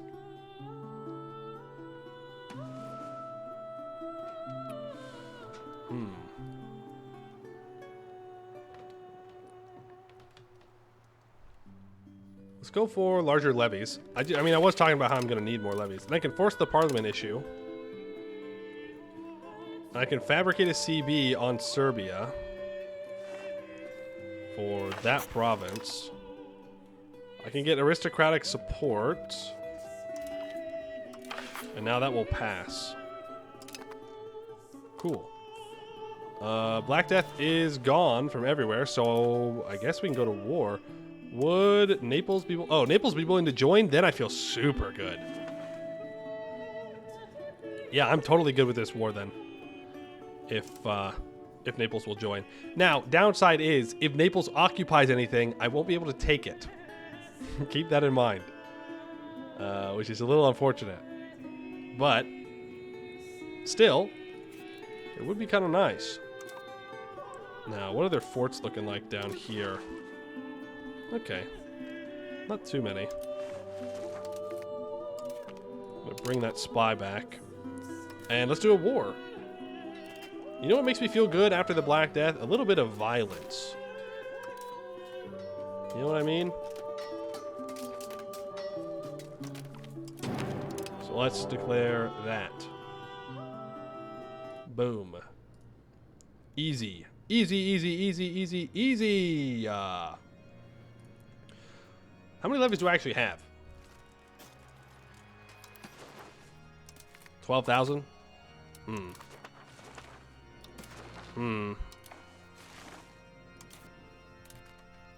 Right, I wanted to put my son here.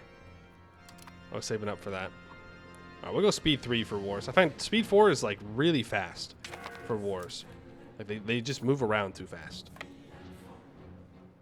I could split my army in 2. I don't know how many troops this guy's gonna raise, is the thing. I think I focus on getting the ally out, and then I can turn around and deal with them. Let's get that really good general in charge here. Good old Toldi Miklos.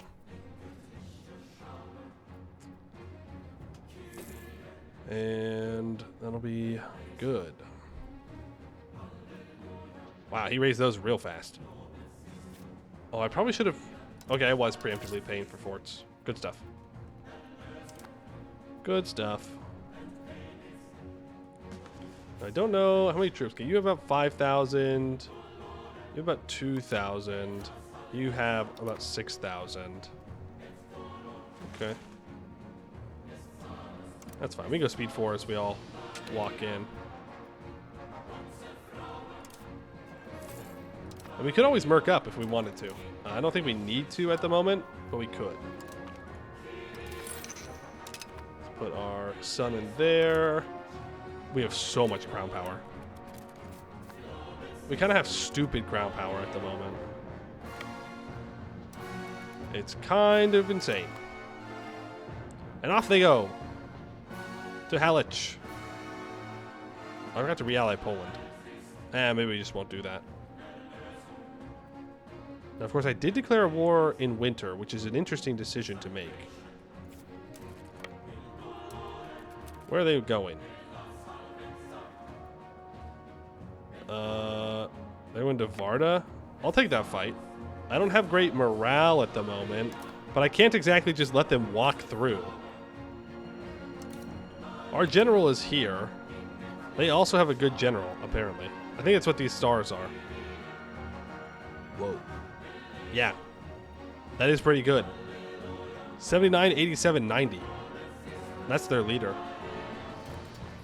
Yeah, we got 75, 80, 100, though. I feel pretty good about our odds. Do we get there first is the question, or am I going to get a crossing penalty?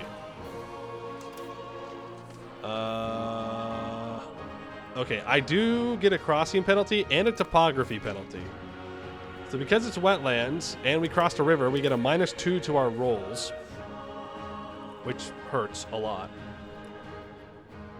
Luckily, though, their center is not engaged yet. And our flanks just outnumber them like crazy. Like, their right flank is going to break almost immediately. They only have 17 guys there. And we do have Cav on the flank. So I would expect this to be over pretty quick. In total, we have 17 discipline. They have 15. We have 2 tactics. They have 2. We have 3.62 morale. They have 3.84. So, I mean, we should just obliterate them, even with the crossing penalty and whatnot. Okay, I mean, they do have 1 guy in reserve on the right flank, but yeah, now, I mean, we're still attacking. They're just not doing damage back.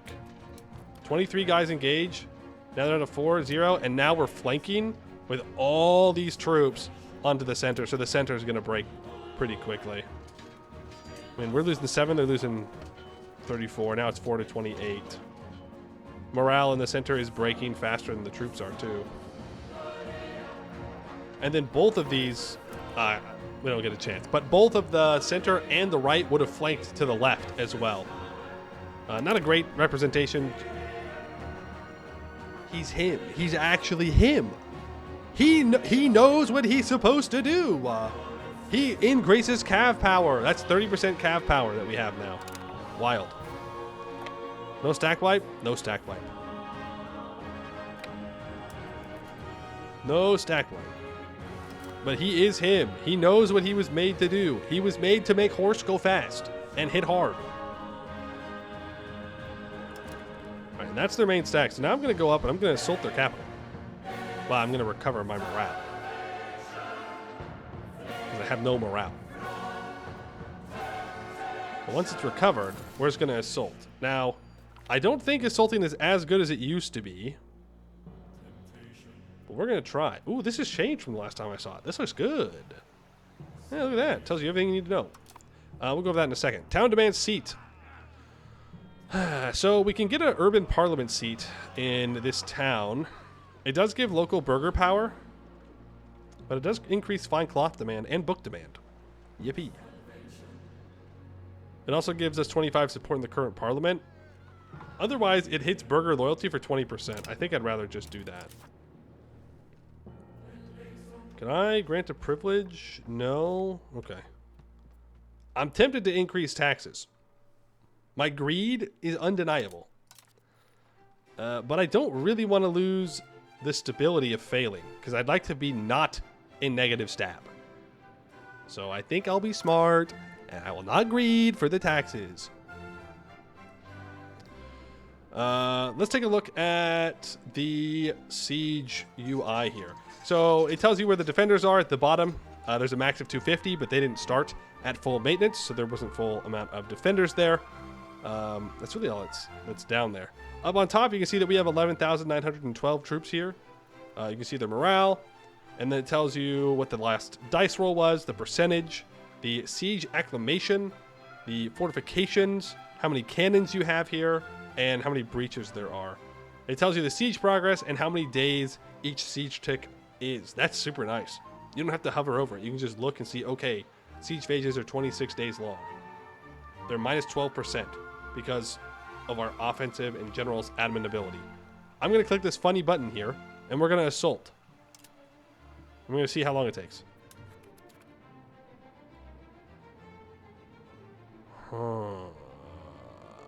Okay, note to self. Assaulting is no longer super good. Understood. Message received. Clear as day. Clear as day, message received. Assaulting without a breach is a bad idea. Yes, sir. We'll not try that again. We could detach the guys here. Where's the create new unit button? Can I not do that on a siege, maybe? I could leave like 2 guys behind, and then I can go and grab some sieges. I'm not allowed to walk up there. Fort is stopping me. 2,000 dead, no progress. Yeah, not great. Not great. It used to be that you could just assault for free, but now can't do that anymore, which I think is probably a good change. I'm a little worried about not getting my war goal because Naples will take everything. So I think... create new unit. That's what I'm looking for.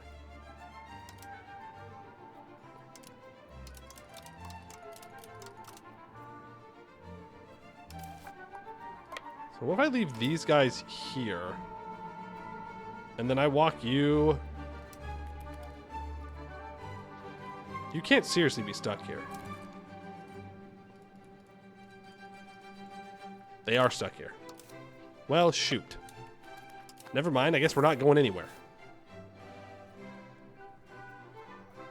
We're not going anywhere. Unfortunate. Well, here's hoping we get a breach. Then maybe we can actually go and get something. Did Black Death kill over 2 million people? No. It killed 1.2 million people. If we want to be specific, you know, it feels like a real race to the bottom by comparing that. But yeah, it did kill 1.2 million people. We lost the 4th most in the world. Maybe. I don't know if Delhi actually was counted. Uh-oh. So it begins. So the Poland rebellions begin. This is going to happen a lot. Poland is going to call us into war after war after war of rebellion. Here's hoping they can win it on their own, because I'm a little busy. I'm a little busy at the moment. Waiting for a breach. We gotta get cannons at some point. Some point soon. No! Naples took this. Aha! They gave it to me. Okay, they're transferring most things to me. Cool. There was a point when they wouldn't transfer anything. And so you were just racing your allies more often than you were sieging things. What are you... Oh, it's Poland. Okay. Okay, and you're there. That works. Now, you can't separate sue for peace until a year has gone by. Now, from this guy, I would like to get war reps and money. And maybe break his alliance with Serbia? We could consider that. We start with 3.8 million, though? Yes, but I released Transylvania as well. As a vassal. So that took another... That was like 1 million people that we lost there. How are they doing control-wise, by the way? Yeah, still pretty bad. Still pretty bad because of their terrible capital location. But, hey, what are you going to do? Buddha's still recovering. Pest is still recovering. Okay, some of the rural areas have recovered. Some have not. Unhappiness amongst the clergy. I'll just lose the prestige. I think saving up for a fort out to Casa makes sense.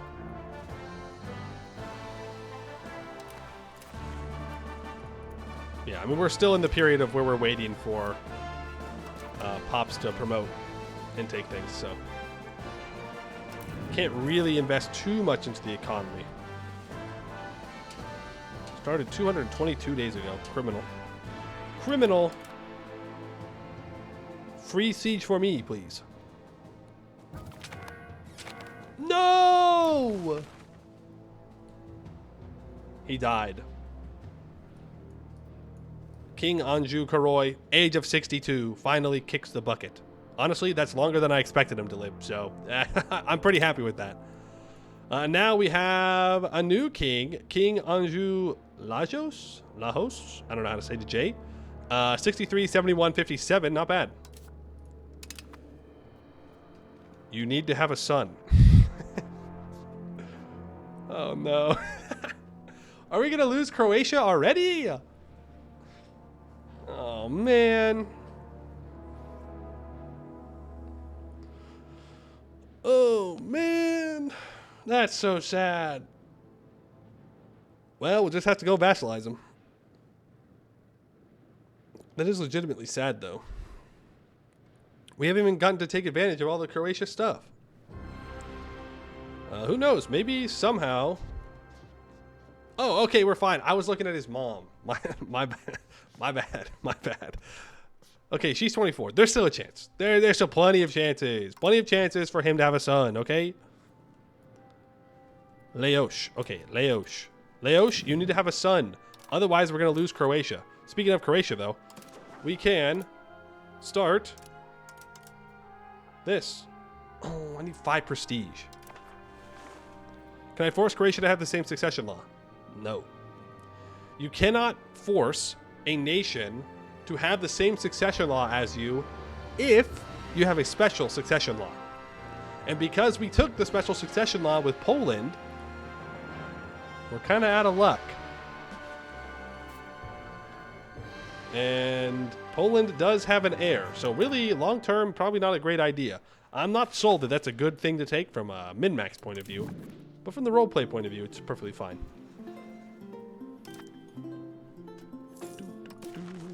Unmarried adult heir. I don't know why people don't want to marry my brother. Why not? Border distance in a union. Oh. Really? So because I'm in a union with Croatia, it lowers people's desire to enter into a royal marriage with me.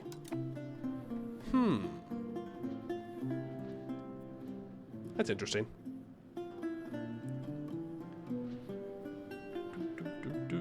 It's his hair. Why are you being so mean? Oh, nice. We got the siege. So now we need to go and take more province capitals. So we need to find these little flags, and we need to occupy them. There are a lot here. Hello? What does the province Mammo look like around here? Oh, they just happen to be really close together. Okay. Let's split in half. Let's occupy them.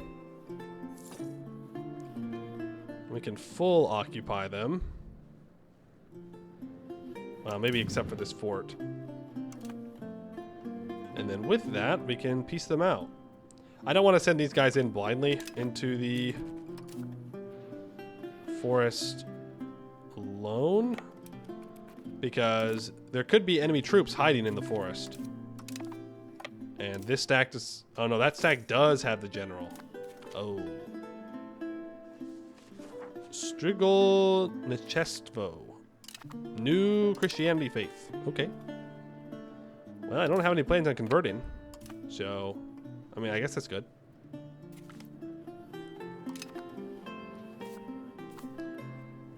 Group you back together. Rebalance it back out. Okay, they have guys up here.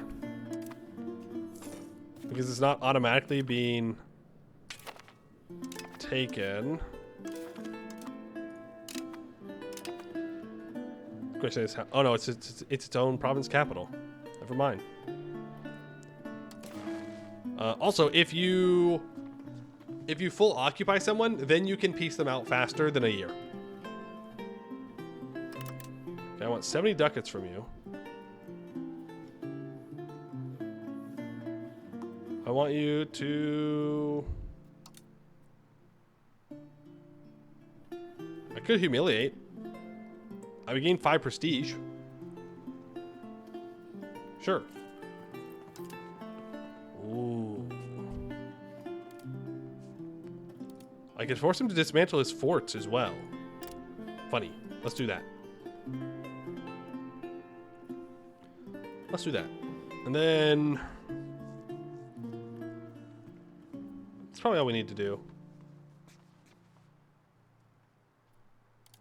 Annul treaties with Serbia?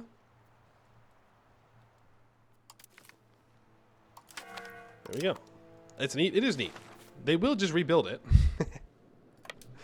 Every time I do that treaty, they just rebuild a fort on the same location immediately. Which, fair enough. That's what I would do too. I can't be mad about that. Like, if somebody forced me to tear down a fort, I'd be like, okay, I tore it down, but I still want the fort. So clearly, I'm just going to do it again. You can go here. Push me towards centralization. See, this is why I start on centralization, because it takes a while to push in a direction. But we're almost there. We're almost where we can start pushing centralization. We're so close. Oh, nice. And there's our special research. So we now have +2 culture capacity, minus 10% add accepted culture cost. Which means we're no longer over our culture cap. Very nice. Let's grab this institution growth. And techs from previous ages are cheaper than techs of the current age. So it should be not too bad for us to do that. I guess I'm going to have to be the one to siege this fort down. I suppose that's valid since I'm the one who declared the war. Can't complain too much. Read the unique tech lore. Yeah, we can do that.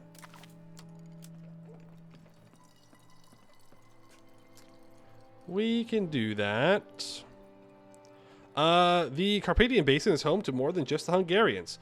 Slovaks, Ruthenians, Cumans, Germans, and many other different minorities call our realm their home. As such, it is only natural that our government is proficient in adopting different cultures into our state with ease. There you go. After that, I kind of want to go for the proximity cost.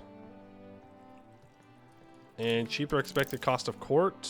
And then probably onto the other side of the tree for all of that. Literacy and whatnot.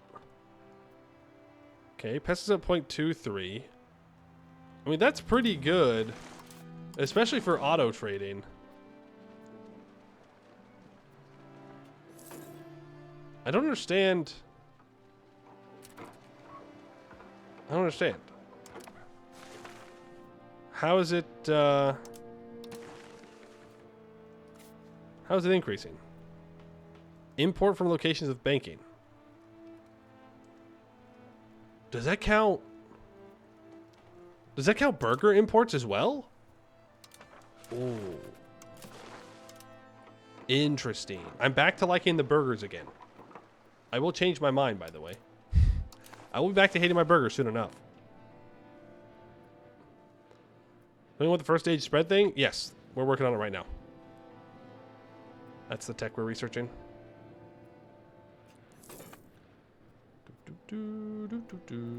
Oh, we're so close to making more money. We're so close to making money again, like real money, not fake money. So close. Our minting is abysmal, but that's just because we have the unlimited production, so it lowers it by quite a bit.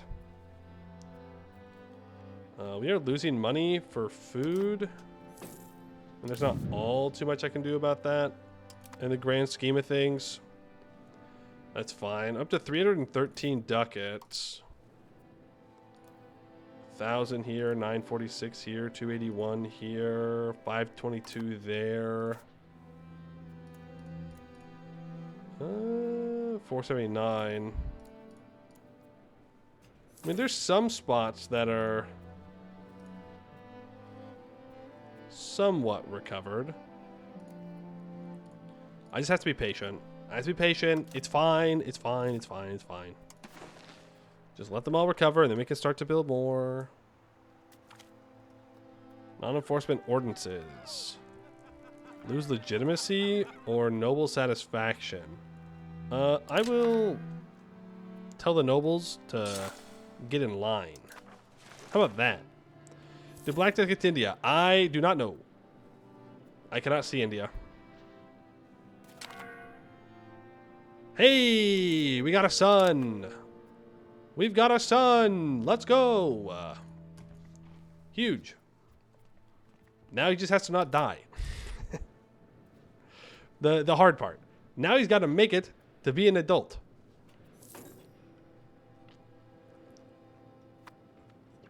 You see casualties? Oh, I didn't even realize it was still on.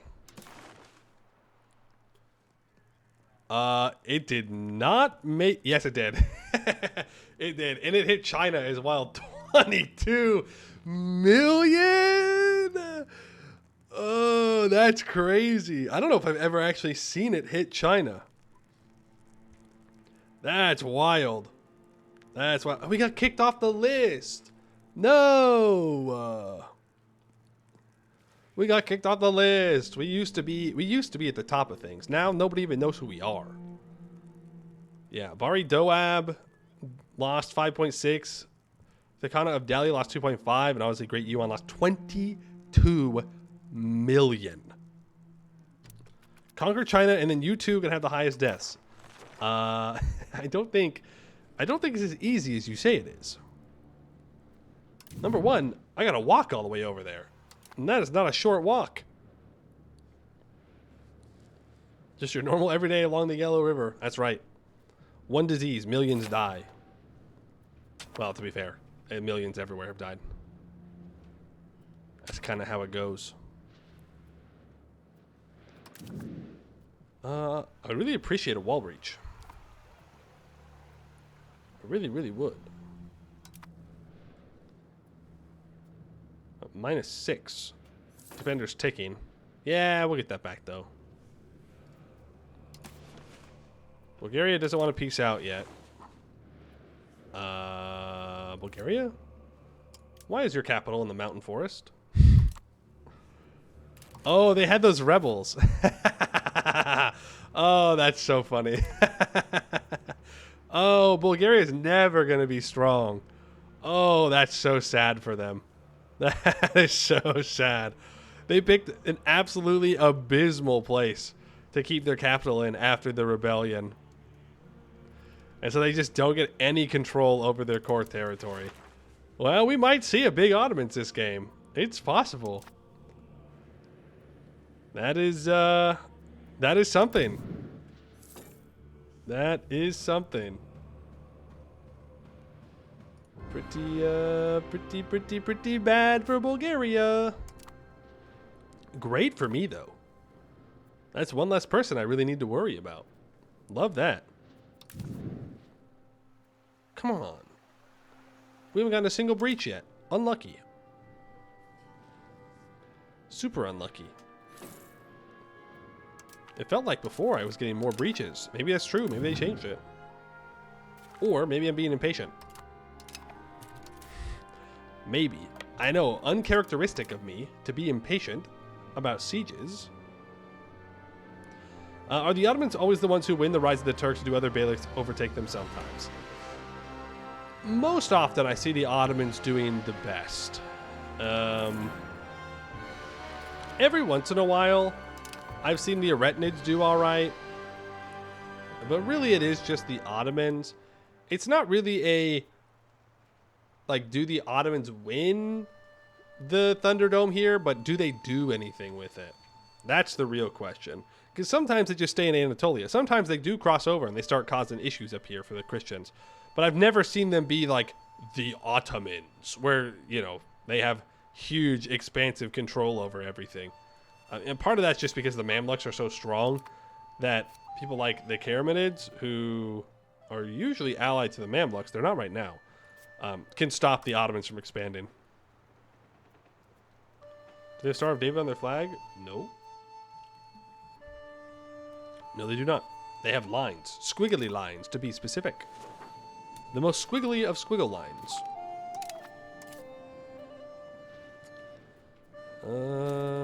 Where's the next flag? There you are. Is China still losing more? They are. Another 2 million people have died since we last looked. And now the Kingdom of Chen has lost 2.6 as well. This is wild. I think this is the biggest Black Death I've seen myself. Sucks to suck, I guess. Skill issue for this run. The blackest death, the darkest night, the evil rats, the evilest of rats. It's gonna road out to there, and honestly, let's make sure that we get roads out to these towns around us. Patience. We must be patient. We're making plenty of money. We're in a war. We're having a great time. I would like to build things, though. Okay, we should just destroy this stack, even though we're going to have big negatives from attacking in here. Really big negatives from attacking in here. But we're... yeah, we just have enough troops to where it's not going to matter. Sweet. Sweet, sweet, sweet. I'm looking for a flag. Here we go. We'll go over here. It is August. Here's hoping Naples can get that fort somewhat quickly. Ooh. Bosnia?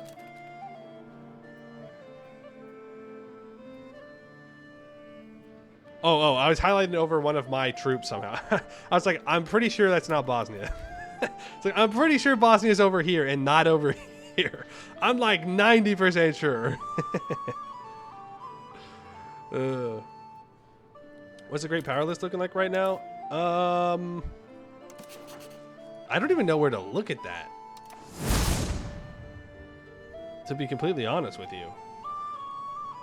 Like, I can go into the ledger and I can look at score. I can tell you that France is number 3 and Egypt's number 7. Upper Bavaria is 14th. Trebizond's 15th. Castile's 19th. Now keep in mind, okay, keep in mind that this isn't really an accurate representation of great power score. Being an empire gives you a crazy boost to your great power score. It gives you 200. So that's why Trebizond is there. Like, they're not, you know, they're not actually a great power. Like, I could go stomp Trebizond right now, like, with my eyes closed. But being an empire just makes it much stronger. There's only a couple of empires at game start. There's the HRE Emperor. There is Byzantium. There's Trebizond. There's Yuan. There is Khmer, or Khmer. And I think there's 2. I think Mali starts off as an empire. Ethiopia is an empire. And the funniest one to me is there's a guy around Lake Victoria down here that's an empire. They've got like one location and only a couple of thousand pops. But for whatever reason, they're an empire. It's very funny to me. I think they should keep it forever. It's just very funny. Yes, Delhi is an empire as well. I think. The Sultanate of Delhi. I think they're an empire. Zimbabwe. I don't think Zimbabwe starts as an empire. I think they start as a kingdom, if I recall correctly. I could be wrong, though. I could just be lying. Naples did take Dubrovnik. That's super sad. We're going to have to betray Naples later in the game. Aztecs? No, I don't think the Aztecs are an empire. But I don't feel too confident in that answer either. I would not take that as gospel.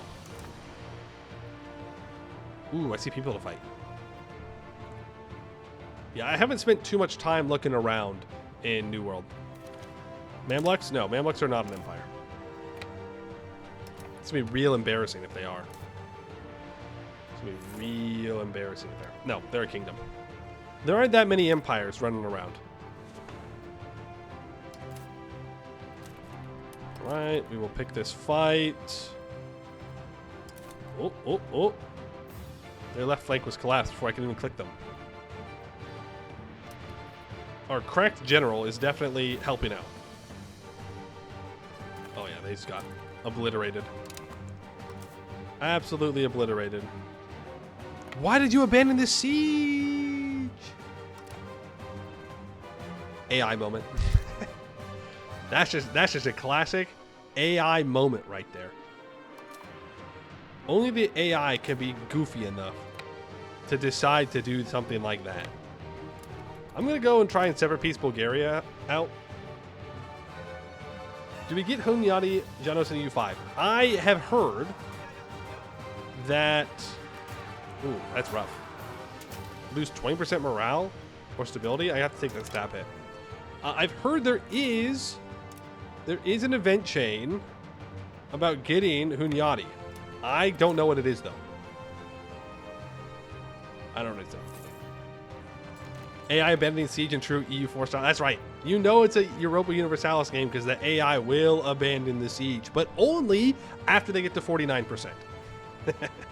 They will not abandon a siege if they're at, negative 7%. No. They have to stay.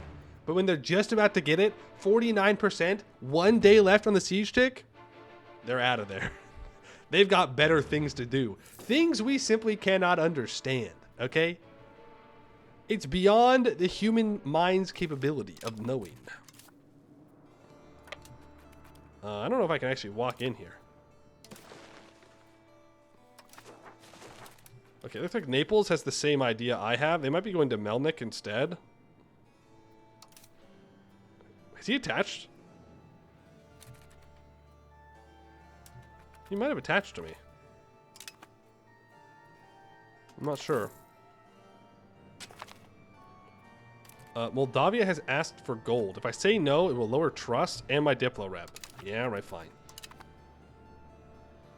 Fine. I guess I'll accept. Okay, we do have to walk around because it's winter time. That is their capital. Okay, they will peace out. I see no reason why I shouldn't take money. Okay, 45.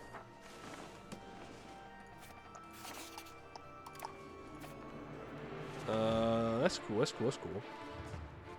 I could break their alliance. I don't really plan on going to war with Bulgaria anytime soon, though.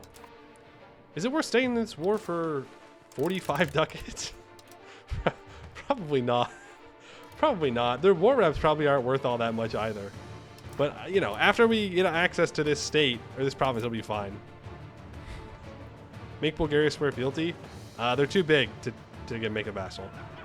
In praise of scribes, I will grab that religious influence. I would love to get a cardinal. Now, to do that, we need to get enough religious influence. We're at 58, aka not even close. Then we have to go to the Catholic Church International Organization. Say hello to all of our Catholic brothers and sisters. And then we need to go to... Where? Somewhere in here. Do I already have one?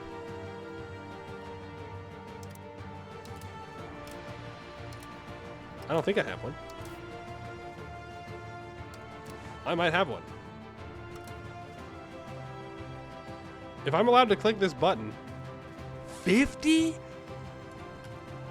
Oh, wow, they made that much more expensive. These used to be just spam. You just spam click them, but 50 is crazy. You got to make sure you really want it. I guess it's tolerance of heathens. I think this one reduces aggressive expansion. No, that's maritime presence. Is this one the aggressive expansion one? No, that's institution growth. It looks like these have already been passed, though. I don't think I have a cardinal. Maybe not. I don't know. It doesn't really matter. I'm still gonna save up. Was it on the regular religious one?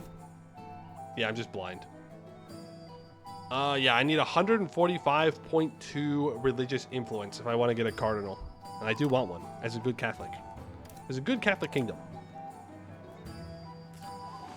Have to build the cardinal seat building. Well, when you click that button, it builds the seat for you.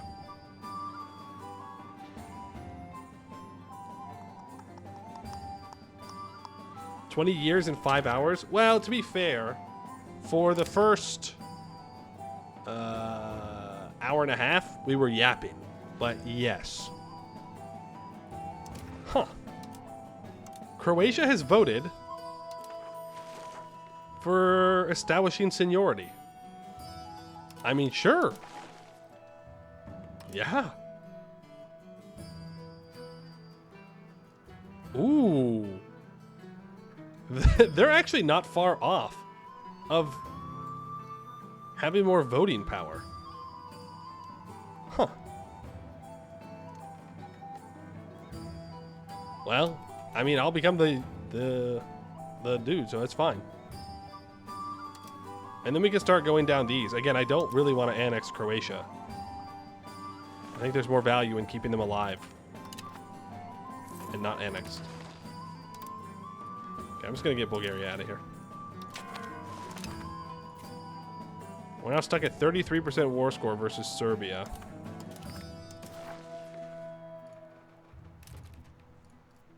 Can I take... Now, to be fair, this is already in one of my provinces, so maybe I want to keep that for myself. Like, I could take the rest of my provinces, and then I could make a vassal through here. I can't take Kosovo. This gives me pretty decent vassal. If I put them... or release them in Nice... then they might have a farmlands, flatland capital, and it's also a town. That's pretty good. That's pretty good. And I can just have them chilling down here for a while.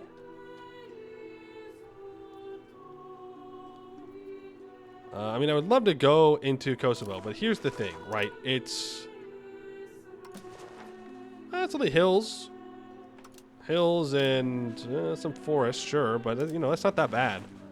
We would have to take this fort, if only at some point we were close enough to take the fort and somebody stayed on the siege. I don't want to point fingers, Naples. I don't want to, you know, but I'm just saying, then I could take it in this war. I'm not going to worry about it for right now, because they're already going to have a couple of things that they need to integrate. Like, I could go down into Vardar as well. There is silver right here, which would be really good for them. If we look at markets, like, we could even create a market down here in our subject. That wouldn't be a bad idea.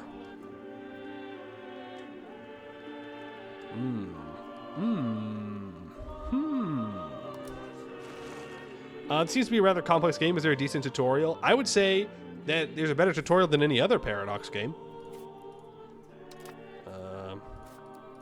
And I mean, I learned through using the tutorial and just banging my head against the wall. But of course, the game will come out and then there'll be lots of videos and stuff for people to watch as well, which will kind of like accelerate the learning too. So, but it is complicated for sure.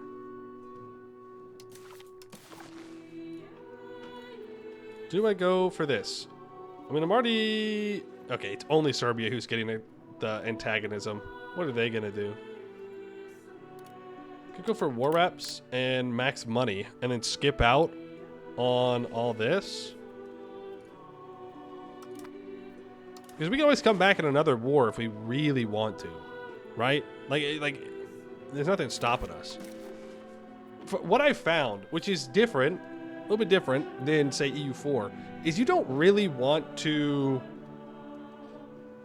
like, do big wars. No, that's not correct. You don't want to do big wars in EU4 either. You don't want to overcommit to wars. You don't want to try and get to, like, 100% war score and get the biggest peace deal possible, because you don't need to do that. I mean, look, with 35% war score, I'm thinking 1, 2, 3, 4, 5-ish, we'll say 4 total, provinces, and max money, and war reps. Like, you don't need 100% war score. Like, this is 70 war score for 35%, 70 peace cost for 35% war score. You don't need to sit in wars forever and ever and ever. And now we will create a subject, a custom subject, with their capital. I've already forgotten. Here. Right here. Create subject, custom subject. Release them as a vassal. Which means we need to give them a leader. I'm going to give them you. Counterpoint.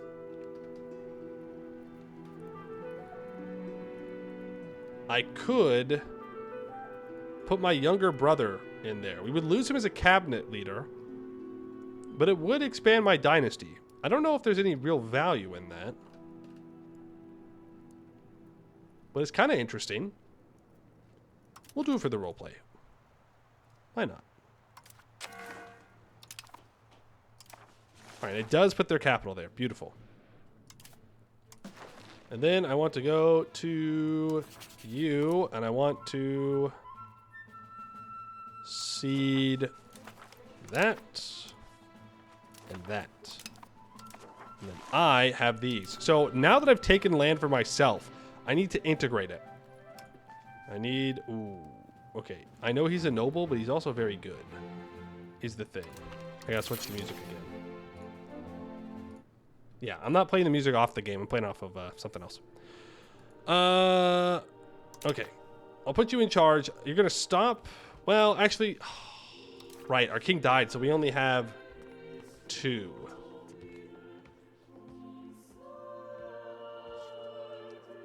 I guess we're just gonna have to stop pushing centralization. We're gonna have to integrate. It shouldn't take too long. Hopefully.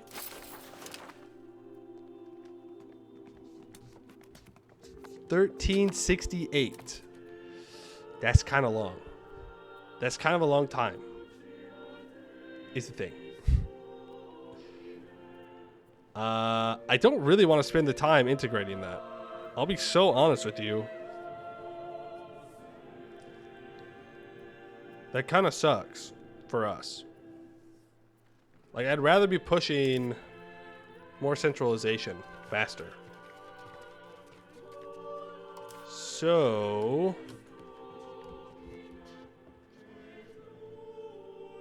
I guess I just make a vassal? Give up land that I had and then feed locations over to them? Or I could just feed locations over to Nice. I mean, that's also an option. I could integrate Makva. That's also 1368. It's 15 years.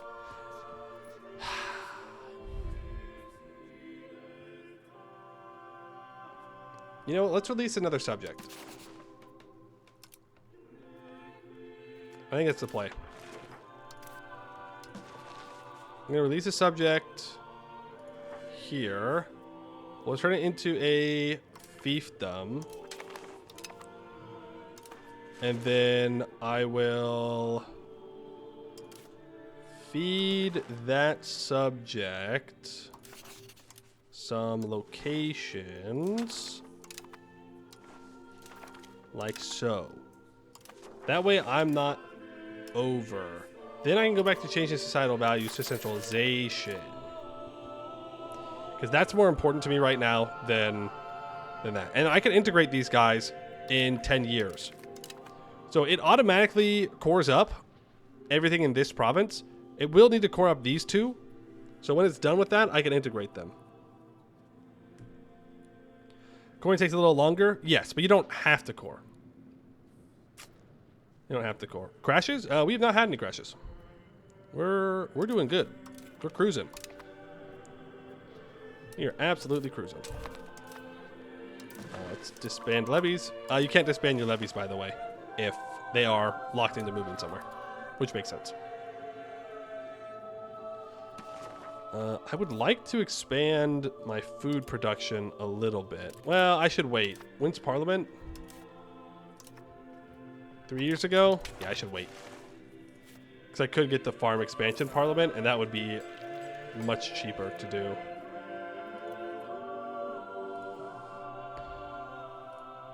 We're still recovering there. Pests at 0.49 and 0.5 spread for banking and professional armies. Unfortunately, no Renaissance, though. I could change that. It would mean taking a hit to my income.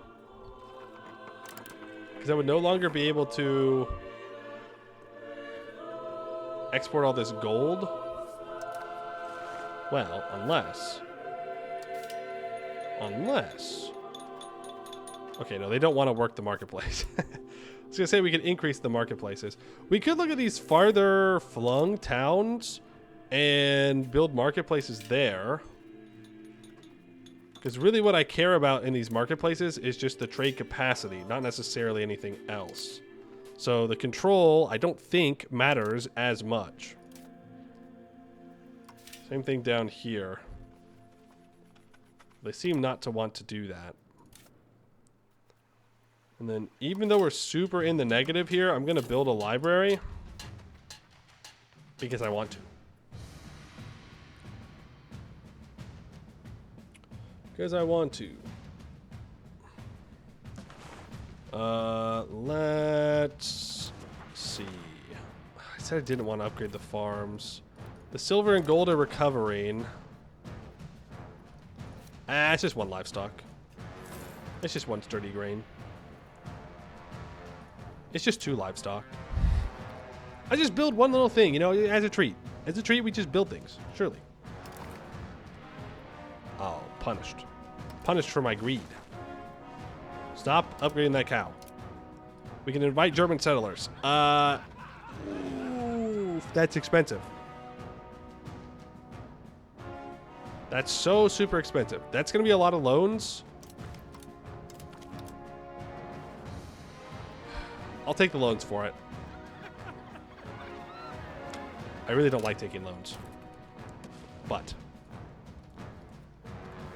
I think it'll be fine. Why can't I improve cultural opinion with those guys? Does it not work for vassals anymore? Maybe it doesn't. I can ask Naples for money. And they give me lots and lots of money. Thank you, Naples. Appreciate that. Glad I helped out in your war against Venice. So now I can build the cows. Yo.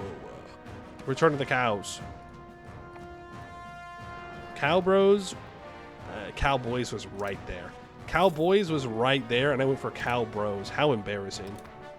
What a fumble. What a fumble. Let's build that road down to Pex. No Flurrynomics here? I think Flurry would probably tell you the same thing of don't take loans.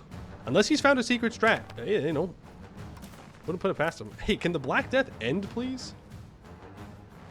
Kingdom of French Nobles.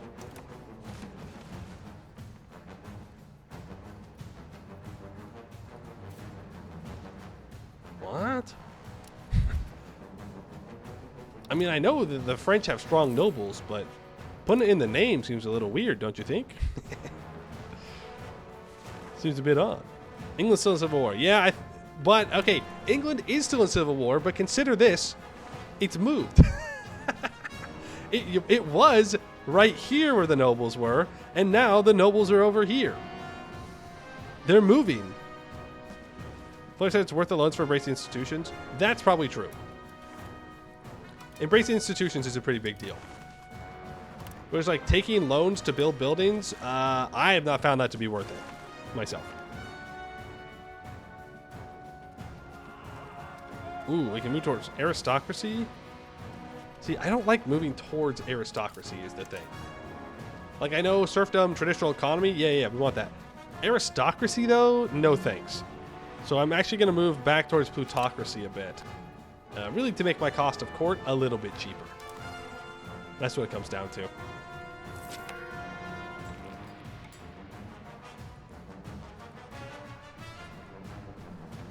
We can also build marketplaces in these towns. And they will be worked eventually. There are still some negatives here, but that's all right. Eventually they'll get there. France is really strong in the game right now. They are very strong in the game right now. Very strong. There's cheaper diplo annexation cost from our tech. How big is this map? Very. Here. Very. It's very big. I think it's over like 30,000 locations or something. In case you guys were wondering, this is what Asia's looking like right now. Yo, Ming! Yo, Ming's so back. Ming is so back. But yeah, it's pretty big. And it's very location dense. There's a lot of locations all over the place, especially out here. There's a lot of people. A lot of people. Joseon Rival Warlord is pretty big. They do have the biggest name on the map, which does mean, as we all know, they're winning, actually. That's how it works. Muscovy has a tough time, from what I've heard, of being strong or competent in any way. They have a rough start, and they have a hard time getting out of it. But they are here. They're hanging out. Big name is big score. Big name better than big score. Yeah, that's true. Consider this, though. Big money. Big money, also good. How long do we have that, Parliament? I want to start upgrading all of my RGOs. I will be patient for 10 more months. And I really hope we get that. So I'm going to just save money. No spending money for the next 10 months. In the hope that we get the Farm Estates Parliament debate. And then we're just going to upgrade a bunch of farms. So that way we can get peasants into laborer jobs. So we can increase the amount of tax that we're putting onto our commoners. Right? Because we're still waiting for our urban centers to get their dudes back after the Black Death. So we need to start creating our power base up out in the rural areas.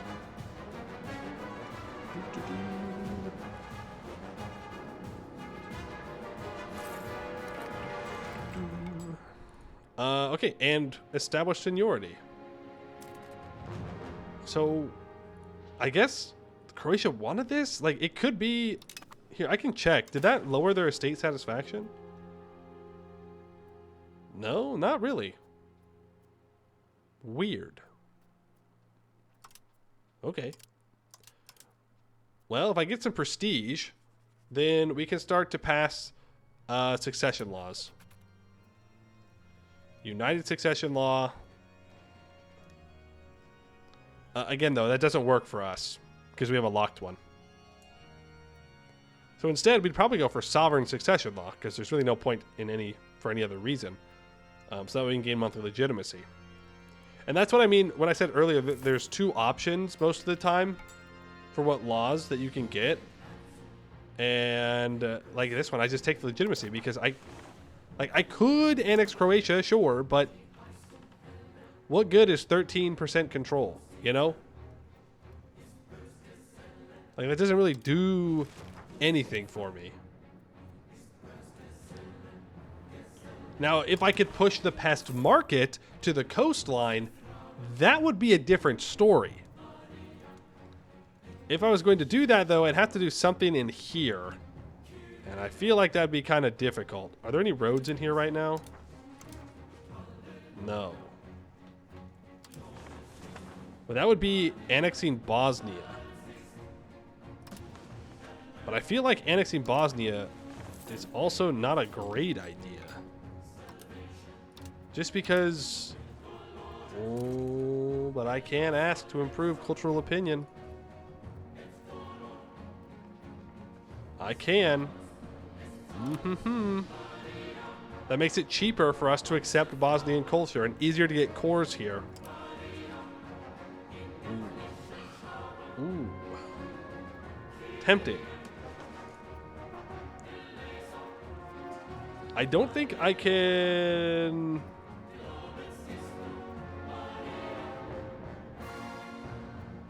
Wait, why am I not allowed to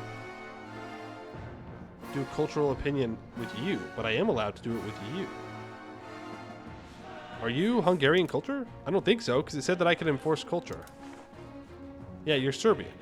Oh, right. Because it needs to be the largest nation of that culture.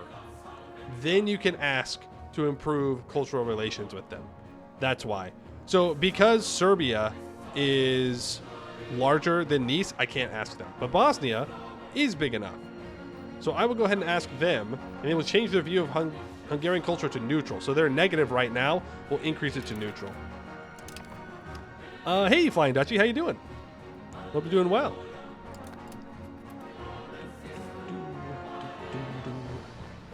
Yeah. So I think that's what we'll do. Do I want to annex Bosnia? Everything in my soul says no. Says no, don't annex Bosnia. It's not worth it. I'm not going to be able to break through the Dubrovnik market here to get pest to the coastline. I'd have to move the pest node, and I don't want to do that.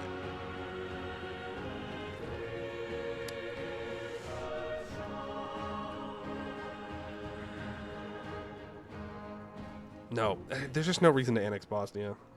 Like, there's just not. If I could guarantee coastal access, I would, but I can't. Yo, Black Death's over. You know what I wish this had? There's like a... Oh, this is how many people died. Oh, there you go. Well, that tells us how many people have already died. 1.1 million, almost 1.2. Yikes. That was a big Black Death. Uh-oh. Uh-oh. Oh, Constantinople? It's 1354. Byzantium's in shambles right now.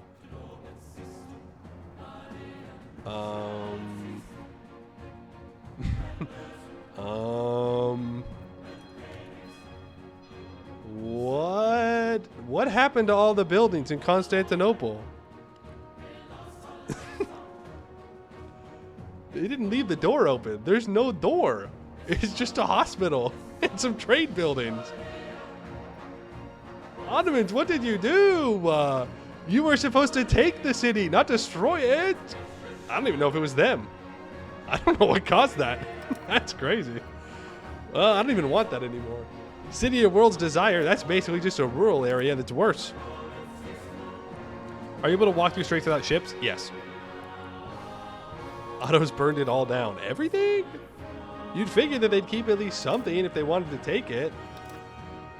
Usually it's difficult to take this, just because it has the thing. Maybe I just can't see the buildings?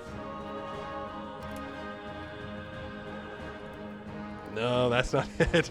That's not it, no. Well,